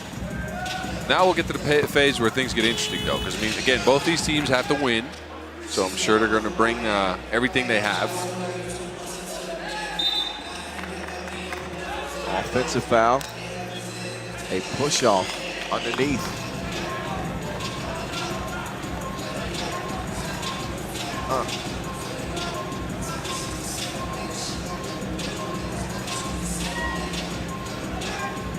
Yates is trying to make things difficult on Jonas Art. Jonas Art, no look dish. Oh, come on. Recovered and scored.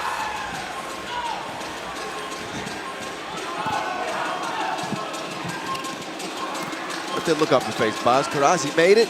He did. Took him an extra try, but he did.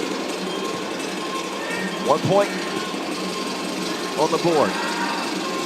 Minute and a half in. The Yazes no go on the 2 attempts.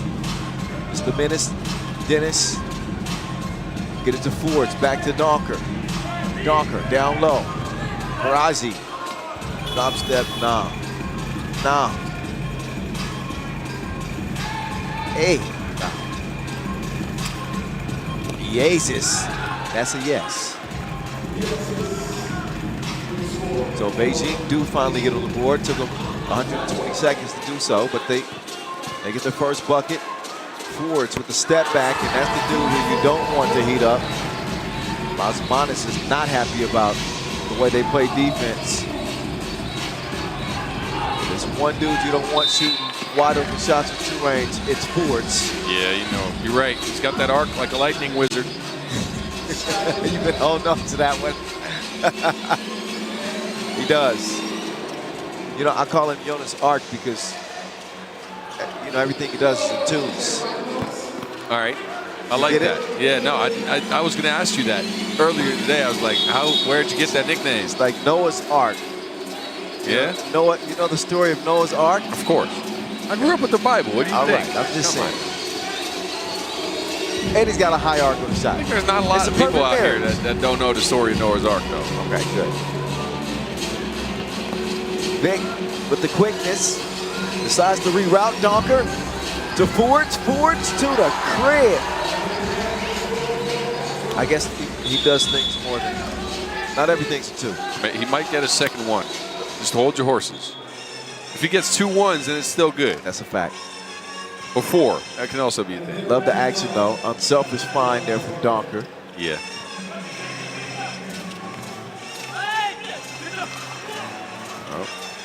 No, so right with the good defense. Jesus with a wild attempt. A block by the backboard. Vucevic got a look. He doesn't get his go. Oh, my goodness. Travel's called. That man was more like the man of steel. Ozzy thought he could bully you, but nope. He thought wrong. Timeout on the floor. 4-1 lead for Antwerp TOPdesk. A play-in game to the quarterfinals. Loser is done day 1. Winner will still have a chance to win $40,000 and our first ever Amsterdam Masters. Stop number 11 on the season.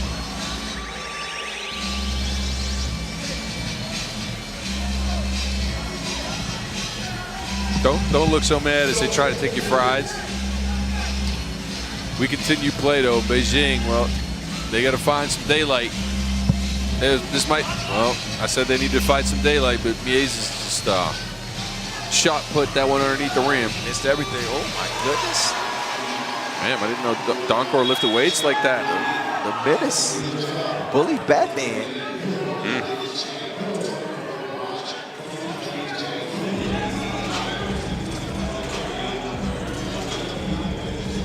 Another look at Donker. I don't know if Las Manos was trying to sell something there or not, but either way, it didn't look good for him. Nope. Las Manos to Miezis. The maze. He's amazing. Amazing. Yeah. Get it together. All right, I got it. Clear your ears out. That's pretty good. Look at, no, that's better than good. Miezis gets absolutely mauled. He still manages to make the layup.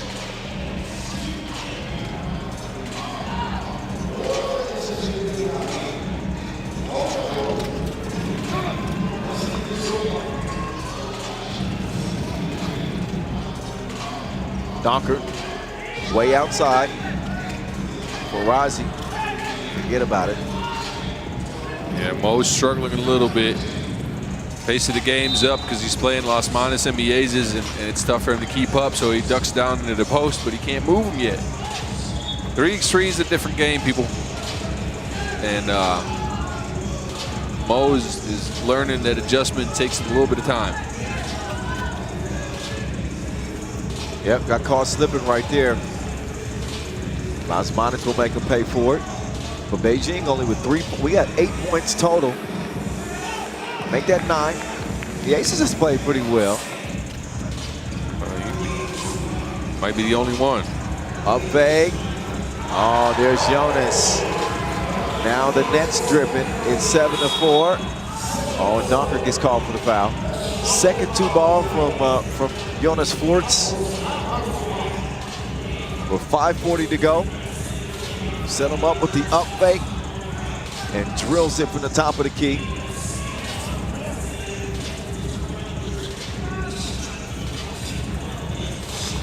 And a slick move straight to the rack. That was Sung Wei Zhu. Big man. Turnaround J. That's a welcome sight. Mo doing something back, asking for a sub right away. Might be a little gassed. Yeah, Mokarazi needs a breather.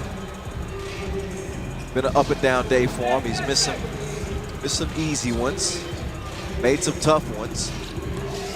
Hard to really put a finger on his game. It's my first time getting a look at him. No, he's usually more.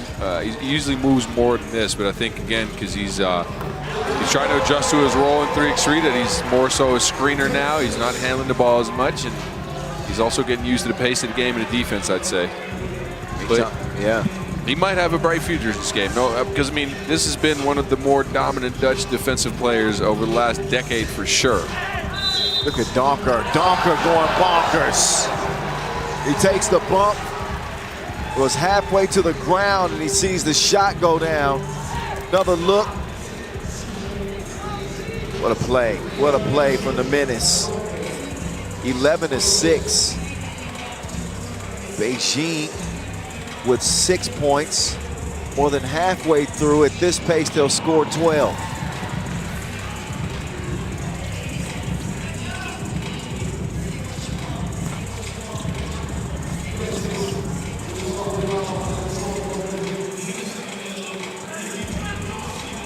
Oh, Donker with the cross, no. There's been no offense. I'm trying to Almost think like of. I'm trying to think of a way to voice this, but you know, the well has ran dry. Well, you see, there you go. The announcer's jinx strikes again. The menace. He's alive, 14-7. So had this been Donker Fords is going to share it. And Karazi, he continues to make his presence felt on the interior. Oh, Karazi and Miezis having some words with each other. But there's Donker lining up the 2 ball. And a sizable lead at this point for Antwerp TOPdesk. But Beijing They could be out of. They could be out of this tournament day one. They could be. Yeah. Unexpectedly so, but again, with pools like this and a tournament like this, there's gonna be some teams dropping out that you don't expect, right? True. Yeah. Especially with Team Princeton coming in here looking all kinds of good. That means this pool got messed up, turned upside down like Stranger Things. See, I gotta wake you up. Thank you. Yeah, I need to wake you up. I needed to giggle. Yes. I appreciate it. I'm at the end of season 1 of Stranger Things. You are sorely missing out.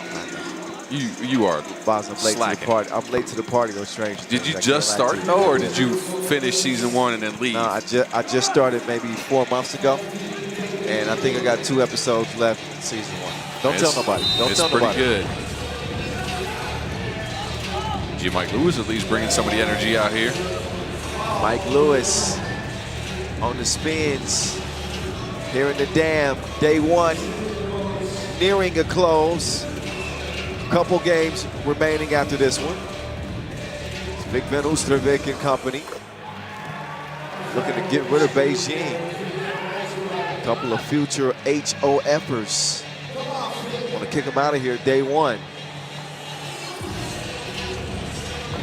It's funny, this is the city where we first really got to know Las Manas and Miezes. So Amsterdam usually has good vibes for them. 2023 might not be the same. Floating, no. 3:30 to go. Uh-oh, things could change. We've seen the heroics of Norris Miezes before. His 2-ball will make it 16-11. 7 points for Miezes.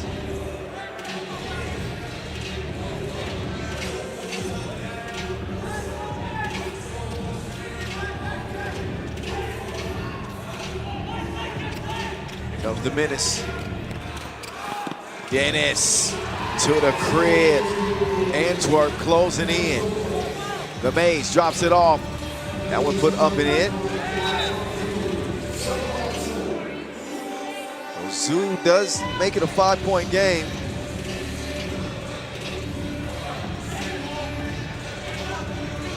But Antwerp just need 4 buckets. My God.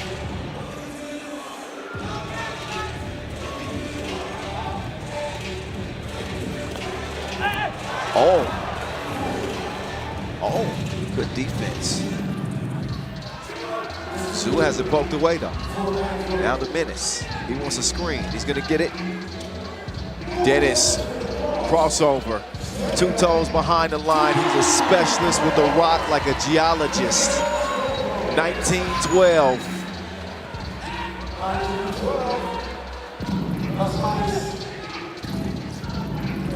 Oh. Songway Zoo for 2. 19-14. This game is kind of sneakily gotten close. 2:23 and counting. Antwerp obviously just need 2 points to put it away. But a 2-ball from Batman. Ooh, he gets fouled. Yep. Las Manas. It is the 9th foul. Any defensive foul would have put him on the line to shoot 2. But what it does is it stops the clock for Beijing, gives an opportunity to pull potentially within 3 with 2:13 to go. And any break at this point in the game is a good thing. What you got going on? No, I was looking at that man's shoes. He's got the Cactus Jacks on. I like those a lot. So I was confused. Look, he said breaking the game, so I figured I could look away. I'm sorry. Box is over here laughing at people's shoes. No, I'm not laughing. Those things are nice. Like, I mean, why does that make you laugh? Yeah, well, you know what made me laugh is you saying that you needed a break action in the game. Okay. Oh, no, I'm back focused in. Uh-oh, Donker. Oh, wow. Comes out. Karazi, he'll get it back. And they also will get the Wilson back after the steal. Donker, he's got the twitches. Forward Snow. Well, That's foul number 10 on Antwerp, and a technical foul after that. Oh, that's going to change some things. That's not good. And you can see Donker completely upset. Kind of lost their composure. That's going to be a 3-point swing, if anything, and possession. So it could be a 5-point swing. All I'm saying is you don't leave the door open for 2 Olympic medalists like that. 3 free throws, right? Yeah, 3 free throws, So possession coming up as well. 2 free throws and possession. And how many times have we seen Las Manas and Mieses with their backs against the wall in ridiculous situations where it doesn't look like they're going to pull out a win, and they do the impossible. That's what I'm saying. You don't leave the door open for fellas like that. I mean, put some respect on their name. They're your first gold medalist ever in 3x3. They got there for a reason. Well, every attempt at the stripe here is critical for Batman. Las Manas easy money on the first. Antwerp's lead down to 4. They do have game point.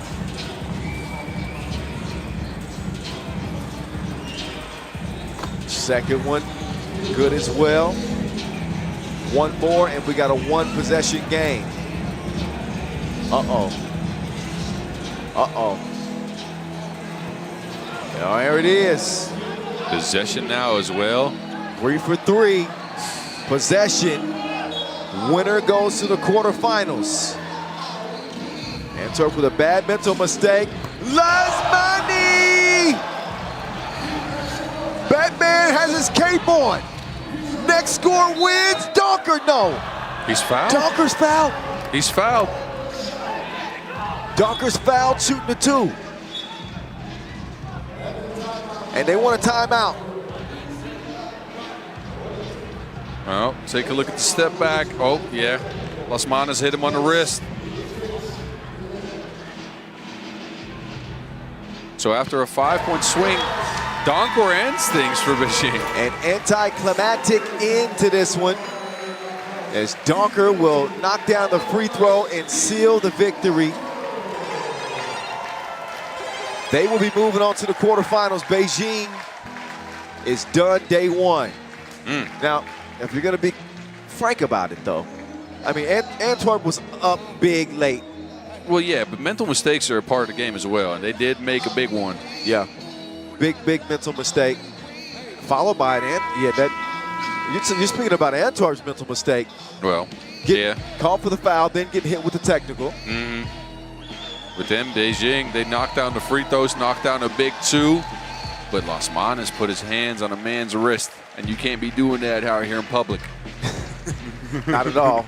Not without getting hit with a whistle. 21-20. So Antwerp, they escape with a W. Had Beijing on their heels. All of a sudden, Las Manas catches fire, goes on a 5-point scoring spree by himself. But unfortunately for him, he fouls a shooter in the end. And that means he's going to do some sightseeing tomorrow. That is a fact. Just 2 more games left on the schedule. Wow.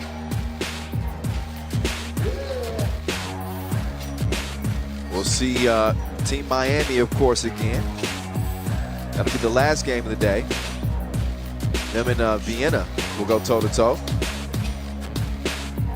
That'll be a good one. Oh, yeah. Now, and we got Liman, Huishan, and Amsterdam. Damn. See, I'm catching on. It's taking me a little long, but I'm catching on. Thank you, sir. Yeah. You know, that's a game with big implications, though. Yeah. Because, I mean, now we have one Dutch fella in the quarterfinals. As Mohamed Karadzi's made it there. But we'd like, I think the organization would like a Dutch team to be there as well. It would be beyond shocking here in Amsterdam to not have a Dutch team playing day 2. Yeah. I don't know what's going to happen. We're going to find out in the next 10 minutes, boss. Hey, look. Are you nervous? You know what? I'm trying to be as impartial as you. For my former team to be in a position like this, though, I mean, I am kind of nervous. Oh, man. This is, I'm not going to lie. It's just a little bit. I would expect this one to be, this one should have some firepower. Yeah. There should be some scoring in this one. Yeah. Tough defense, effort plays. For sure. I mean, this is all about the big moment, right? I mean, in a venue like this, when the lights are, well, not the brightest, as they'll be tomorrow, but the brightest on this day, we need some heroes to stand up and answer the call. And the question is are these heroes Team Amsterdam? Because they are behind. They need a victory, and they either win and will score 17 points or beat Liman by 6. Otherwise, they'll be eating some stroopwafels on the couch tomorrow. Ooh-wee. Look, it's doable. I don't think it's doable if they don't find a way to run Kojic off the 2-point line. Nope. If he shoots the 2 like he did in their opener, He was 5 for 7 in the opener. 5 for 7.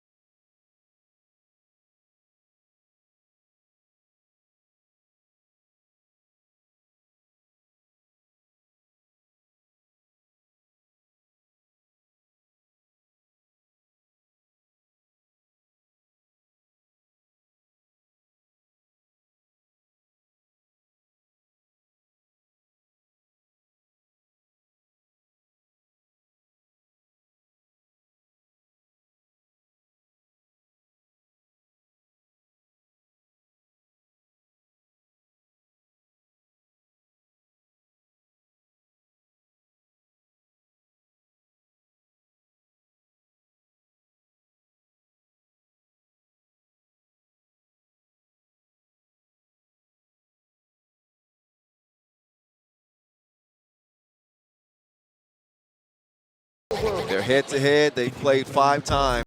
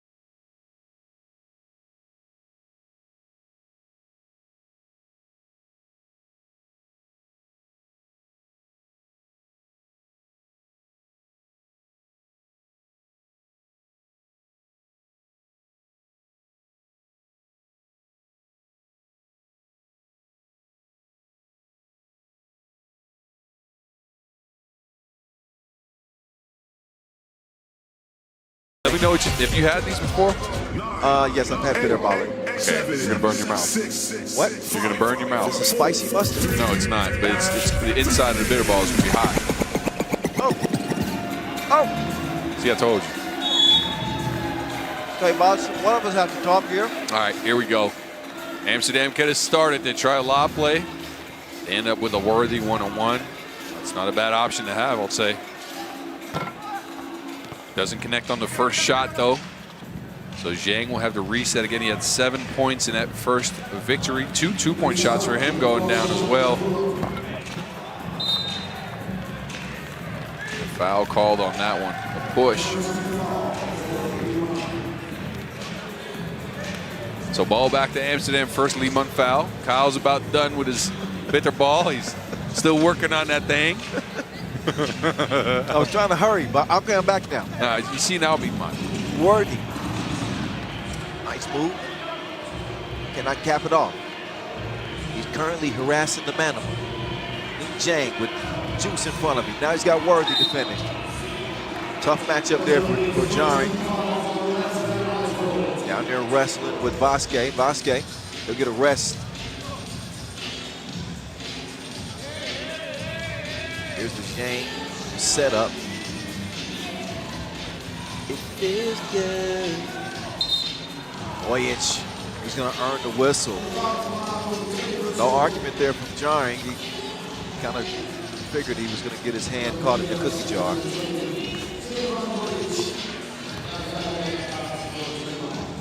So you can, oh, no, go ahead. No, I was going to just say, Kojic coming in with the hot hand, mainly from long range.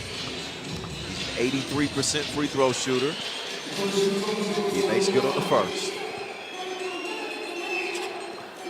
Second one, that's good in the hood, G. Almost 60 ticks in.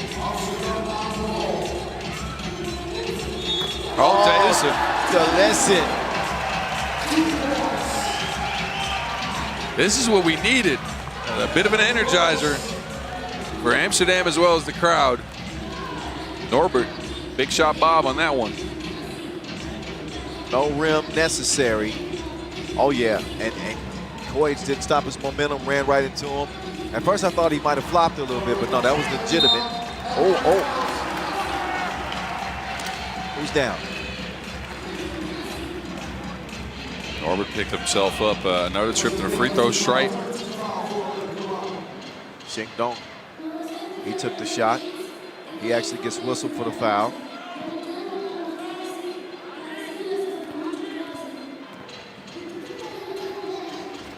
Lesson. He'll make it a 1-point lead for Amsterdam. Chef Koya, excuse me. Beautiful move. Smart play by Vasic after, because Jan Driessen was open on the outside for his shot, and he picked up the warning and made sure that Wilson never got there. Yep, smart play. Man. Norbert Taylorson is just taking over the game right now. Norbert's hooping. Yeah.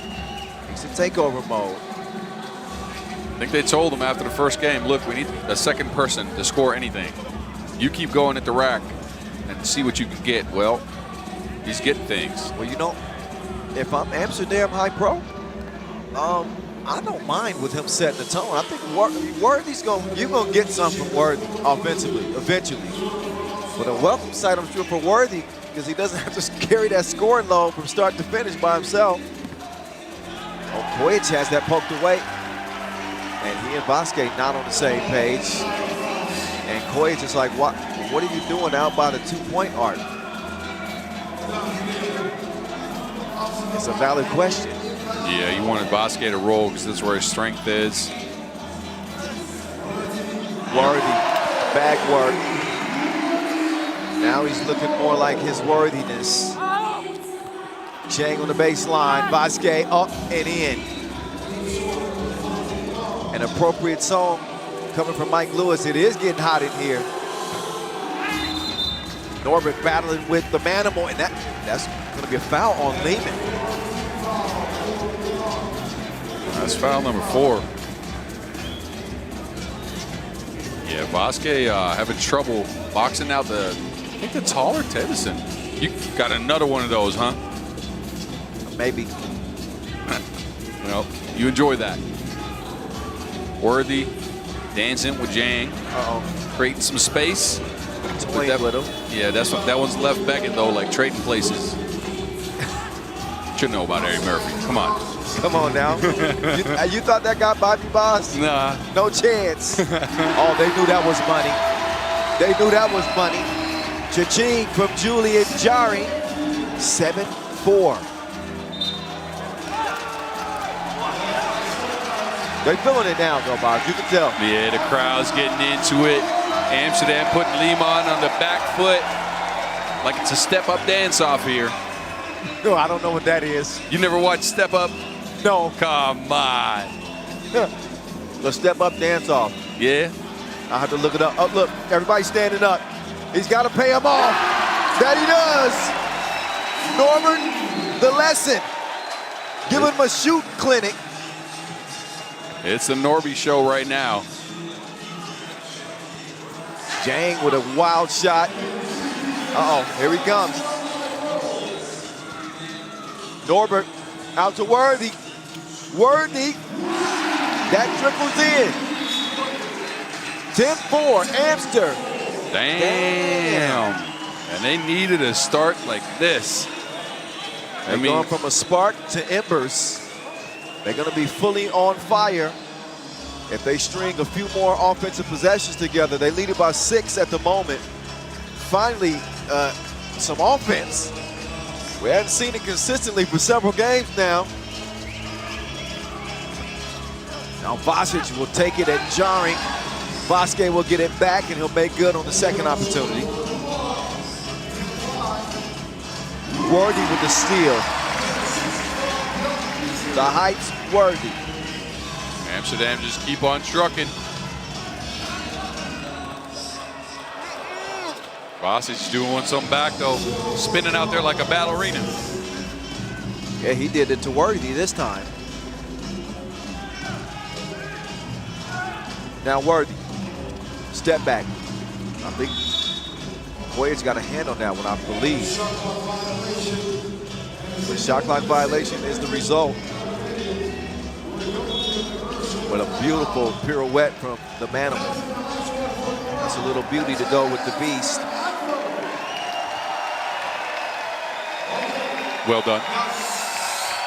Just like that third bitter ball you're eating right now. Listen, I got to get it while I can.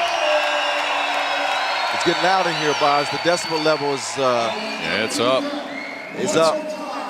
Look, this team Amsterdam came out of the gates hot. Norbert said, I got you, when his teammates need him the most. And he went at the rack.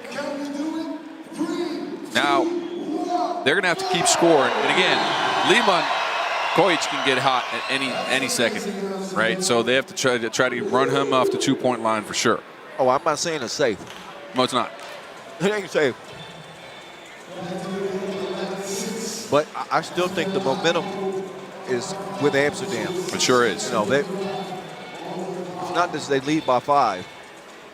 They're playing with more spirited action, I think, than Liman. Not that Liman's not fighting, but they can sense it. The crowd is into it.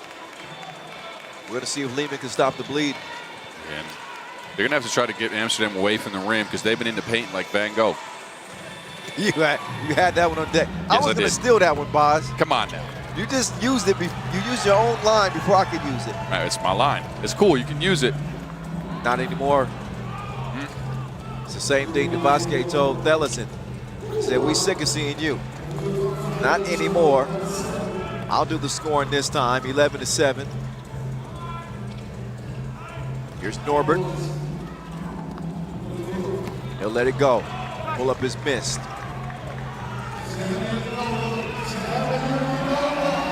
Big Jane. Chef Koya taking it at Dreesen, trying to get around him. Dreesen, though, was not having it. As he put him behind bars, and that's where that length pays off.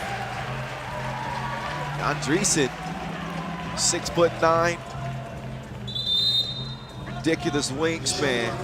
Earns a possession back for Amsterdam HiPRO. Worthy looking to operate again. Velesen, no. Oh, what a rebound from Worthy.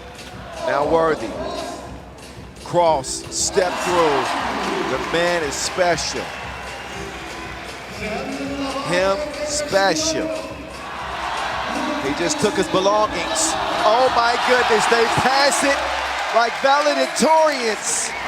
These gentlemen got more chemistry than a periodic table on that one. Oh, that was beautiful. Now we up, Boz. I am. 13-7. Amsterdam HiPRO. They use a take foul. You get Norbert a breather. But it's the effort plays like this. Then the defense. First he leans in and gets the score. And there's the thievery. Highway robbery. It ain't no fun if the homies can't have none. Everybody touched that one before the score.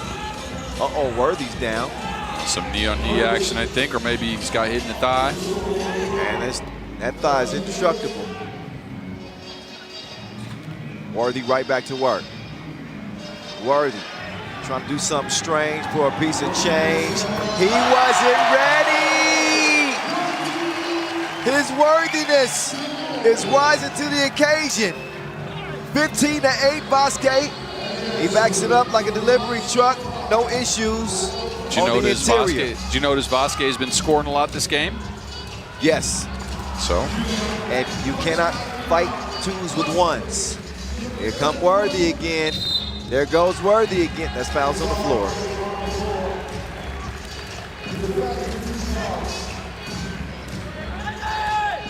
Take another look at the ISO game. This is not favorable for the Manimal. Nope. Dreesen. Thellison gets the step on the baseline. Thellison is pushed. And Kojic, not an argument. That's number 7. It is. Number 7 on Liman. Actually, that might be 6. I might have been too fast. Yeah, that's number 6. 6, see? It's the last time I'm listening to you, boss. Sorry. Well, you'll be listening to me, all day today and tomorrow, but you get what I mean. Ellison with a rare miss in this game. Oh, I hope that Vasquez is okay. He went down like he's not. well, see. That's your swan dance right there. Well, I mean, he got hit. On the replay. No, he got hit, but he didn't get hit like that. He showed the hit, too. Come on. Well, he went to college in the United States, so he might have took some acting courses. Where'd he go? I think he went to New Haven. Somewhere in Connecticut, right? Yes.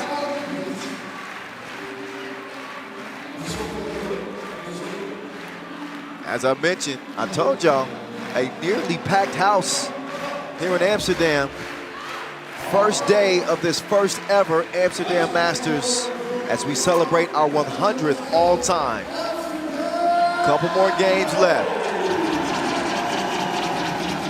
A game and a third, to be exact.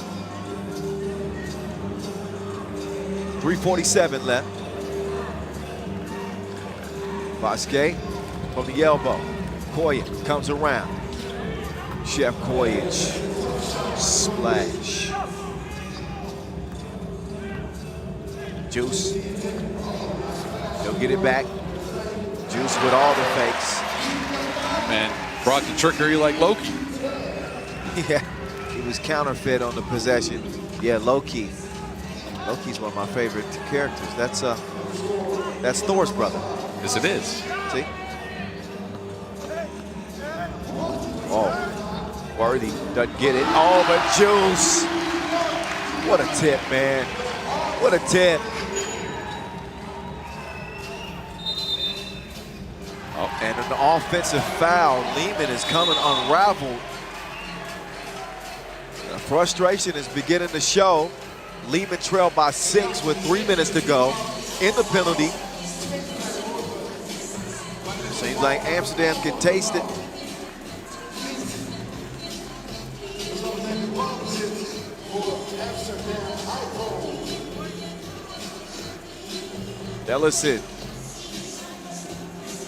Dellison will let it fly. He's lost his touch a little bit. Juice still active defensively. He's got the assignment of Nick Jang. Nick Jang up to Chef Kojic. Kojic off balance, no. It's good defense by Jan too. They'll get it to Juice now. They'll get it back out. Dellison back to Juice. Juice. Count it. Bump in the bucket. 2 free throws to come. Could be an and 2. What a shot. Juice dropped in like a nosy neighbor. See? I got you, bro. I'm just checking in.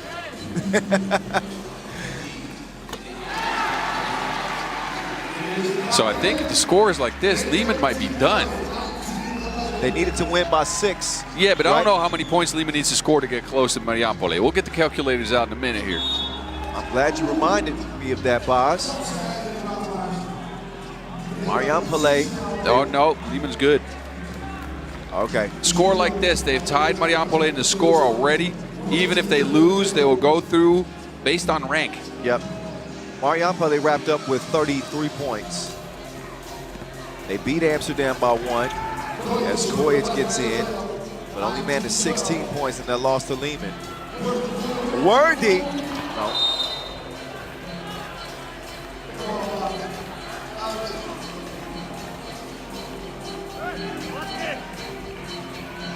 So Marijampole Mantinga will be the team on the outside looking in. Yeah. Zhang does not get the bucket. Zhang is contending that he got hit. Out of bounds challenge. They'll take a closer look, and it's being ruled off of Liman, off of Zhang's knee. All right. So it is going to be Amsterdam ball. This one could be on the brink.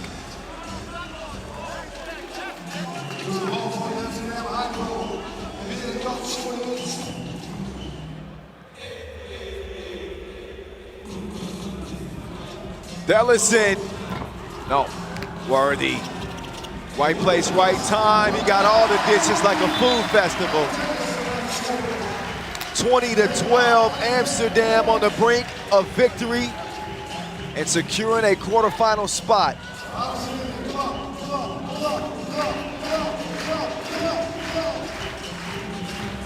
Zhang falling away.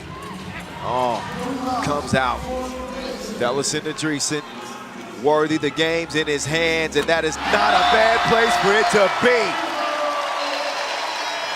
The death stroke from Worthy de Jong, 22-12, Amster. Damn, look, I was thinking about the implications of this. Okay. I'm already go ahead. First of all, that's a great last look to have, right? Worthy coming through with the big shot, splashing like a baby's bath. But then, this means Amsterdam, you know who they're going to be meeting up with. Ooh. Yes. Yes. Oh, wowzers. See? Well, it'll be Amsterdam in the quarter. That's my trauma. That's my trauma coming up again. You know what? If you're going to be the best, you got to beat the best. Yeah, you're right about that. I think Amsterdam should look at it as an opportunity. You should be ducking anybody in any tournament. Nope. And especially the way that is playing right now. I mean, yeah. I mean, everybody has a shot at when they're playing like this, but still, that's your #1 team in the world. Yeah, and they that don't might want just to wake be my past trauma speaking here, though. I think that's what it is. But you don't want to wake a sleeping giant. I get it. Nope. And you certainly don't expect to play tomorrow like they played today, which was pretty much an anomaly when you look at their whole body of work. I get it. I get it. So Liman will play on. Yeah. But they'll be in the pool second. Marijampole Mantinga, the odd man out in this three-team tie. So even though they picked up a gutsy win against Amsterdam, they'll be going home. They'll be visiting the city center tomorrow, probably. Yeah, that's unfortunate for them. They played pretty well. Think about Batulis and the work he put in today. But I have to catch them another time. Amsterdam and Liman moving on out of the group. And we got one more game that will decide the quarterfinals for the day. That is coming up. Miami and Vienna.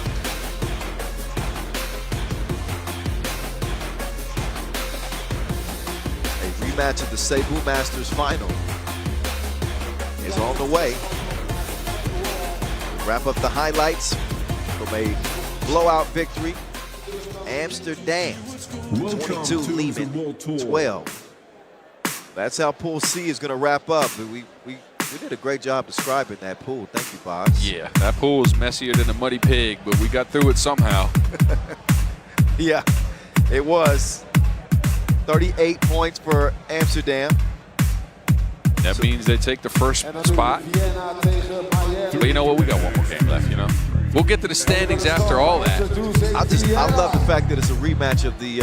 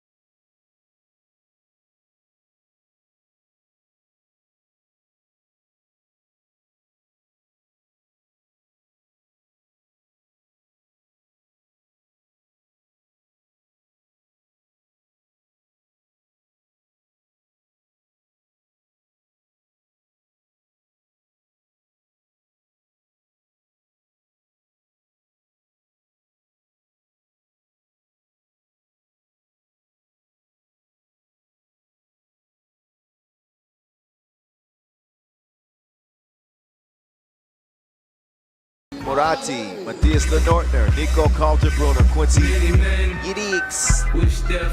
Yeah, put in work against Utrecht in their first game. You know, Kaltenbrunner had 9 in that one. Yeah. 4 for 8 from 2. Yeah. That's a pretty good game. It's a damn good game. Don't act like you don't know about Kaltenbrunner. I told you he's a bucket. No, I know. I saw him last week again. Remember, he scored almost 10 points per game at the Under-23 World Cup, carrying his own team. So here comes Team Miami. This man is a story. I'm not talking about Jimmer. Kareem Maddox was the story the first game. Came through with 8 points, 3 or 4 from 2. On some Jimmer dishes because they were playing pick and pop, which was very effective, I might say. And what, Jimmer hit 3 twos? Also 3 for 4. Wow. Kenyon Barry and Dylan Travis didn't even attempt the 2-point. So they're 6 for 8 on the tournament. Well, they have the highest 2-point shooting percentage in the league this year. Yeah, well, you need to see if you got Jimmer lead your team at 46%, and you'll get up there in percentages. That's just ridiculous. At that volume, shooting 46%. I don't even get that from the free throw stripe some years. I'm saying, and we usually play this game outdoors. Yo, it's ridiculous. Ladovechko, they'll do the honors. They will officiate the 12th and final game of the first day of this Netherlands Masters.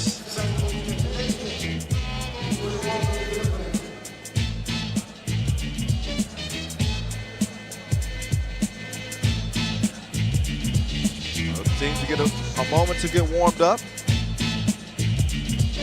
Jimmer Fredette. He's a scoring master. A lethal shooter indeed.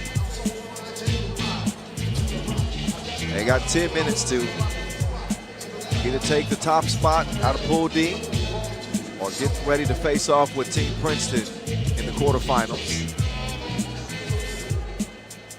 These teams, again, it's a rematch of the Cebu Masters final. A final that saw Jimmer Fredette go bananas. I think he scored 10 points in that final. En route to MVP honors. It is fresh in the memory banks of Team Vienna. 7, 6, 5. We'll see if they get some get back. Let's not forget about that big steal that Dylan Travis had late in that game. the one he saved in bounds? Yeah, he stole the ball. Vienna had a chance to win it. He got a huge steal and set up Jimmer for the game-winning shot.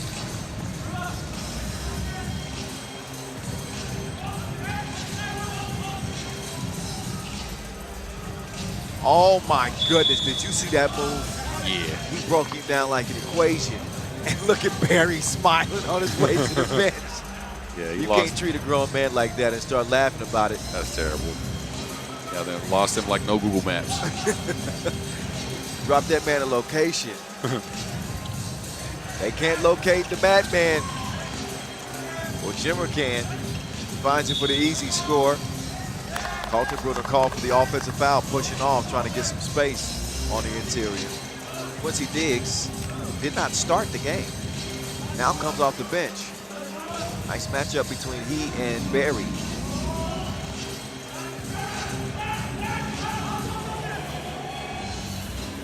There's Canyon, he buries it.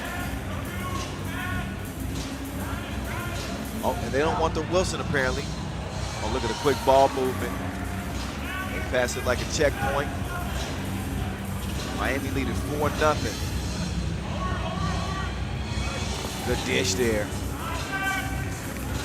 And Lenortner will get Vienna on the board at least. Maddox trying to clear some space. I don't think they'll be leaving Maddox open from Tulane again. No. No, they learned the lesson, I think. Should have at least. Nice. Kareem is not. He is territorial.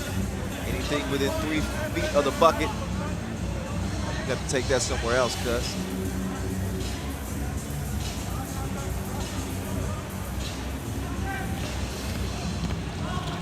One. Carlton Broner threw it in reverse. Vienna trailer by 3. Maddox. He will chunk the deuces. Just his second 2-point miss on the day. Caverna whips it down low. Nortner easy money.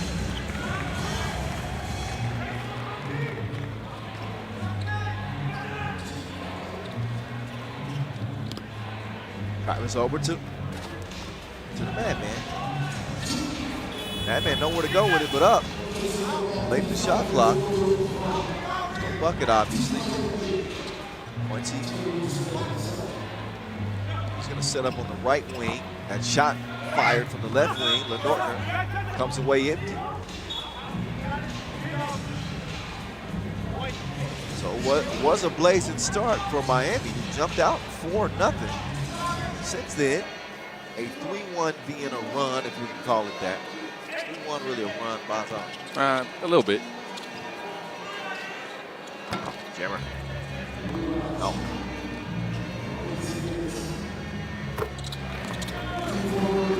Ball evens things up. Vienna, Miami, part 2. Oh, Barry's tough. Barry's tough. See, again, later on today, after the games, me and you are hashing out a nickname for that man. I've not gotten far. I've been in my head a little bit. Cannonball, Cannonberry. It's Canyon. Grand Canyon. Cannonball, huh? Cannon. See, I think that's about as good as what I came up with. Yeah, well. I was gonna call him the Golden Retriever because he's a dog on defense and he buries things. No, Cannon is definitely better. Cannon is definitely better than Golden Retriever. Oh, two-piece combo. He wants the drink and the fries. Jimmer, he will put Miami up 8-6 and can make this a 3-point play. Count that. Or, okay, yeah, the bucket counts. Foul was not on the shot. It was off ball. So the bucket counts. Possession goes to Miami. Jimmer searching for a shot again. Travis mishandled it for a moment. They got 2 to shoot. He'll put it up. Man, that was tough. Travis could take shots like that, though. Again, he's proved it last year, and whenever needed, he can get it in this year. Yeah, he's facilitating right now. Offensive foul. A little frantic on the possession, but a 9-6 contest as we head to our first TV timeout.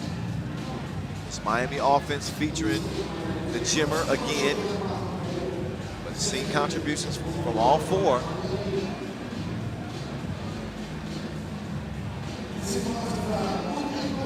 They are well-rounded, though. See Maddox getting the bucket. Of course, we've seen Barry score on the inside through contact.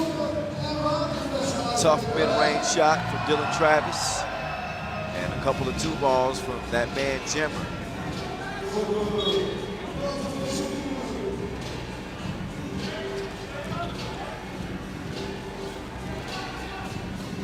Carlton Broner taking it at Barry. Barry gets called for the foul.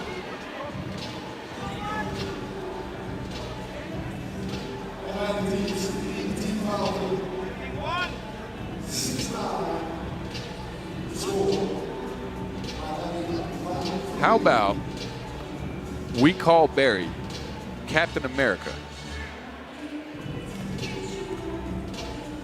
Because he's been on the USA squad for a while. He has. He does look, Captain America does look like it fits him. You know, he's played long enough to where I'll go and talk to him about it, and if he likes it, Yeah, we'll rock with it. I mean, I was just trying to think. I like it though, Bob. See, thank you. I got to give a shout out though, because somebody helped me with that. Oh, who? No, so Bente hit me up. She was actually trying to use it for Norbert, but he's Dutch, so I can't be. There's no Captain Dutch. Yeah, that's true. So so that got me thinking. I was like, wait, Barry, he's playing some defense, got the shields up. Captain You know, it America. kind of looks like him maybe a little bit. Yeah, I can dig that. I can dig that. Oh, no defense to be found right there. Just a 2-point lead for Miami.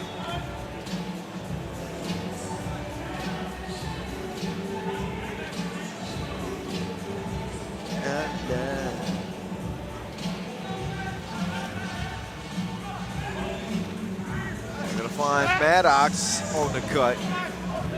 Nice awareness from Fredette. An uncontested layup for Lenortner. He got the step on Fredette.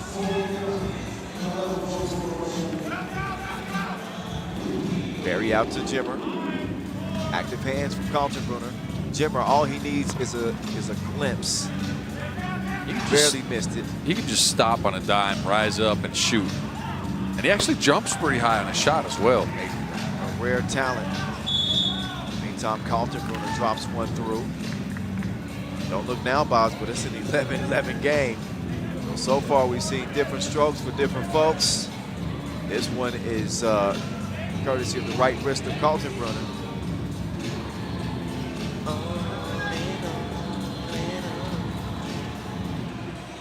Jimmer fires one up. 13-11. Oh, Q. He Q's one up. And the 2-ball is good money. Dylan Travis taking the scenic route, decides to give it over to Jimmer. Oh, Jimmer sitting to another zip code. Call him an Uber. Bring him back home. 15-13. Oh. Then the spin move from Quincy Diggs. Now we start to see some action. Yeah, finally some offense as both teams have unbuckled their straps. Nice score underneath for Lenortner.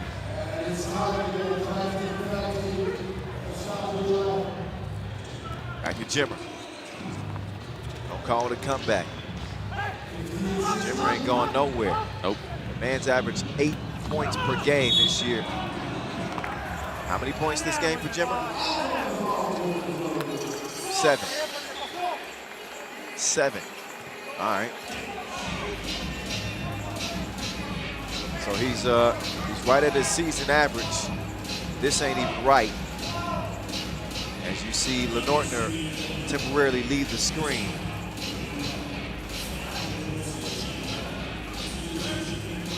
Jimmer trying to do something strange for another piece of change.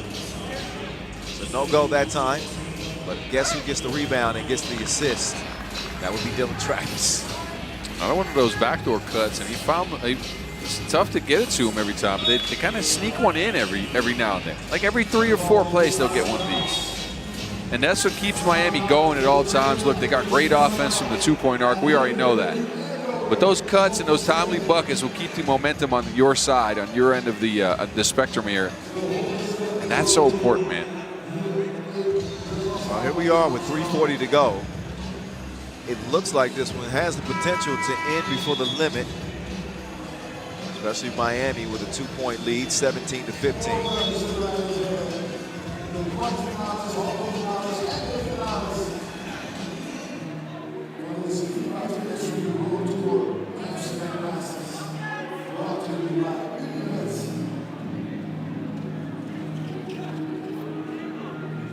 Back to it we go. Here's James. Oh, crossed himself out. Jimmer literally crossed himself out. Tangled his own feet up and tripped out of bounds. Look at this. Hey, oh yeah, got you. Ouch. My ankles hurt looking at that dude play for the defender. Not for himself, but that's hard, bro. That's a hell of an assignment. Lenortner, cute. Diggs to the crib.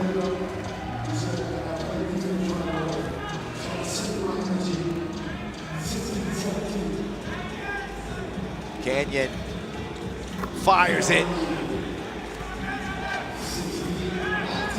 19-16. Oh, he just toyed with him. Kicks it out. Lenortner, no cash.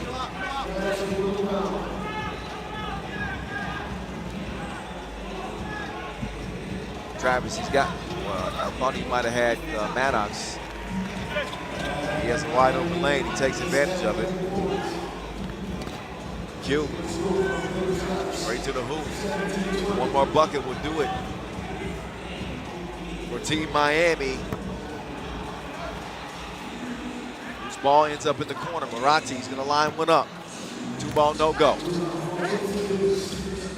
Now Diggs, ISO. Is no good.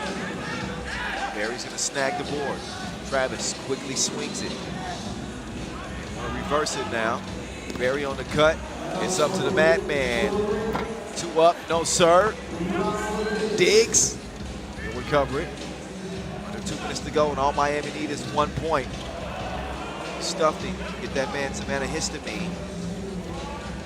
Dylan Travis. Get that man a director's chair. It's a wrap. That's it. That's all. 22-17. Team Miami. They are undefeated. They will not meet up with Princeton. Instead, they will do battle with Antwerp TOPdesk. It's going to be an interesting matchup for sure. But you know what? I'm looking forward to the other game as well. Vienna and Princeton is going to be a good one.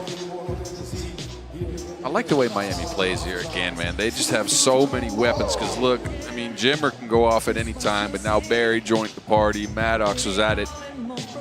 And now Travis started hitting 2s too. Better watch out. Listen, they're playing with a ton of momentum right now. They're playing with a heck of a lot of confidence right now. Jimmer's got all the help he needs. And Miami is riding strong into the quarterfinals. So we started the day with 15 teams. 15 went down to 12 for the main draw. Now 12 is down to 8.